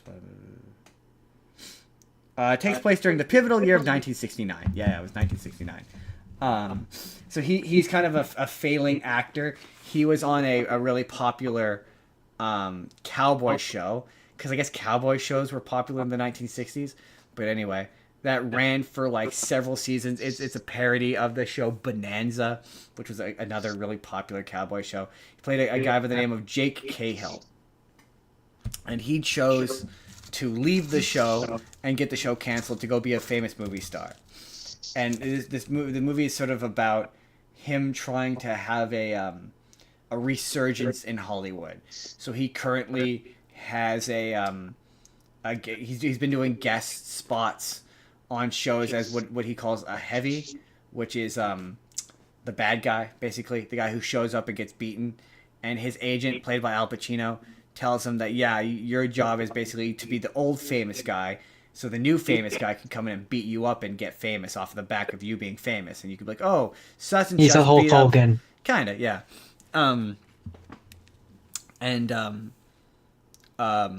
He's got his bodyguard called Cliff Booth. who is his bodyguard. Not his bodyguard, his stunt double. Sorry, but at the time he hasn't stunt doubled in a while. But currently, he is Jake's. Yeah, Jake Cahill. Yeah, he's Jake's driver, and Rick. No, sorry, the actor's name is the character's name is Rick. He's Rick's driver, and he does work for him because Rick can't drive because he got a drunk driving whatever. DUI. Yeah. And there isn't really much of a plot so much as it's like little like vignettes, sort of. There is kind of a loose plot, but it's really more just vignettes about like these characters' lives. And, so what you're saying is it's not a movie. Well, I mean, it is. Some of the scenes are kind of long, but it's very similar to. It's a bit more unfocused than Django. It's really more similar, I would say, to Pulp Fiction, but less disjointed. It does have a forward. It doesn't jump around. It does have a forward moving plot. But there's like long scenes of like, and in my opinion, it's my favorite scene. But there's a scene. Actually, we'll get to. But there's scenes of like him performing on set, of him doing lines or whatever, and it goes on for a while. But it's really interesting to watch his process of him like. It's actually where I got the idea to when I used to practice lines of recording yourself as the other characters and then doing the lines to yourself recording. It's where I learned to do that, was from this movie. So while Rick is sort of going through his life, in the background, you don't know her by name, but you will know her. You see Margot Robbie as Sharon Tate. I know Margot Robbie. No, but you don't know who Sharon Tate is. Does it matter? Unless you do, like, sort of. It will momentarily. So he lives next to her. She is married to the director Roman Polanski. Hey, that's a name I know. Okay, you do know Roman Polanski. I don't know her, but I know the name. Roman Polanski is a guy, but he's a famous director who is known for he victimized women. That's all you need to know. I always thought it was a woman. Interesting. Roman Polanski is a guy. He was a guy who everyone who knows who Roman. This is another moment where everyone who knows who he is screaming in the comments. But he was a director and he did bad shit to like girls that would make you go too young. I mean, that just sounds like typical Hollywood. Pretty well, yeah, pretty well. He very not famously. Not that that's okay, but not shocking. He ran away from America and like went to live in Europe, so they couldn't extradite him in countries that had no extradition, so he couldn't be brought back to the States and charged for his crimes. One of those. Sounds about right. But so throughout the movie, you see Sharon Tate doing stuff, and it's one of those things where if you don't know who, God, I'm almost tempted to not tell you. Anyway, whatever. If you don't know who Sharon Tate is, you're kind of like, who is this random girl that this movie keeps cutting to? Like, there's a scene where she like goes to the movies to watch herself in one of her movies, and nobody recognizes her at first. And I'm like, I'm Sharon Tate. I'm in the movie.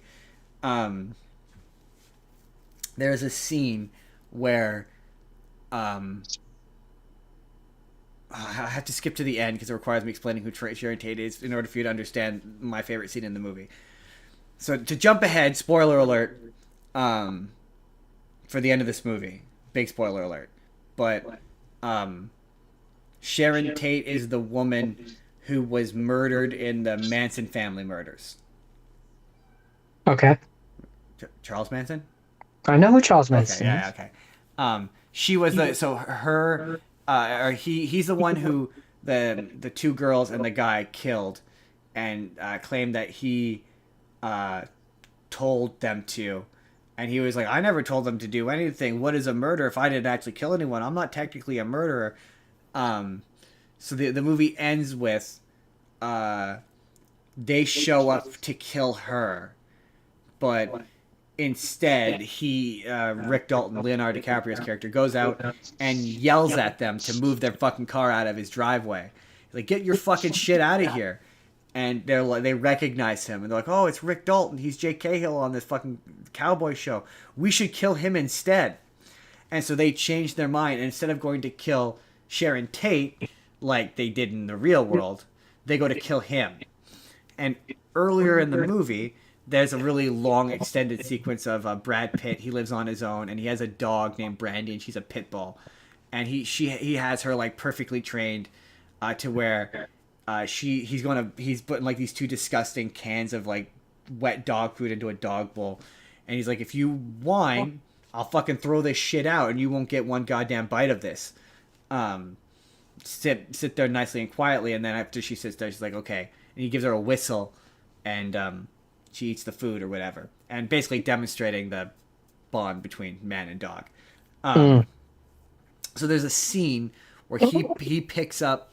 Oh, and sorry, the entire time, everyone keeps talking about how creepy he is or whatever, and there's this rumor about how he killed his wife, and it's really ambiguous as to whether or not he did. There's a sequence where there's a scene where it shows them on the boat, and she's just yapping at him, and he's got this harpoon gun and he's pointing it at her, and it never says whether or not he actually did it or not. Which means he probably did. Well, so this is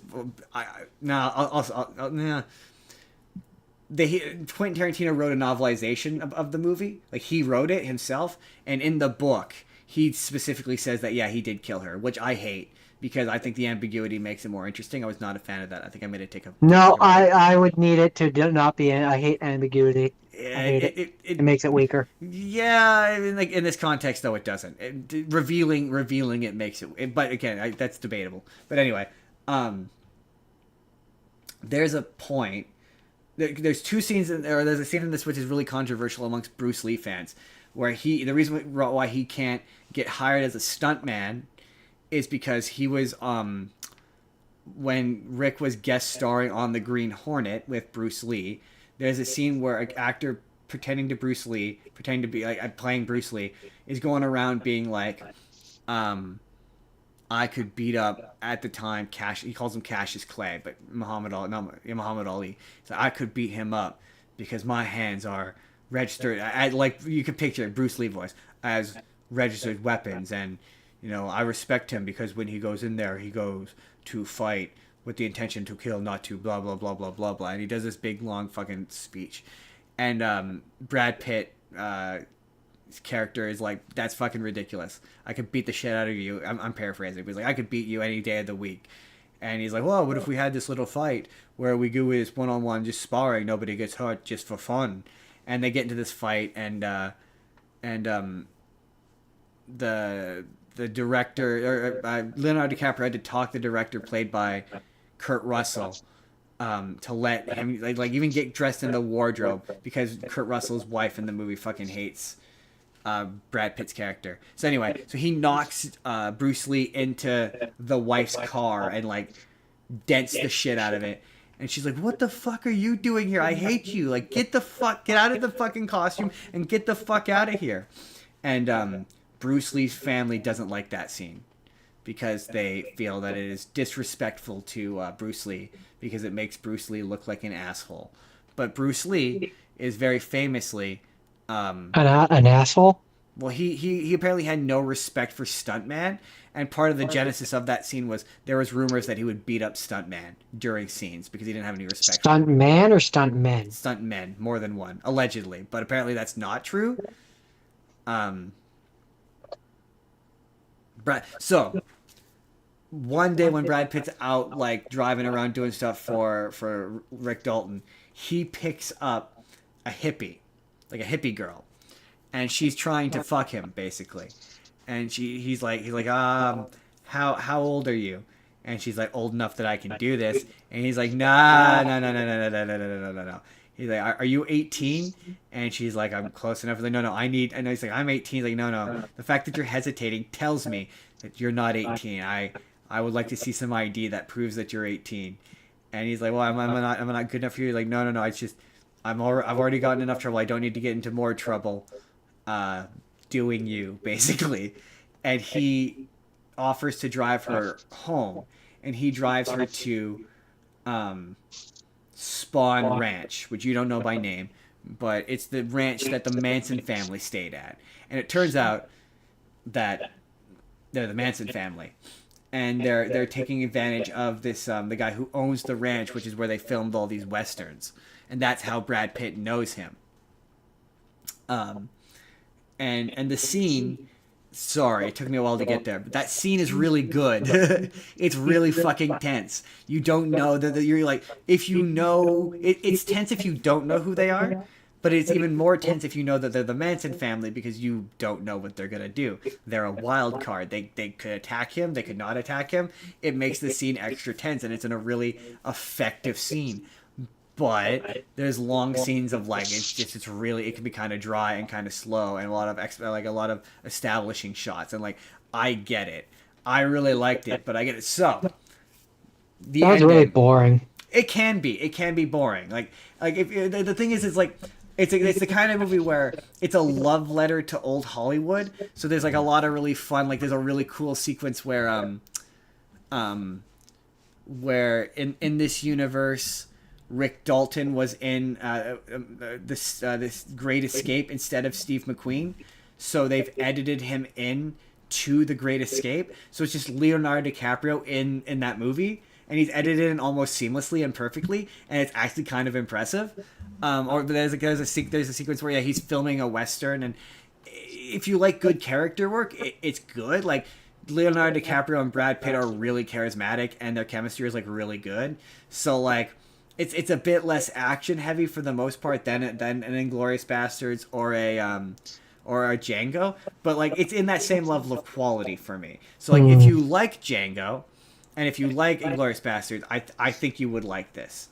Doesn't sound like one that's for me. It's a bit you'd like it more than Pulp Fiction. So well, I mean that's a low bar. Pulp Fiction's a good movie. So. It's an overrated movie. I disagree. So the ending, really, because it's not in your top 3. It's not in my top 3. So in the ending, I will tell you the ending because maybe the ending will entice you. So Manson family shows up to murder Sharon Tate like they're supposed to, and instead, they wind up at Rick Dalton's house. And earlier in the movie, Brad Pitt buys an acid-dipped cigarette. And Rick Dalton, whatever, goes off to Italy to clarifying point. Acid the drug or acid the thing that's going to burn his throat alive? Acid the drug, the thing that makes you trip balls, yeah. They go off to Europe to film a bunch of spaghetti Italian westerns. They come back, and Rick's like, I can't afford to pay you anymore, Brad Pitt. This is going to be kind of it for our working relationship. And Brad Pitt's like, let's get drunk and celebrate. And he's like, all right. And they go back to Rick Dalton's place. And Rick Dalton's like, he has a headset on, and he's listening to music in his pool. The Manson family shows up, and they're like, is anybody else home? And Rick has in Europe married some woman, Italian woman. She's asleep. Brad Pitt takes the dog out and smokes the acid-laced cigarette, comes back and is with the dog, and they burst in, and he's like, whoa, okay, first of all, are you guys real? Like, am I hallucinating? Are you real? And they're trying to like hold him hostage basically, and at a certain point, he just is like, what? And he does a whistle, and the dog attacks one of the Manson family guys who murdered Sharon Tate, and like attacks him and mauls the fuck out of him and just starts tearing him to pieces while he beats the shit out of one of the other. He throws a knife at her and it hits her in the face and she goes down, and he just starts beating the shit out of her. And he attacks the one woman who like goes to run out, and she runs out, and he's Leonardo DiCaprio's in the pool like listening to music or whatever. She falls in the pool all fucked up from the dog and Brad Pitt attacking her, and attempts to go for Leonardo DiCaprio in the pool. And earlier in the movie, they show a sequence where Rick Dalton did this movie where he got to use a flamethrower and like flame broil a bunch of fucking Nazis. And So he walks away. She's like flipping out in the pool, and he walks back, and he's got the flamethrower, and he just sets her on fire, and he like obliterates her, and kills the Manson family, and saves Sharon Tate from dying and being killed by the Manson family. Except for Charles Manson. He doesn't kill Charles Manson, but he kills those people, preventing her death. And so my theory is that Leonardo DiCaprio's character, this is the same universe where they killed Hitler, basically, where Inglourious Basterds happened. In this universe, the war ended early because they killed Hitler and the High Command. Could be. And yeah, he's somehow related to Aldo the Apache. But yeah, they're making a sequel to this. It's not being directed by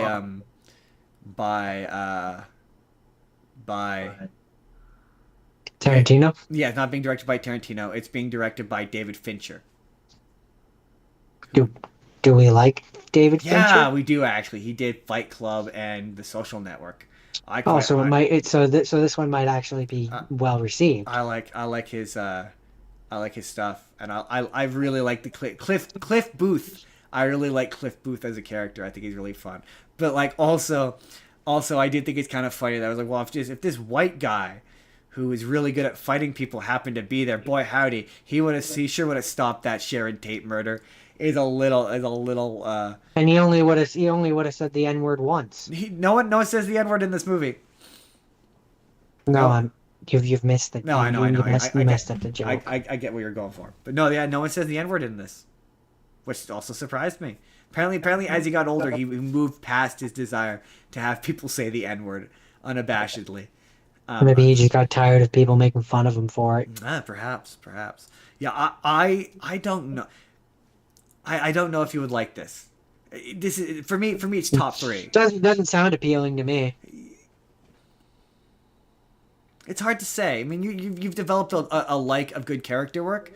And this has delightful character work. But there's lots of people who didn't like this. So like, I'm not gonna be like, oh, this is flawless. I don't think it's as good as Django. I'm torn onto it. Here's the thing. I do tend to think it's better than Inglourious Basterds, only in the sense that it doesn't have a. Okay.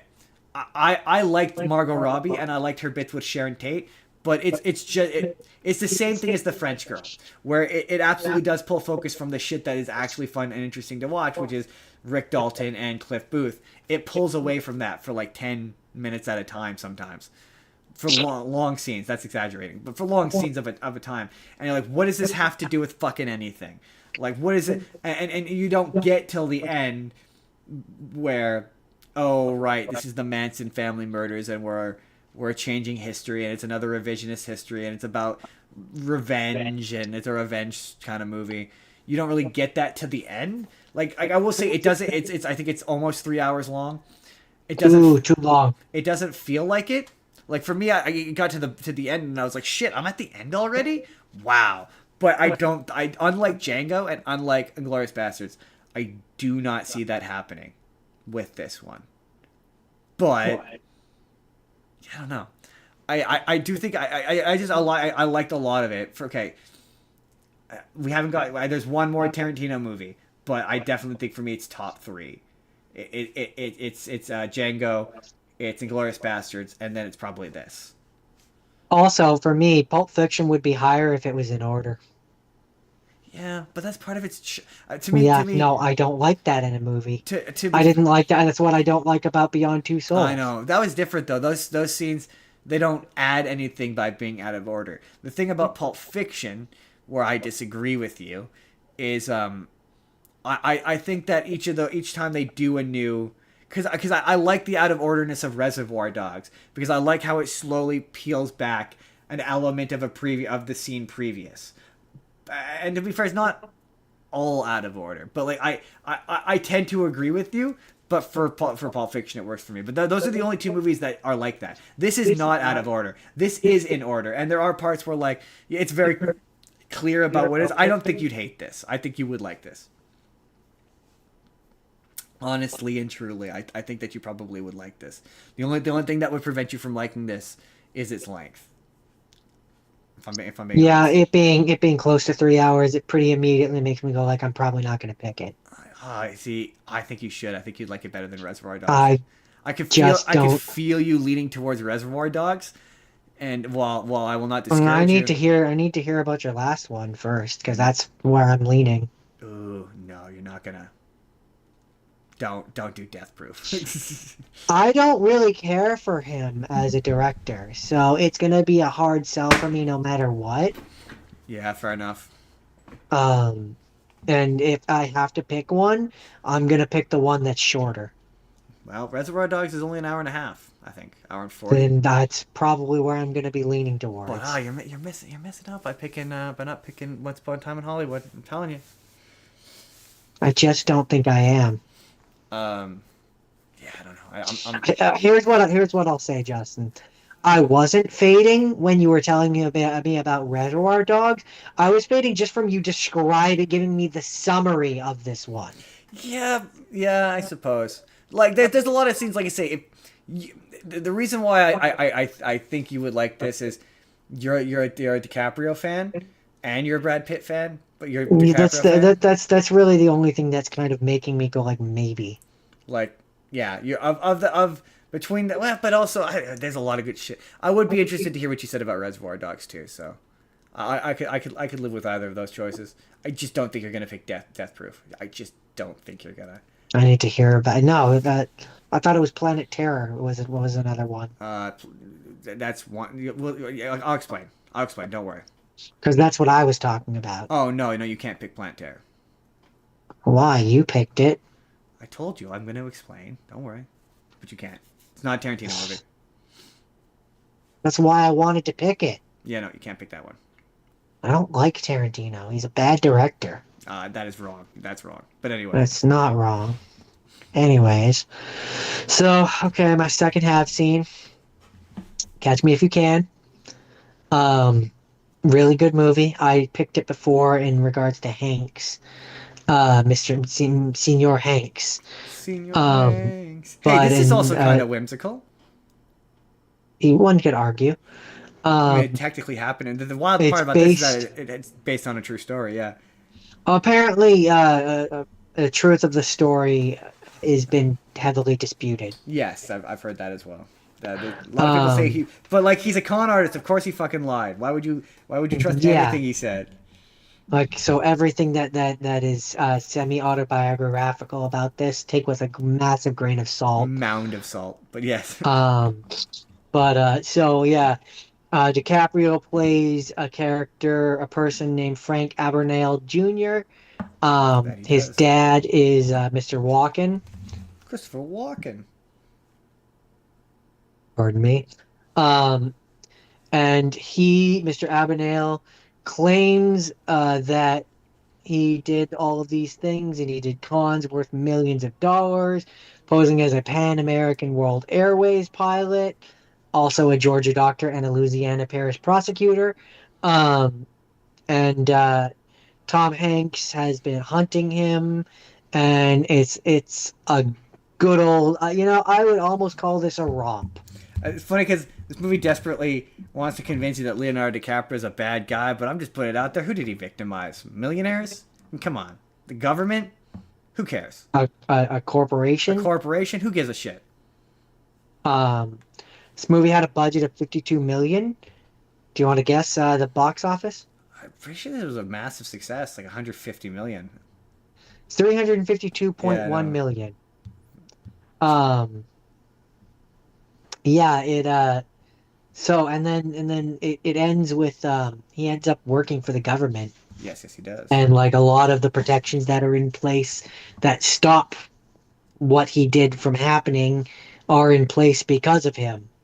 So he became a good guy? Question mark? I would argue he was never a bad guy. I would argue he was a con artist. Yeah. But he never went after innocent people though, although he might have gone for innocent people. But to my knowledge, fun fact, he is still alive. Is he actually? He's 78 years old. Interesting. He has a website. Abagnale.com. See, if I were him, I would have just been like, everything I said was a lie, and then just tell the like. If I was that old at a certain stage, I just could tell everything. He is apparently one of the world's most respected authorities on the subjects of cybercrime, identity theft, scams, forgery, and secure documents. Yes, he is. This is true. For over 50 years, he has lectured to and consulted with hundreds of financial institutes, corporations, and government agencies. I'm just reading from his website. Yeah, no, he's apparently he's 78 years old. He was born in 1948. Speaking of Leo movies I like, the only thing I recall not liking about this movie was that it was fucking long. It's a little long. I could tell you how long it is. It's 141 minutes. Yeah, it's 141 long. minutes. That's over 2 hours. It's a little bit long. It's a little bit. It's 2 hours and 20 minutes. That's too close to 2.5 hours. Has a bunch of people that you know in it. It's a good movie. I'm just looking to see if there's anything. Frank Abagnale Sr. Yeah, from what I recall, sold the film rights to his autobiography in 1980. What's his face? Senior. There's a lot of Junior. moments in that movie that I can recall where Leo's too young to get away with the stuff that he gets away with. It also does that thing where like a great amount of time passes, but nobody gets any older. Yeah, that is true. Which is always distracting in movies. You're like, what the fuck? He looks like he's 12. What do you mean he's in his 40s? Historical accuracy. Abagnale had little involvement with the film, but believed Spielberg was the only filmmaker who could, quote, could do this film justice. Of course he did. Despite various changes from the purportedly real events. In November 2001, Abagnale said, "I'm not a consultant on the film. I've never met or spoken to Steven Spielberg. I have not read the script. I prefer not to. I understand that they now portray my father in a better light, as he really was. Steven Spielberg has told the screenplay writer that he wants complete accuracy in the relationships and actual scams that I perpetrated. I hope in the end the movie will be entertaining, exciting, funny, and bring home an important message about family, childhood, and divorce." Also, on a side note,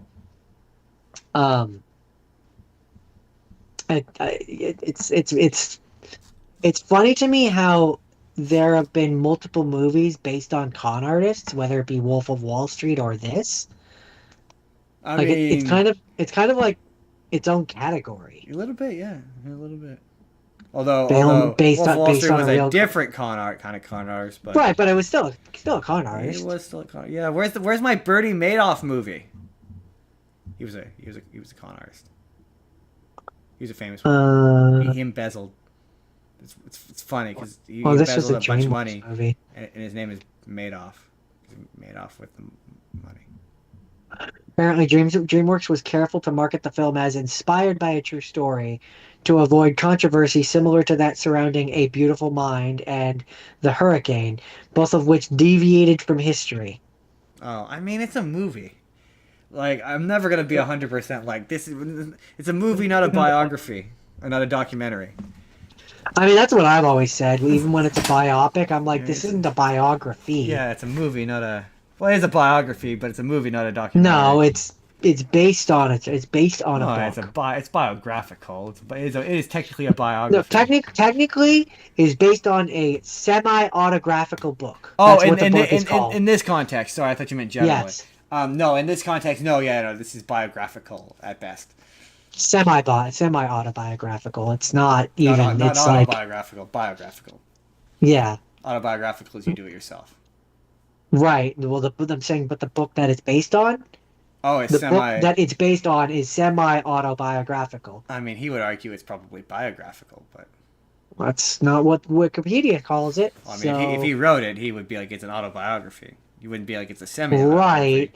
But everybody is like he's a scam artist, so most of us realize that he's probably embellishing things, which is why it's semi-autobiographical. Anyway, right? I suppose. Anyway, moving on. That's it? Oh, that was it? I thought you had more. No, that's it. Tom Hanks wears a funny hat. Tom Hanks is in this movie. I like that bit where where really young. I like this movie. I joking aside, I just Pretty sure enjoy this movie. this is It's a good post. movie. What year did this come out? In 2002. Yeah, so this is definitely after Titanic. I just remember that one shot He's young. He's young here. I just remember that one shot of Leonardo DiCaprio walking arm in arm with all the stewardesses, and he's clearly too young to be flying a plane. But I guess he technically wasn't. He technically wasn't. No, it's funny that you say that this one's too long. Of the long movies that I watched this week, this movie doesn't feel long. No, it doesn't feel long, but it just is too long. It is long, but it doesn't feel long. No, you're not wrong. I remember that. I remember being about halfway through it and be like, holy shit, there's still 2 hours left? Like, whoa. I wasn't expecting that. Yeah, no, good movie. I recommend. It gets the incomparable Jordan seal of approval. So, Jordan, for my have-not seens, in the year 2007, the director Robert Rodriguez and the director Quentin Tarantino teamed up together to create a movie, lack of a better word. I consider it one movie, but it is technically 2 movies. It is a double feature called Grindhouse. And as I previously told you, but you clearly were not paying attention, I have already, and in fact I already said it multiple times in this episode, but you clearly were not paying attention. I already talked. Yeah, you said that you did it. You said that you did every one of his movies, and you didn't have enough to do 9. Yes, so one of these movies is a Robert Rodriguez movie. Right, and I'm saying that's cheating. You should have just done another one of the ones that you already did. He doesn't. Well, no, I can't talk about the Hateful Eight again. I already talked about it, so I wasn't going to talk. I talked about it recently, so I wasn't going to talk about it again. So technically speaking, I cheated a little. I mean, we could just skip it then. You did 8. I cheated a little bit, and so this was released as one movie. So you would go to the theaters, and it was 4.5 hours long or whatever, and it was technically 2 movies mashed into one. And what was really cool about it is it opened with a bunch of fake trailers, and then in the middle, it had a bunch more fake trailers, and then it did Tarantino's movie. And a couple of those. So you remember Machete? Mm-hmm. Machete is from. Don't text. He's one of the fake trailers was Machete, and you remember that movie Thanksgiving, the slasher movie Thanksgiving? No. The one where he wore the fucking pilgrim mask and he slaughtered. You were gonna watch it for something. That was also a fake trailer in this. You remember Hobo with a Shotgun? Yeah, that sounds familiar. In the Canadian release of this, that was one of the movies as well. And so the idea behind this is it's supposed to be an homage to old exploitation and Grindhouse movies, hence the name Grindhouse. So the first movie in Grindhouse is Planet Terror, which is directed by Robert Rodriguez. And it kind of counts because, technically speaking, Quentin Tarantino is in this movie. Still doesn't count. And it's basically, it's an homage to old exploitation films. So the plot of this is, for what lack thereof is there is a group of soldier guys who are trying to get some sort of goo off of this scientist guy, and it accidentally gets released, and it turns people into a version of zombies, who are hyper aggressive, but also like up to a point they seem to have control, because one of the characters is Josh Brolin, and he's the main girl's like abusive husband, and he seems to maintain his sense, but others don't. And anyway, that's not the point.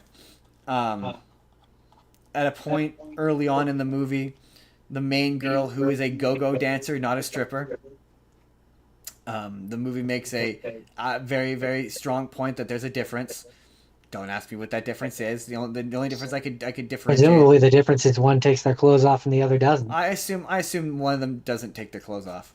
And so her ex-boyfriend shows up, and he's just a insensitive prick about like everything.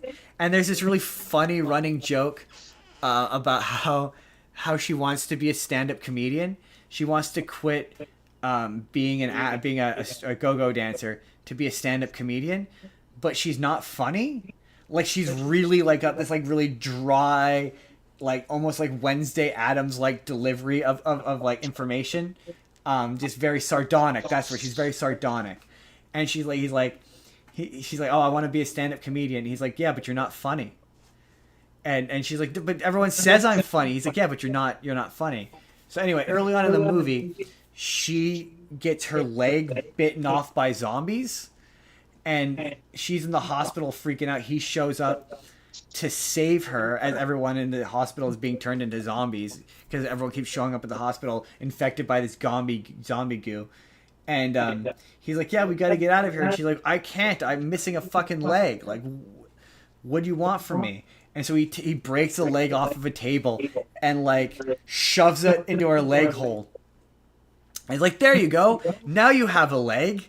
And like so much of this movie is just her walking around with a peg leg. And it's really fucked up. Like, I'm pretty positive this would get infected. I don't. So it's really funny. I'm not a doctor, but right? And yeah, some of the action sequences are really good. They're a little shaky. I'm like, oh, I'm not really feeling this. And then they eventually get taken by these soldiers who are led by Bruce Willis, because of course they are.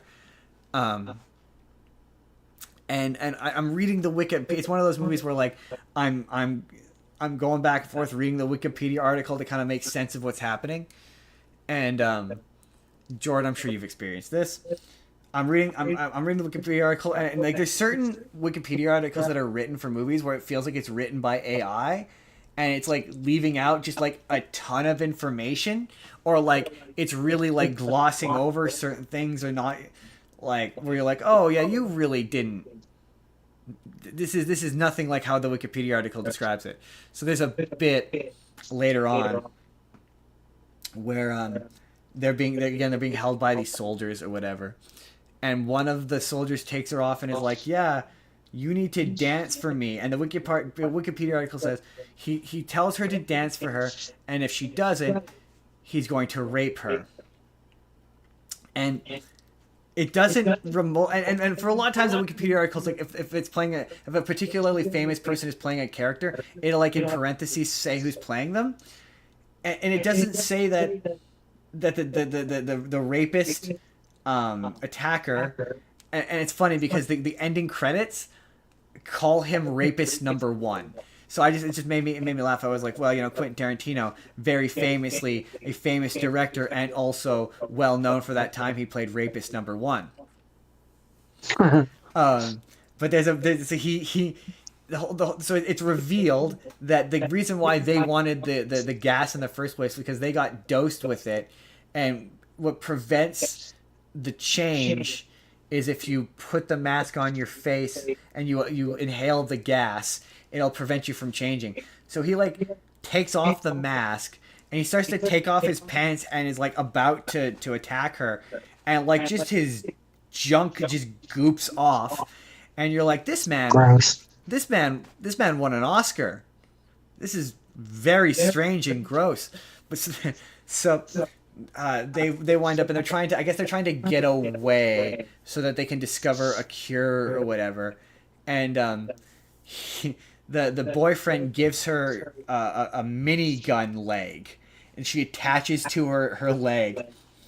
And she does this massive action sequence that, I won't lie to you, Jordan, was kind of fucking sick. Where she like jumps up in the air in ways that are like physically impossible for a woman who has a machine gun for a peg leg, and just starts blowing guys away, and it's hyper violent, and all of the action is super good, and it's super funny, and it's super over the top. And I'm like, I think next time I do pick a director, I'm probably gonna do Robert Rodriguez, because I'm really kind of digging this movie. Yeah, it sounds about right that one of the best movies you watched this week wasn't a Tarantino No, I one. didn't say it was one of the best. Yeah, no, it's a bad movie, Jordan. But like, it's the number one thing that pulled me out of it, that was driving me crazy the whole time, that prevents me from like truly liking it. No, the best movie I watched this week was Django. Just That's why I didn't say best. I said one of the I best. wouldn't even say one of the best. Um, but a big thing with this, and to a lesser degree, Death Proof, which is the next one. It, because it's trying to look like it's on film, there's two things that happen that are annoying. Number one, there's a random moment where they lose a reel, where like just all the characters are separated, and then the movie goes reel missing, and then they're all together again. It's fucking stupid. But it's trying to look like degraded film, like at an old the movie theater, like an old gross grindhouse movie theater. So they've put that, that digital effect where everything looks like it's like degrading on film, but it's not actually, and it's just a digital effect. They put that on top of the movie, so the movie looks like shit. You're like, well, this doesn't, and the color is all saturated and washed out in an attempt. It's one of those things where it's like, don't try to bend the spoon. That's impossible. Like, you're trying to look like the thing that you're paying homage to, and it makes you look lesser for it. Like, you're good at the Machete movie is one of these movies. Just make one of these movies. Like, the more you try to look like, try to be, or try to attempt, like, the more you try, the less it feels authentic, and the worse it looks. So Don't be a try hard. yeah, so by putting that like, that fuzzy kind of effect on top of it, like the one you showed, when like the effect that was on top of the movie you showed me, that you were like, oh, I'm not sure if this is intentional or not. And I was like, oh, it looks like it's digital, and it turned out it wasn't. This is digital, and it looks bad, and it makes the movie look bad. But yeah, be prepared. I'm gonna probably come back to pick a director, and I'm gonna talk about Machete, because Machete don't text. Yeah, yeah. I was sad that I couldn't find. I'm sad that I have to split this up.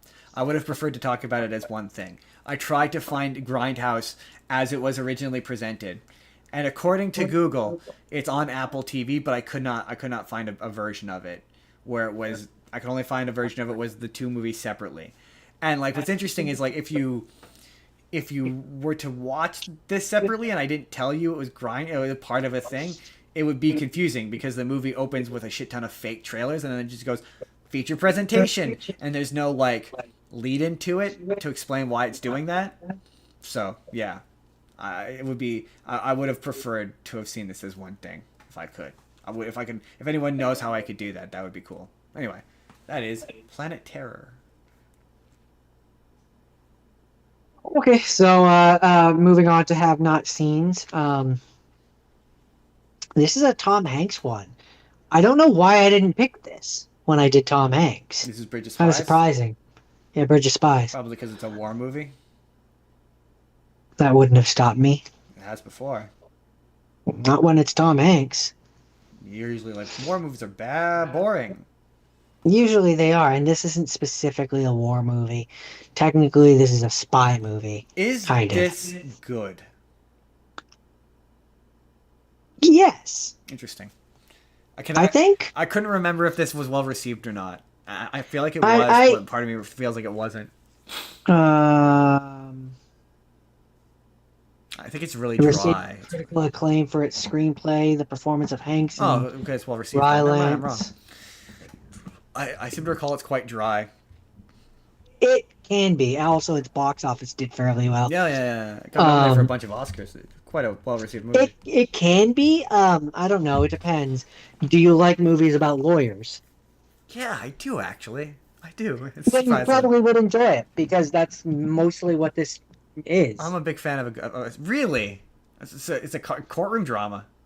Yeah. Really? More than anything. I would not have, based on the title, have pegged that. Really? Basically the premise is that this one guy is convicted or he's found out and convicted as a Soviet spy. This takes place in 1960-ish, something around that time. Okay. Red Panic. And so yeah, the one guy is convicted as a Russian spy. Meanwhile, Good old um, fashioned red panic. uh, meanwhile we have a side kind of story where we find out that a particular group of American, I think they're CIA people, CIA pilots or whatever, and they are very specifically told if you think basically if your plane crashes in Russia and you're right near the border, then try and escape. If your plane crashes in Soviet Russia and you think you're going to be captured, they are given a coin which has a needle in it, which if you even scratch yourself with the needle, it'll cyanide basically or whatever. It'll kill you. You'll die. And then you won't be taken alive. Don't be taken alive is basically the point. Right. I mean, And that sounds very Soviet area coded. Francis Gary Powers was shot down, and him and there was another American who was in a different part, and it was a little confusing for me, because like there was like the East Berlin or something.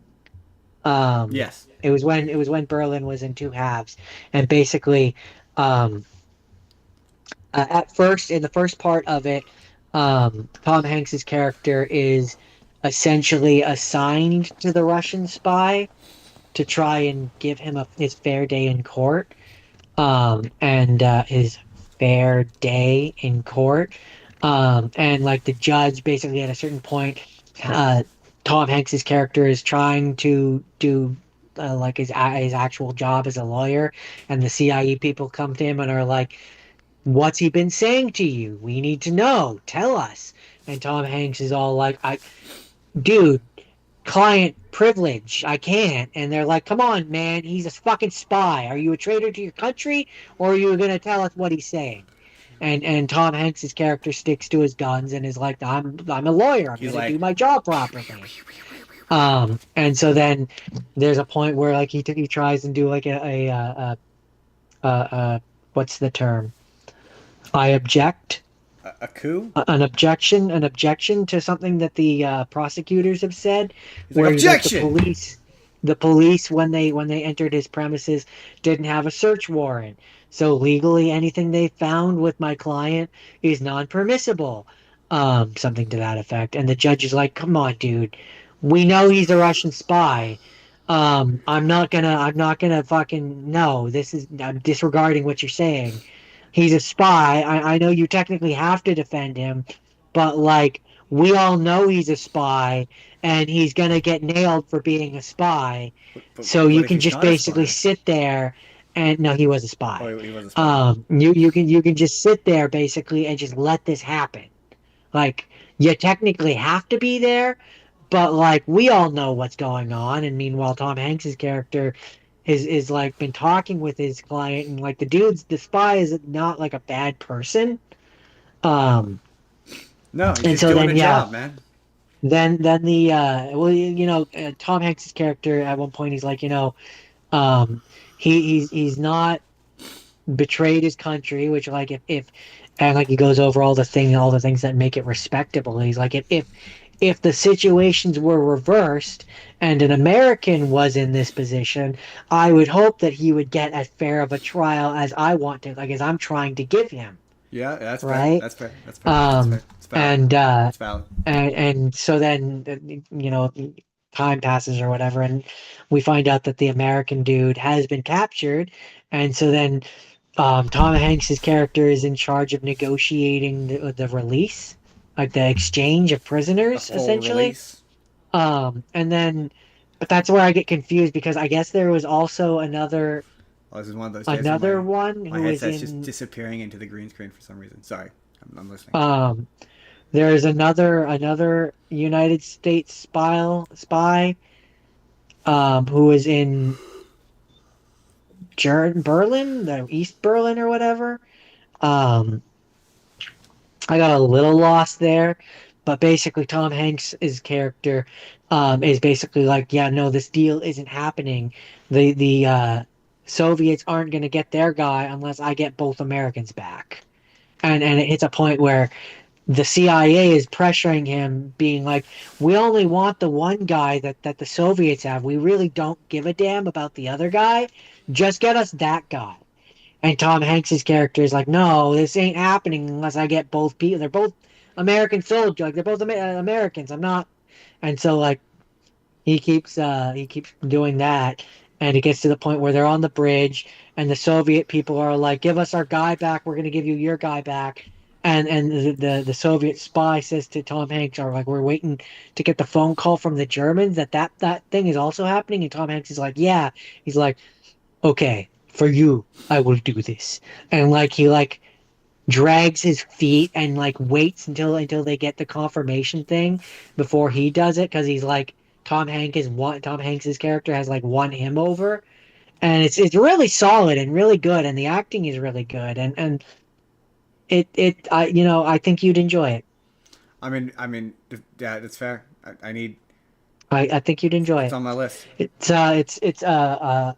only issue that you might have with it is it's 141 minutes. Oh, yeah, Makes it a little bit of a hard sell. yeah. It's Um, just above 2 hours. but apparently, interesting fact, it was apparently a joint, like a bunch of different countries came together to work on it. So United States, India, Germany, and United Kingdom Nice, nice. all worked on it. Had a budget of 40 million, had a box office of 165.5 million. Interesting. So it didn't do too terrible. Um, Also, the thing so when Abel, that's the spy, is convicted, um, the judge was going to give him the death penalty. But Donovan, which is um, what's his name? Oh my God, I just kept saying his name. Tom Hanks. He's Tom Hanks's character. He convinces the judge to spare him from the death penalty because he had been serving his country honorably, and he might prove useful for future prisoner exchange, which he does. I understand. So is that it for Bridge of Spies? It's a good, solid movie, Um, so and not depressing. not depressing. I mean, that's nice. I will say none of mine were depressing. That was nice. I guess I was more thinking of last week. Oh yeah, that's true. Last week was kind of depressing. So, Grindhouse, Jordan. So the second part of Grindhouse was Tarantino's contribution to it, and that is a movie called Death Proof. And what's funny about this is Death Proof was on. I had to search out for Planet Terror. It wasn't on anything, but for some reason, Death Proof is on. Despite the fact that most of his other movies were either on Crave or Netflix, Death Proof is on Amazon Prime for some reason, and it opens with fake trailers again. I can't remember which one. Oh, it was one of the ones that I joked. I'm like, really? This is the one that you chose not to make into a movie? Oh shit, I can't remember the name. Hold on. I'm gonna Google it because it's gonna make you laugh. Hold on. Hold the thought.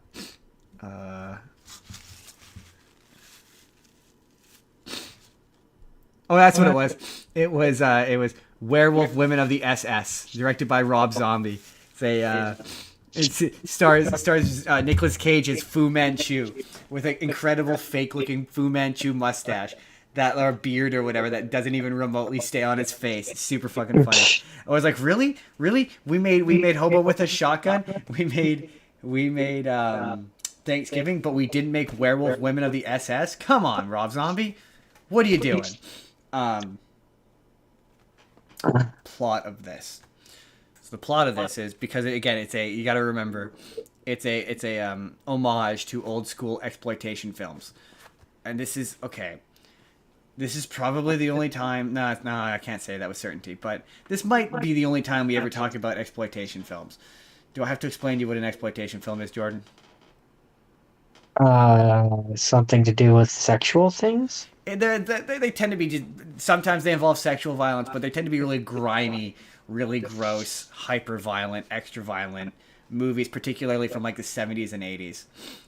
So basically, Pulp Fiction. Yeah, Pulp Fiction, exactly. Pulp Fiction is also, in its own way, an homage to pulp magazines and that kind of grimy kind of storytelling. Yes, exactly. Not quite. Pulp Fiction isn't quite an exploitation film because it's not gross enough, but it hits it because it's got sexual assault in it.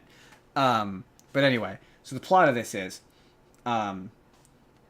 there is a man, a crazy stuntman named Stuntman Mike, played by Kurt Russell, and he goes to bars and he picks up women and he drives them in his stunt car, which has a stunt cage in it, which he claims makes the car death proof, and he kills women in his car.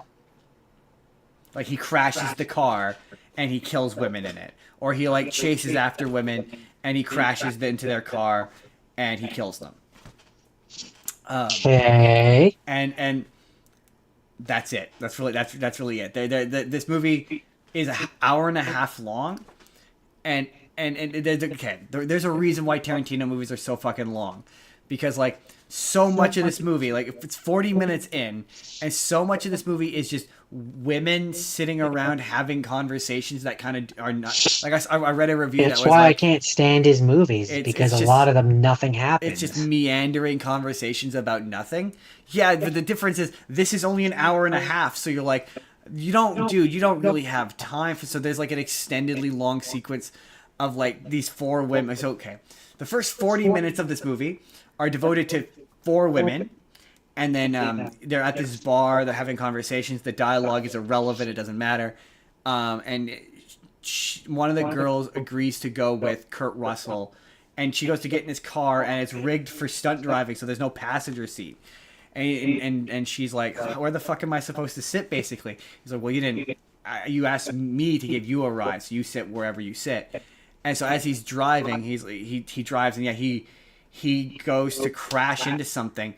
And he's driving really super fast. He hits the brakes. And she goes bang, and she like smashes her head on the fucking dashboard and just gets gashed open. And he ends up sending her through the windshield and like killing her. And then afterwards, it turns out he's been stalking these women the whole time, and he finds them as they're driving along. And oh yeah, I forgot foot fetish. This is very much Quentin Tarantino foot fetish. One of the girls has her foot full bore just out the car door window as they're driving. And like he comes up behind them. And to its absolute credit, the car crash sequences in this movie are kind of great. Like, they're practically done. They're violent as shit, and they're done with real cars, no CGI. It's all practical. It looks incredible. I mean, it's violent as fuck, but it looks incredible. But so he like rams into the back of her, and this is why, kids, you don't stick your leg out the window when you're driving. But he crashes into them from behind, and it like severs her leg, and it looks real too. It severs her leg, and the leg just goes flying. He pulls back, and then he like does a wheelie and like lands on top of the car and just like pops them like grapes. It's super fucking violent. And that sounds unpleasant. It is, but like in the like, this is really cool kind of gross way. If you're not into hyper-violence, it's not going to be for you. But for someone like me who appreciates a good violent sequence in a movie, you can appreciate the artistry of something. And so then the movie completely just changes gears. And it again, 40 minutes into the movie's more than halfway over. All of the characters he spent 40 minutes introducing us to are dead. There's no connection to the new. And then it cuts to 4 new characters. One of them is Rosario Dawson. 2 of them are people you don't know, but the 4th one, and this is what's interesting, is it's a stunt woman. Like, she plays herself, a stunt woman by the name of Zoe Bell, and she does all of her own stunts in this movie, and the stunts are incredible. Like, they are absolutely incredible. Like, there's a bit where eventually he shows up again. They're all in town making a movie, so she's the stunt driver. There's another girl who's also a stunt driver. One of the girls does makeup, so on and so forth. I think Rosario Dawson does makeup. And the Zoe, she has a dream. She wants to drive a Dodge Challenger. So they managed to locate a Dodge Challenger, and they want to do this. I can't remember what they call it, but it's basically this challenge where, like, she straps herself to the hood of this Dodge Challenger and doesn't fall off, basically. And as she's doing this challenge, he shows up again and starts ramming them from behind. And there's a bit in the middle where they explain what his deal is. Like, they just basically look at the camera and they're like, well, okay, now let's do it this way. Jordan, what do you think his deal is? Why do you think he's killing women in this way? He's a psychopath. I mean, that's completely fair. He is. It's a sexual thing. Yeah, I didn't want to say that because it made it feel weird. Yeah, no, yeah, they're like, it's the only way he can get his juices going. Yeah, no, didn't want to think about that. And so he rams her, and there's this entirely long, fucking really long sequence of him ramming her and him trying to get her, and she's like desperately. Oh, I bet he wants to ram her. Hold on to that. That's funny. It's funny you say that. So, like, she's desperately trying to, like, hold on. And, like, it's an impressive stunt. Like, she's barely holding on, and she's actually doing this. And it is not unimpressive. So they managed to, like, break off from him. And he's like, thanks, girls. This was great. Like, I got my jollies from this.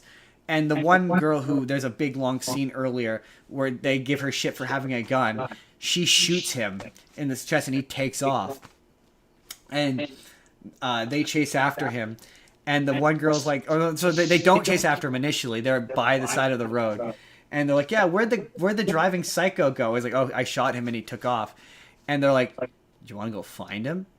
And they're like, fuck yeah, we do. And they all three of them get in the car and they drive off and they find him. And now they're ramming him from behind.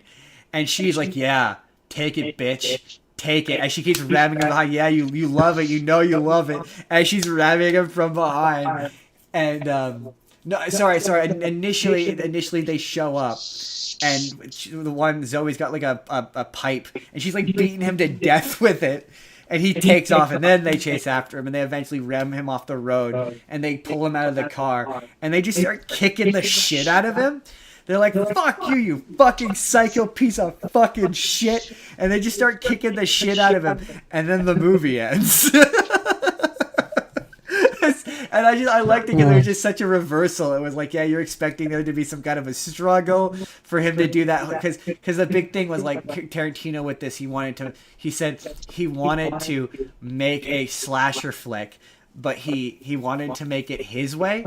And I like that his way, I sort of not removed from this. This is one of those experiences where removed from it, I kind of appreciate it a bit more. Because I like the fact that they don't do the bit where the serial where like Mike Myers gets up and he's still alive, or Jason gets up and he's still alive. No, very specifically and pointedly, they crush his head like it's a fucking watermelon at the end. He's dead. It's great. But there's a lot of bits in this where it's long conversations of women there's one kind of cool moment for me who had watched all of his movies where it was like there's a bit where they're all having lunch or dinner or whatever at a table, and the camera's moving around them frantically. And it's replicating the scene from Reservoir Dogs. And I'm like, oh, that's a fun visual reference. For me, a Tarantino fan, that's a fun visual reference. But, like, yeah, so much of this movie is long, agonizing Would you call yourself a fan? I am a fan, yeah. I do like his movies. I would because listening to you describe all of these movies in what I would say is maybe an excruciating amount of detail. Hey, it's what I needed.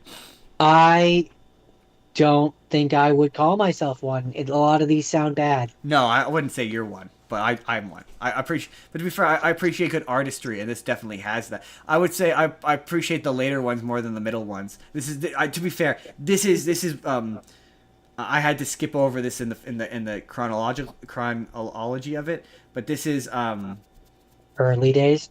No, it's after Kill Bill, but before Inglourious Bastards. So before his movies got good, basically. But also it's going for a kind of vibe, right? You're like, this sounds bad, but this is an homage to movies like this that are bad. And like, this is an example of like, he's trying too hard to emulate that. So it ends up feeling like an approximation rather than a recreation. And so, like, yeah, it also does that thing where it's got the fucking fake digital, the film looks like it's degraded shit that makes the movie look like shit. Well, that makes sense. It's the second part of the first one that was doing the exact It's same like, thing. right, So exactly. But like, look, I like good, like technical craftsmanship, and like he has it in spades. And like I say, the car chase sequences in this, they're visceral. Like the sound design is good. It looks good. It looks cool. It looks violent. It's everything it should be. But like it takes 40 minutes for it to fucking get there, and so much like in a movie that's only an hour and a half long, you're like, Quentin, you don't have real estate to have your character sit in a car for 20 minutes and have an unnecessarily long conversation about dating. And like the thing that's particularly frustrating about this one is, remember when we talked about the sweetest thing and I said women don't talk like this? Like, there's a bit where they're having this conversation and it's very clearly written by a man. Like just like obviously written by a man, where it's like where she's talking about how she's not sleeping with this guy, and all the women in the car like, you gotta sleep with him. I mean, at the very least you have to suck his dick. And you're like, no women talk like this ever. I like, there's so many movies, like there's times when I watch movies where I'm like, I have too many female friends for this. Like, women don't talk like this. Like, no woman would ever have. This does not pass the Bechdel test. Bechdel test? This does not pass the Bechdel test. They are talking about a man. Like, this sucks. There's a reason why Quentin Tarantino only writes for men. Like, yeah, when he's writing for, I'm gonna do my wrap up of Quentin Tarantino really quick, and then we'll do your last one. When Quentin Tarantino is writing two white dudes having a conversation, it's good shit. Like I say, there's something just inherently comedic about like two hitmen driving through town talking about fucking McDonald's. Like that's an inherently comedic thing. Like that's a funny thing. Yeah. Let's just Jordan. Let's just right now. Let's rank the Tarantino films. I'm gonna rank them. Number 1, Django. Number 2, Inglourious Bastards. Number 3. Well, I haven't seen them, so that I'll leave for you. But those are definitely the top 2. Once Upon a Time in Hollywood, number 3. Number 4, Reservoir Dogs. Number 5, Pulp Fiction. Is Jackie Brown higher than Kill Bill? I have to look at my list because I'm currently blanking. So we're doing all of them, right? Yeah. Okay. Yeah. Hold on. I'm currently blanking. That's bad. I just watched these movies. So sorry. Number 1, Django. Number 2, Glorious Bastards. Inglorious. 3, Once Upon a Time in Hollywood. 4 is Kill Bill. Kill Bill. 4 you said was Reservoir Dogs. Oh, sorry. 4 Reservoir Dogs. 5 Pulp Fiction. 6. I'm gonna combine Kill Bill into one because I think it's technically one movie, and there is the whole Bloody Affair, which is one movie. So we're gonna say just Kill Bill is number 6.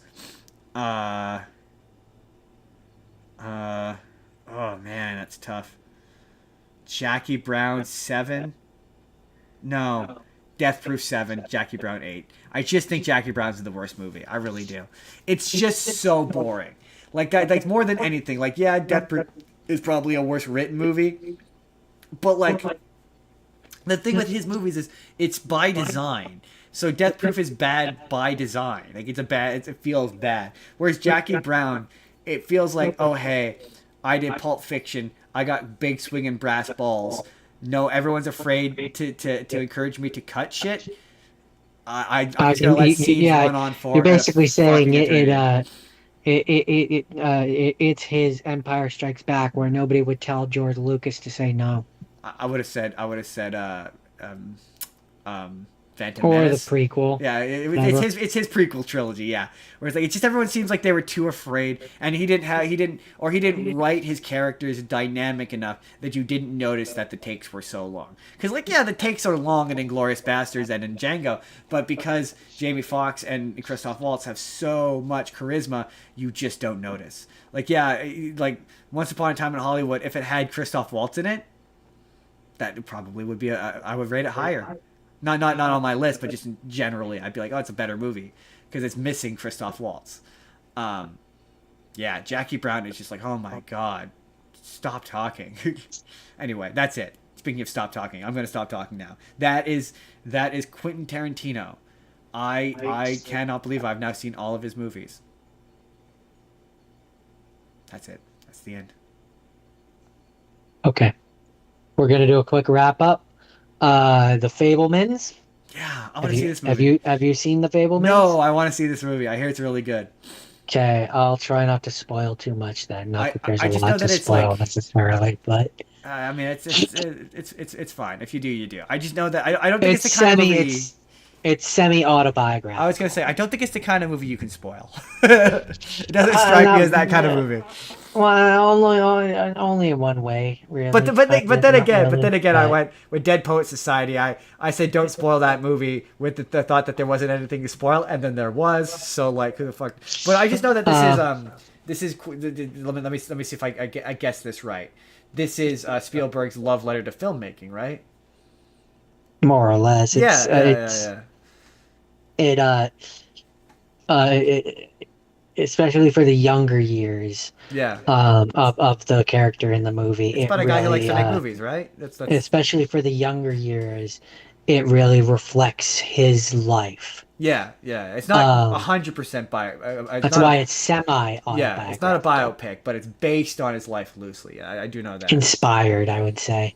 It says loosely based on Spielberg's early life and beginnings. Yeah, but it's about a kid who Um, wants to make a movie. it's about a kid who likes making movies, There. Okay. not specifically wants to make one singular Who movie. plays the lead? Who Um, plays the lead? I feel like it's someone I know.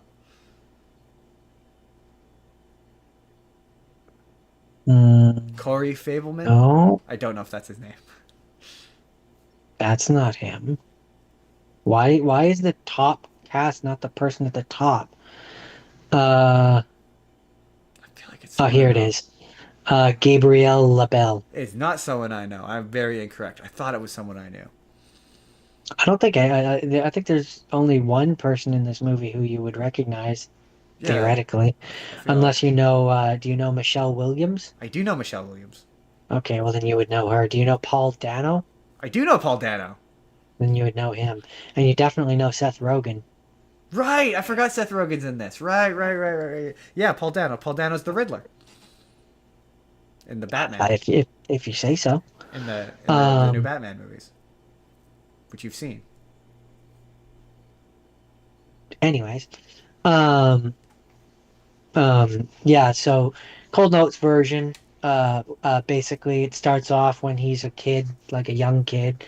And he starts off with his passion by he sees on the big screen he sees trains crash, and so then he starts using his model trains to try and do the same thing. What year did this take place? uh, If I'm guessing, if it's based on Spielberg's childhood, I'm guessing the 40s or 50s. But I'm just trying to it figure out what era of filmmaking we're starts talking about here. it starts in 1952. Okay. So we're talking like still not quite early talkies. uh Not early The talkies. Fables take their youngest son, Sammy, to see his first film, The Greatest Show on Earth. Interesting. And that's a real. Dazzled by, Is that a real movie? yeah, Oh, seems to be. okay. It Interesting. was a 1952 American epic drama film produced and directed by Oh, D. DeMille. Cecil B. DeMille. Oh, interesting. Shot in Technicolor and released by Paramount Pictures. Fun fact for you, Jordan. You know where like I'm ready for my close up, Mr. DeMille. That's who that's referencing. Oh, interesting. So yeah, they take him to see that. He's dazzled by a train scene. Then he asks for a model set for Hanukkah because they're Jewish. That's important. That's important. That makes sense. Then Mitzi allows him to shoot another crash scene using Bert's 8 millimeter camera, and Yeah. That makes sense. Yeah, that sounds about it right. springs from there, where years later, Sammy makes films with his friends in Boy Scouts. He uses post-production effects. He earns a badge in photography. Then later, the Filbermans take a camping trip with Sammy, taking footage of their Seth Rogen's of the their dad, right? vacation rather. No, No. he's Oh. the he's the uncle who is a friend of the dad. I don't like the way you used air quotes. Well, he's not related by blood. Oh, okay. It's just you went So uncle. it's like well, the Or reason like why a I say like that. touchy-feely kind of uncle? No, not with the children. Um, no. The Okay. reason Okay. why I say Again, the way you phrased that was slightly concerning. because it could be But considered a definitely with the spoiler. teenagers. No, no. The reason why I say it is because it could be considered a spoiler, and I don't know if you want me to Oh, tell fair, you. fair, fair. He's a love interest. He's got a love interest. Gotcha. I understand. He. Do you want me to tell you? Just go for it. The mom cheats with him. Really? Yes. With Seth Rogen? Um, the mom cheats with him, and the reason Really? why Sammy figures it out is because in the footage that he took of the family. So basically, there's a point in the movie where the mom's mom dies, Yeah. and the mom gets really depressed, and so Dad goes to Sammy and is like, because Sammy is about to start production on what I assume in real life would have been that fire one that I mentioned that he Yeah. made when he was like Yeah. 17.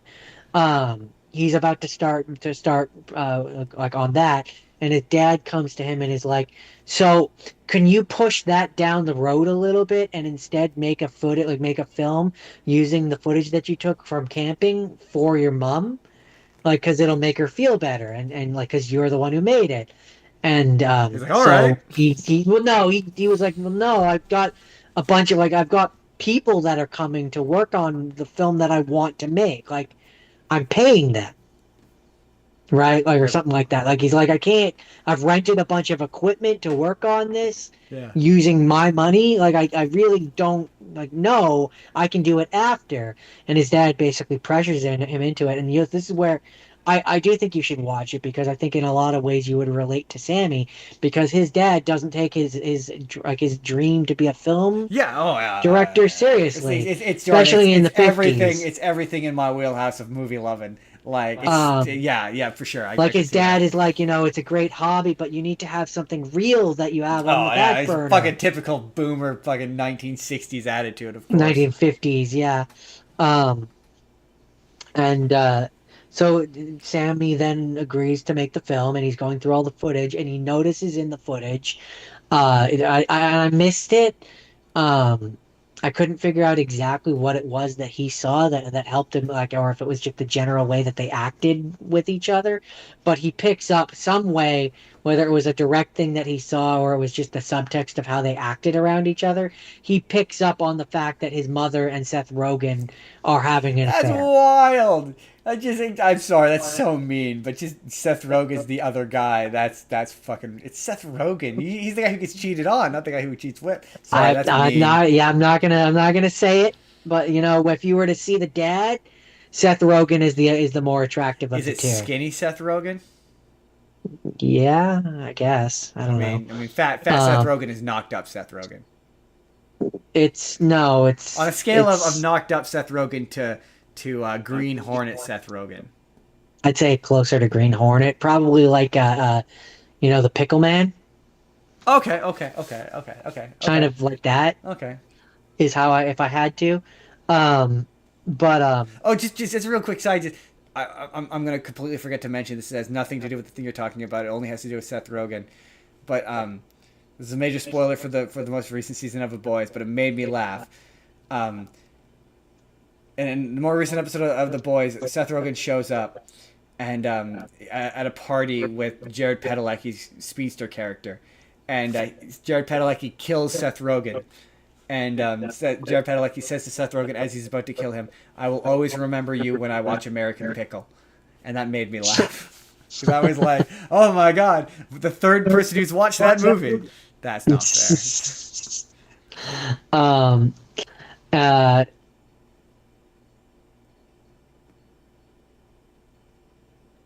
sorry.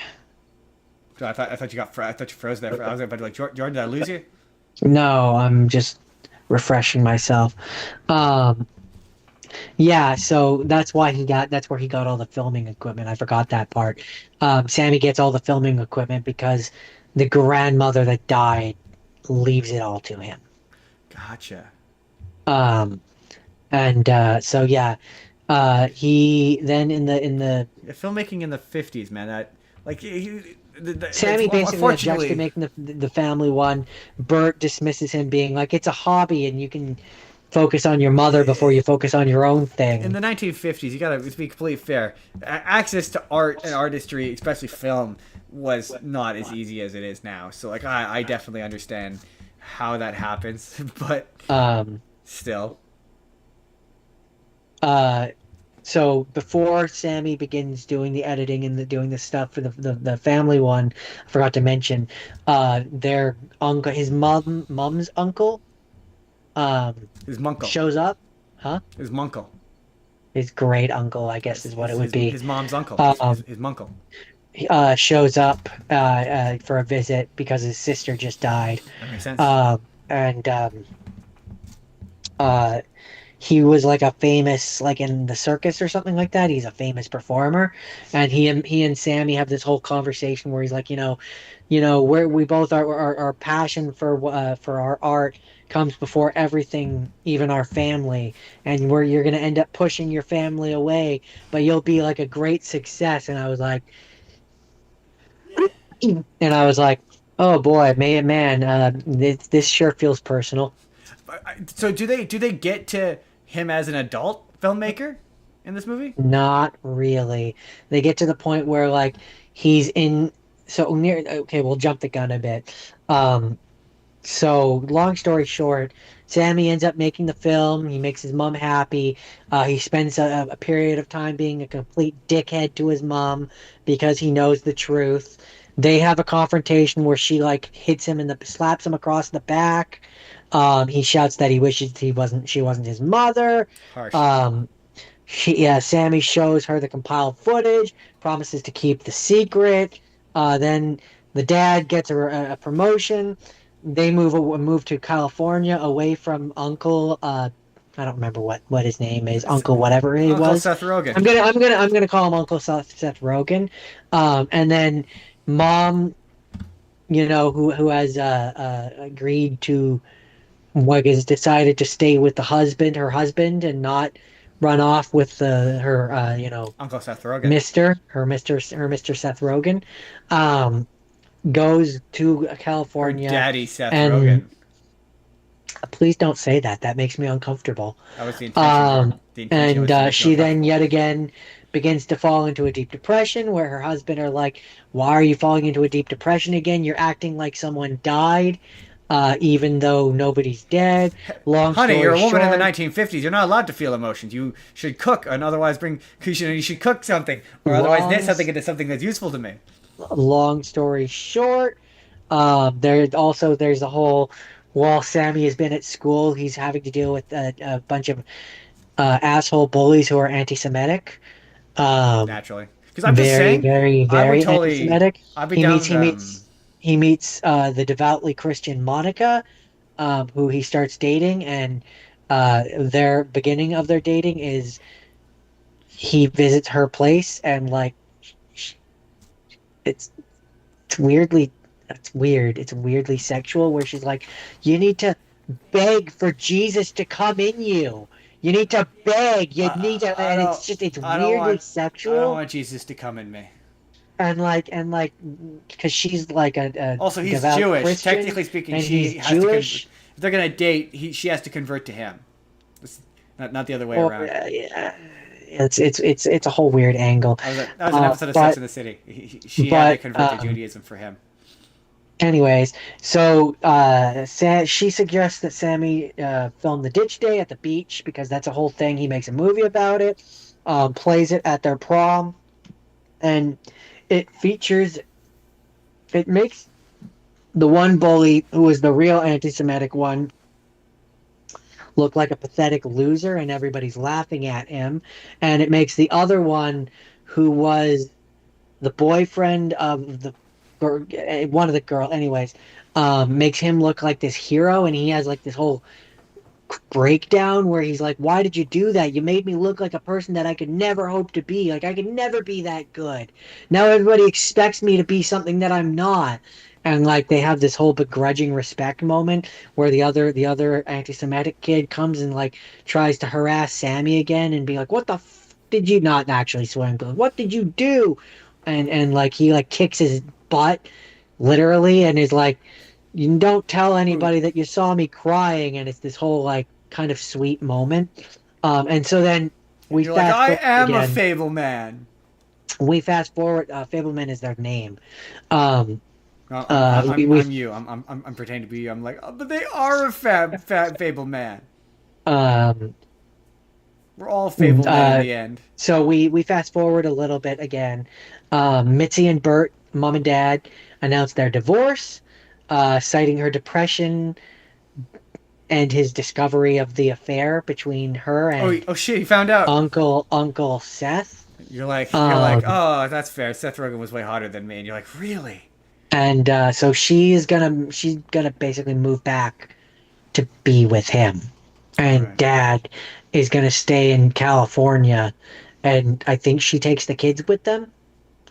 Okay. And so then, um, but Sammy is not willing to do any of that, and he's gonna go to Hollywood, and there's a period where he's in college and he's talking to his dad, and he's like, I hate every moment of this, and like it's ruining my life, and I don't like it. And his dad was like, it's like then kind of like, you should do what you You're want to Jewish. You should do. go be a doctor.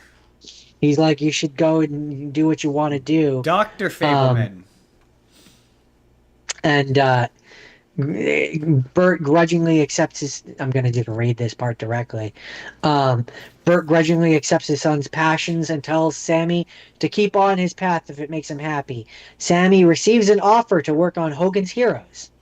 Knowing that he is more interested in filmmaking, show creator Bernard Fine invites Sammy to meet director John Ford, one of his greatest influences.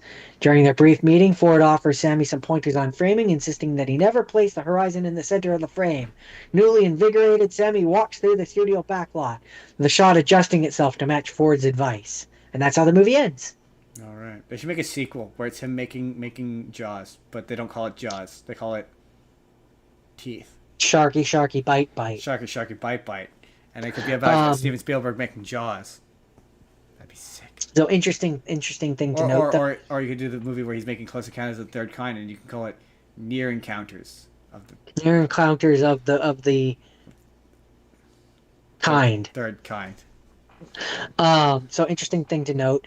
Uh, so the person who portrays John Ford is David Lynch, and it was his final acting role before his death in 2025. All right then, Jordan. That's the Fablemans. That is the Fablemans. It's one of those ones where, like, if you're gonna do it's one of those ones where if you're gonna do a watch through of a bunch of Spielberg movies, I kind of feel like you have to button note it with this one. Seminal film. It had a budget. Apparently it didn't do very well. Had a budget of 40 million, made 45.6 million at the box office. 151 minutes. Yeah, I think it got nominated for Oscars if I'm not mistaken. I think you're right, but I'm too lazy to try and find out. So Jordan, as I mentioned at the beginning of this, you gotta pick a Steven Spielberg. You gotta pick a Quentin Tarantino movie, at least one. I will settle for Inglourious Bastards. I mean, if I okay, so here's the thing. I'm gonna give you a choice. If you want me to watch Once Upon a Time in Hollywood, that's it. That's all I'm gonna watch. I'm not gonna do both that and Inglourious Bastards, because Inglourious Bastards is 2 hours and 33 minutes, and Once Upon a Time in Hollywood is 2 hours and 41 minutes. So if I do both, I'm doing like 5 hours of movies, and I just can't do that. Yeah, fair I can't. Enough. I can't do another week of that. I just did a week of like way too long. I'm kind of tempted I think maybe I'm changing my mind. I know I said I would. We might save these for another time, because I have another idea for what I want to do next week, and I don't know that I want to commit. Yeah, we'll let you decide. We'll let you decide if you want to use one of those for this, because this is what's happening next week. So next week, it's a week before my birthday, and we won't be able to do the show because my birthday's on a Friday. And so the show after my birthday will be after my birthday, because it's my birthday, and I already do whatever I want on this show, but I even more want to do whatever I want. So, Jordan, the topic for next week for you. Here's how this is gonna go. I will have my own secret topic, and you will have to guess what that topic is. But for you, for your topic, I think you know what I want you to pick. And Jordan, I think you know what I want you to pick, and I think one of the choices to give you an idea of the kind of thing I want. You better believe that Sex and the City 2 is going to be on your list next week, Jordan. Then I definitely don't want to have two really long ones. You better believe, Jordan. Isn't that like 3 hours long? Don't even worry. No, I think it's only 2.5. Don't even worry, Jordan. I already looked it up for you. It's on Netflix. Oh, good. Well, that's something. So, Jordan, I think you know the kinds of movies I want you to pick. But also, I seem to remember not hating the first one as much as you did. I know you didn't. That's fine. I can live with that. Jordan, it's not my fault you enjoy the torture, and then I'm gonna have a secret topic. Enjoyed is a strong word. It's a very, very strong. To be fair, the second one I remember being like, it's not as bad. They're making a new Crazy Taxi game. Oh, neat. So yeah, if you need more suggestions, Jordan, of stuff to pick, you let me know. But one of those ones better be Sex and the City 2. You haven't even given. What was the topic? I think you know what I want you to pick. That's the topic. So it's movies that you think I want you to watch. Okay. Thank you. I needed you to spell that out for me because I thought you were like being like clever or something. Like I think you know what you want. I think you know. I think you know. And I'm like, no, I really don't. I need you to like lay this out. What's my topic, sir? The topic is I think you know what I want. Yeah. Okay. I think I get it now. Okay. Yeah. John, I want to be entertained. It's my birthday. Entertain me by watching bad movies. There, I said it. I spelt it out for you. I'd like to see a little bit of torture next week. Is what I'm saying. But don't torture yourself too bad. It's still a party. Like don't do I spit on your grave. That's not me soft hinting that you should do that. Don't do that movie. We will never talk about that movie on the closest we ever will get on the exploitation iceberg is when we talked about Grindhouse. That's it. That's as far down as we get. I got some suggestions that I Googled and they were disgusting. That's a conversation for me and Jordan privately. Anyway, that's next week. It's a week before my birthday. And I have a super special secret that Jordan will guess immediately what the topic is. I hope. I don't want to overpromise and underdeliver because I haven't actually looked into it to see if it's possible to achieve. But we're gonna darn well try. So where can the people find you? Where can people find me, Justin? I do Minecraft Mondays every Monday on my Twitch, Deathgore187, and when I don't do that, I'm spending like 5 hours talking about Quentin Tarantino and Spielberg. 5.5 hours, sorry. I mean, to be entirely fair, Jordan, an hour of that was the news and comma response time. So, like, really, it was really more like 2 hours of talking about Quentin Tarantino. 4 hours then, okay, fine. So, you know. Technically, half of that was devoted to talking to Steven Spielberg. Anyway. That's why I said Quentin Tarantino and Steven Spielberg. I said both. This is true. You can play it back. Roll the tape back. No, we don't have time for that, Jordan. We've been here for 5 hours. It's time to go. Jordan, you can find me on TikTok. 5.5 hours. You can find me on TikTok, and you can find the show on TikTok. Spur of the moment. Don't worry, we don't say the N-word. It's true. We don't. You should. The boxes have popped up already. I'm sure they have, or will pop up at some point. I don't know. I've never actually looked into how it works when I put the boxes on this kind of video. But the left, that's last week. It was I don't know what it was. It was nature and stuff. That's what it was. You can click that. Go watch that. That was a good episode. Solid episode. We got intellectual on that episode. I mean, we get intellectual every time. But on the right is a random video YouTube thinks you're going to enjoy. Jordan, why should the people hit subscribe? Because they get content every single day. Every single day. Also because it would make Justin feel a good. day. It would make me feel good. It would make both of us feel good. It would make it feel like all that Quentin Tarantino was worth it. Yeah. We will see you all next week. I don't think I missed anything. Patreon, Wild Education, Goosebump Crew, hitting it. We'll see you next week. Bye!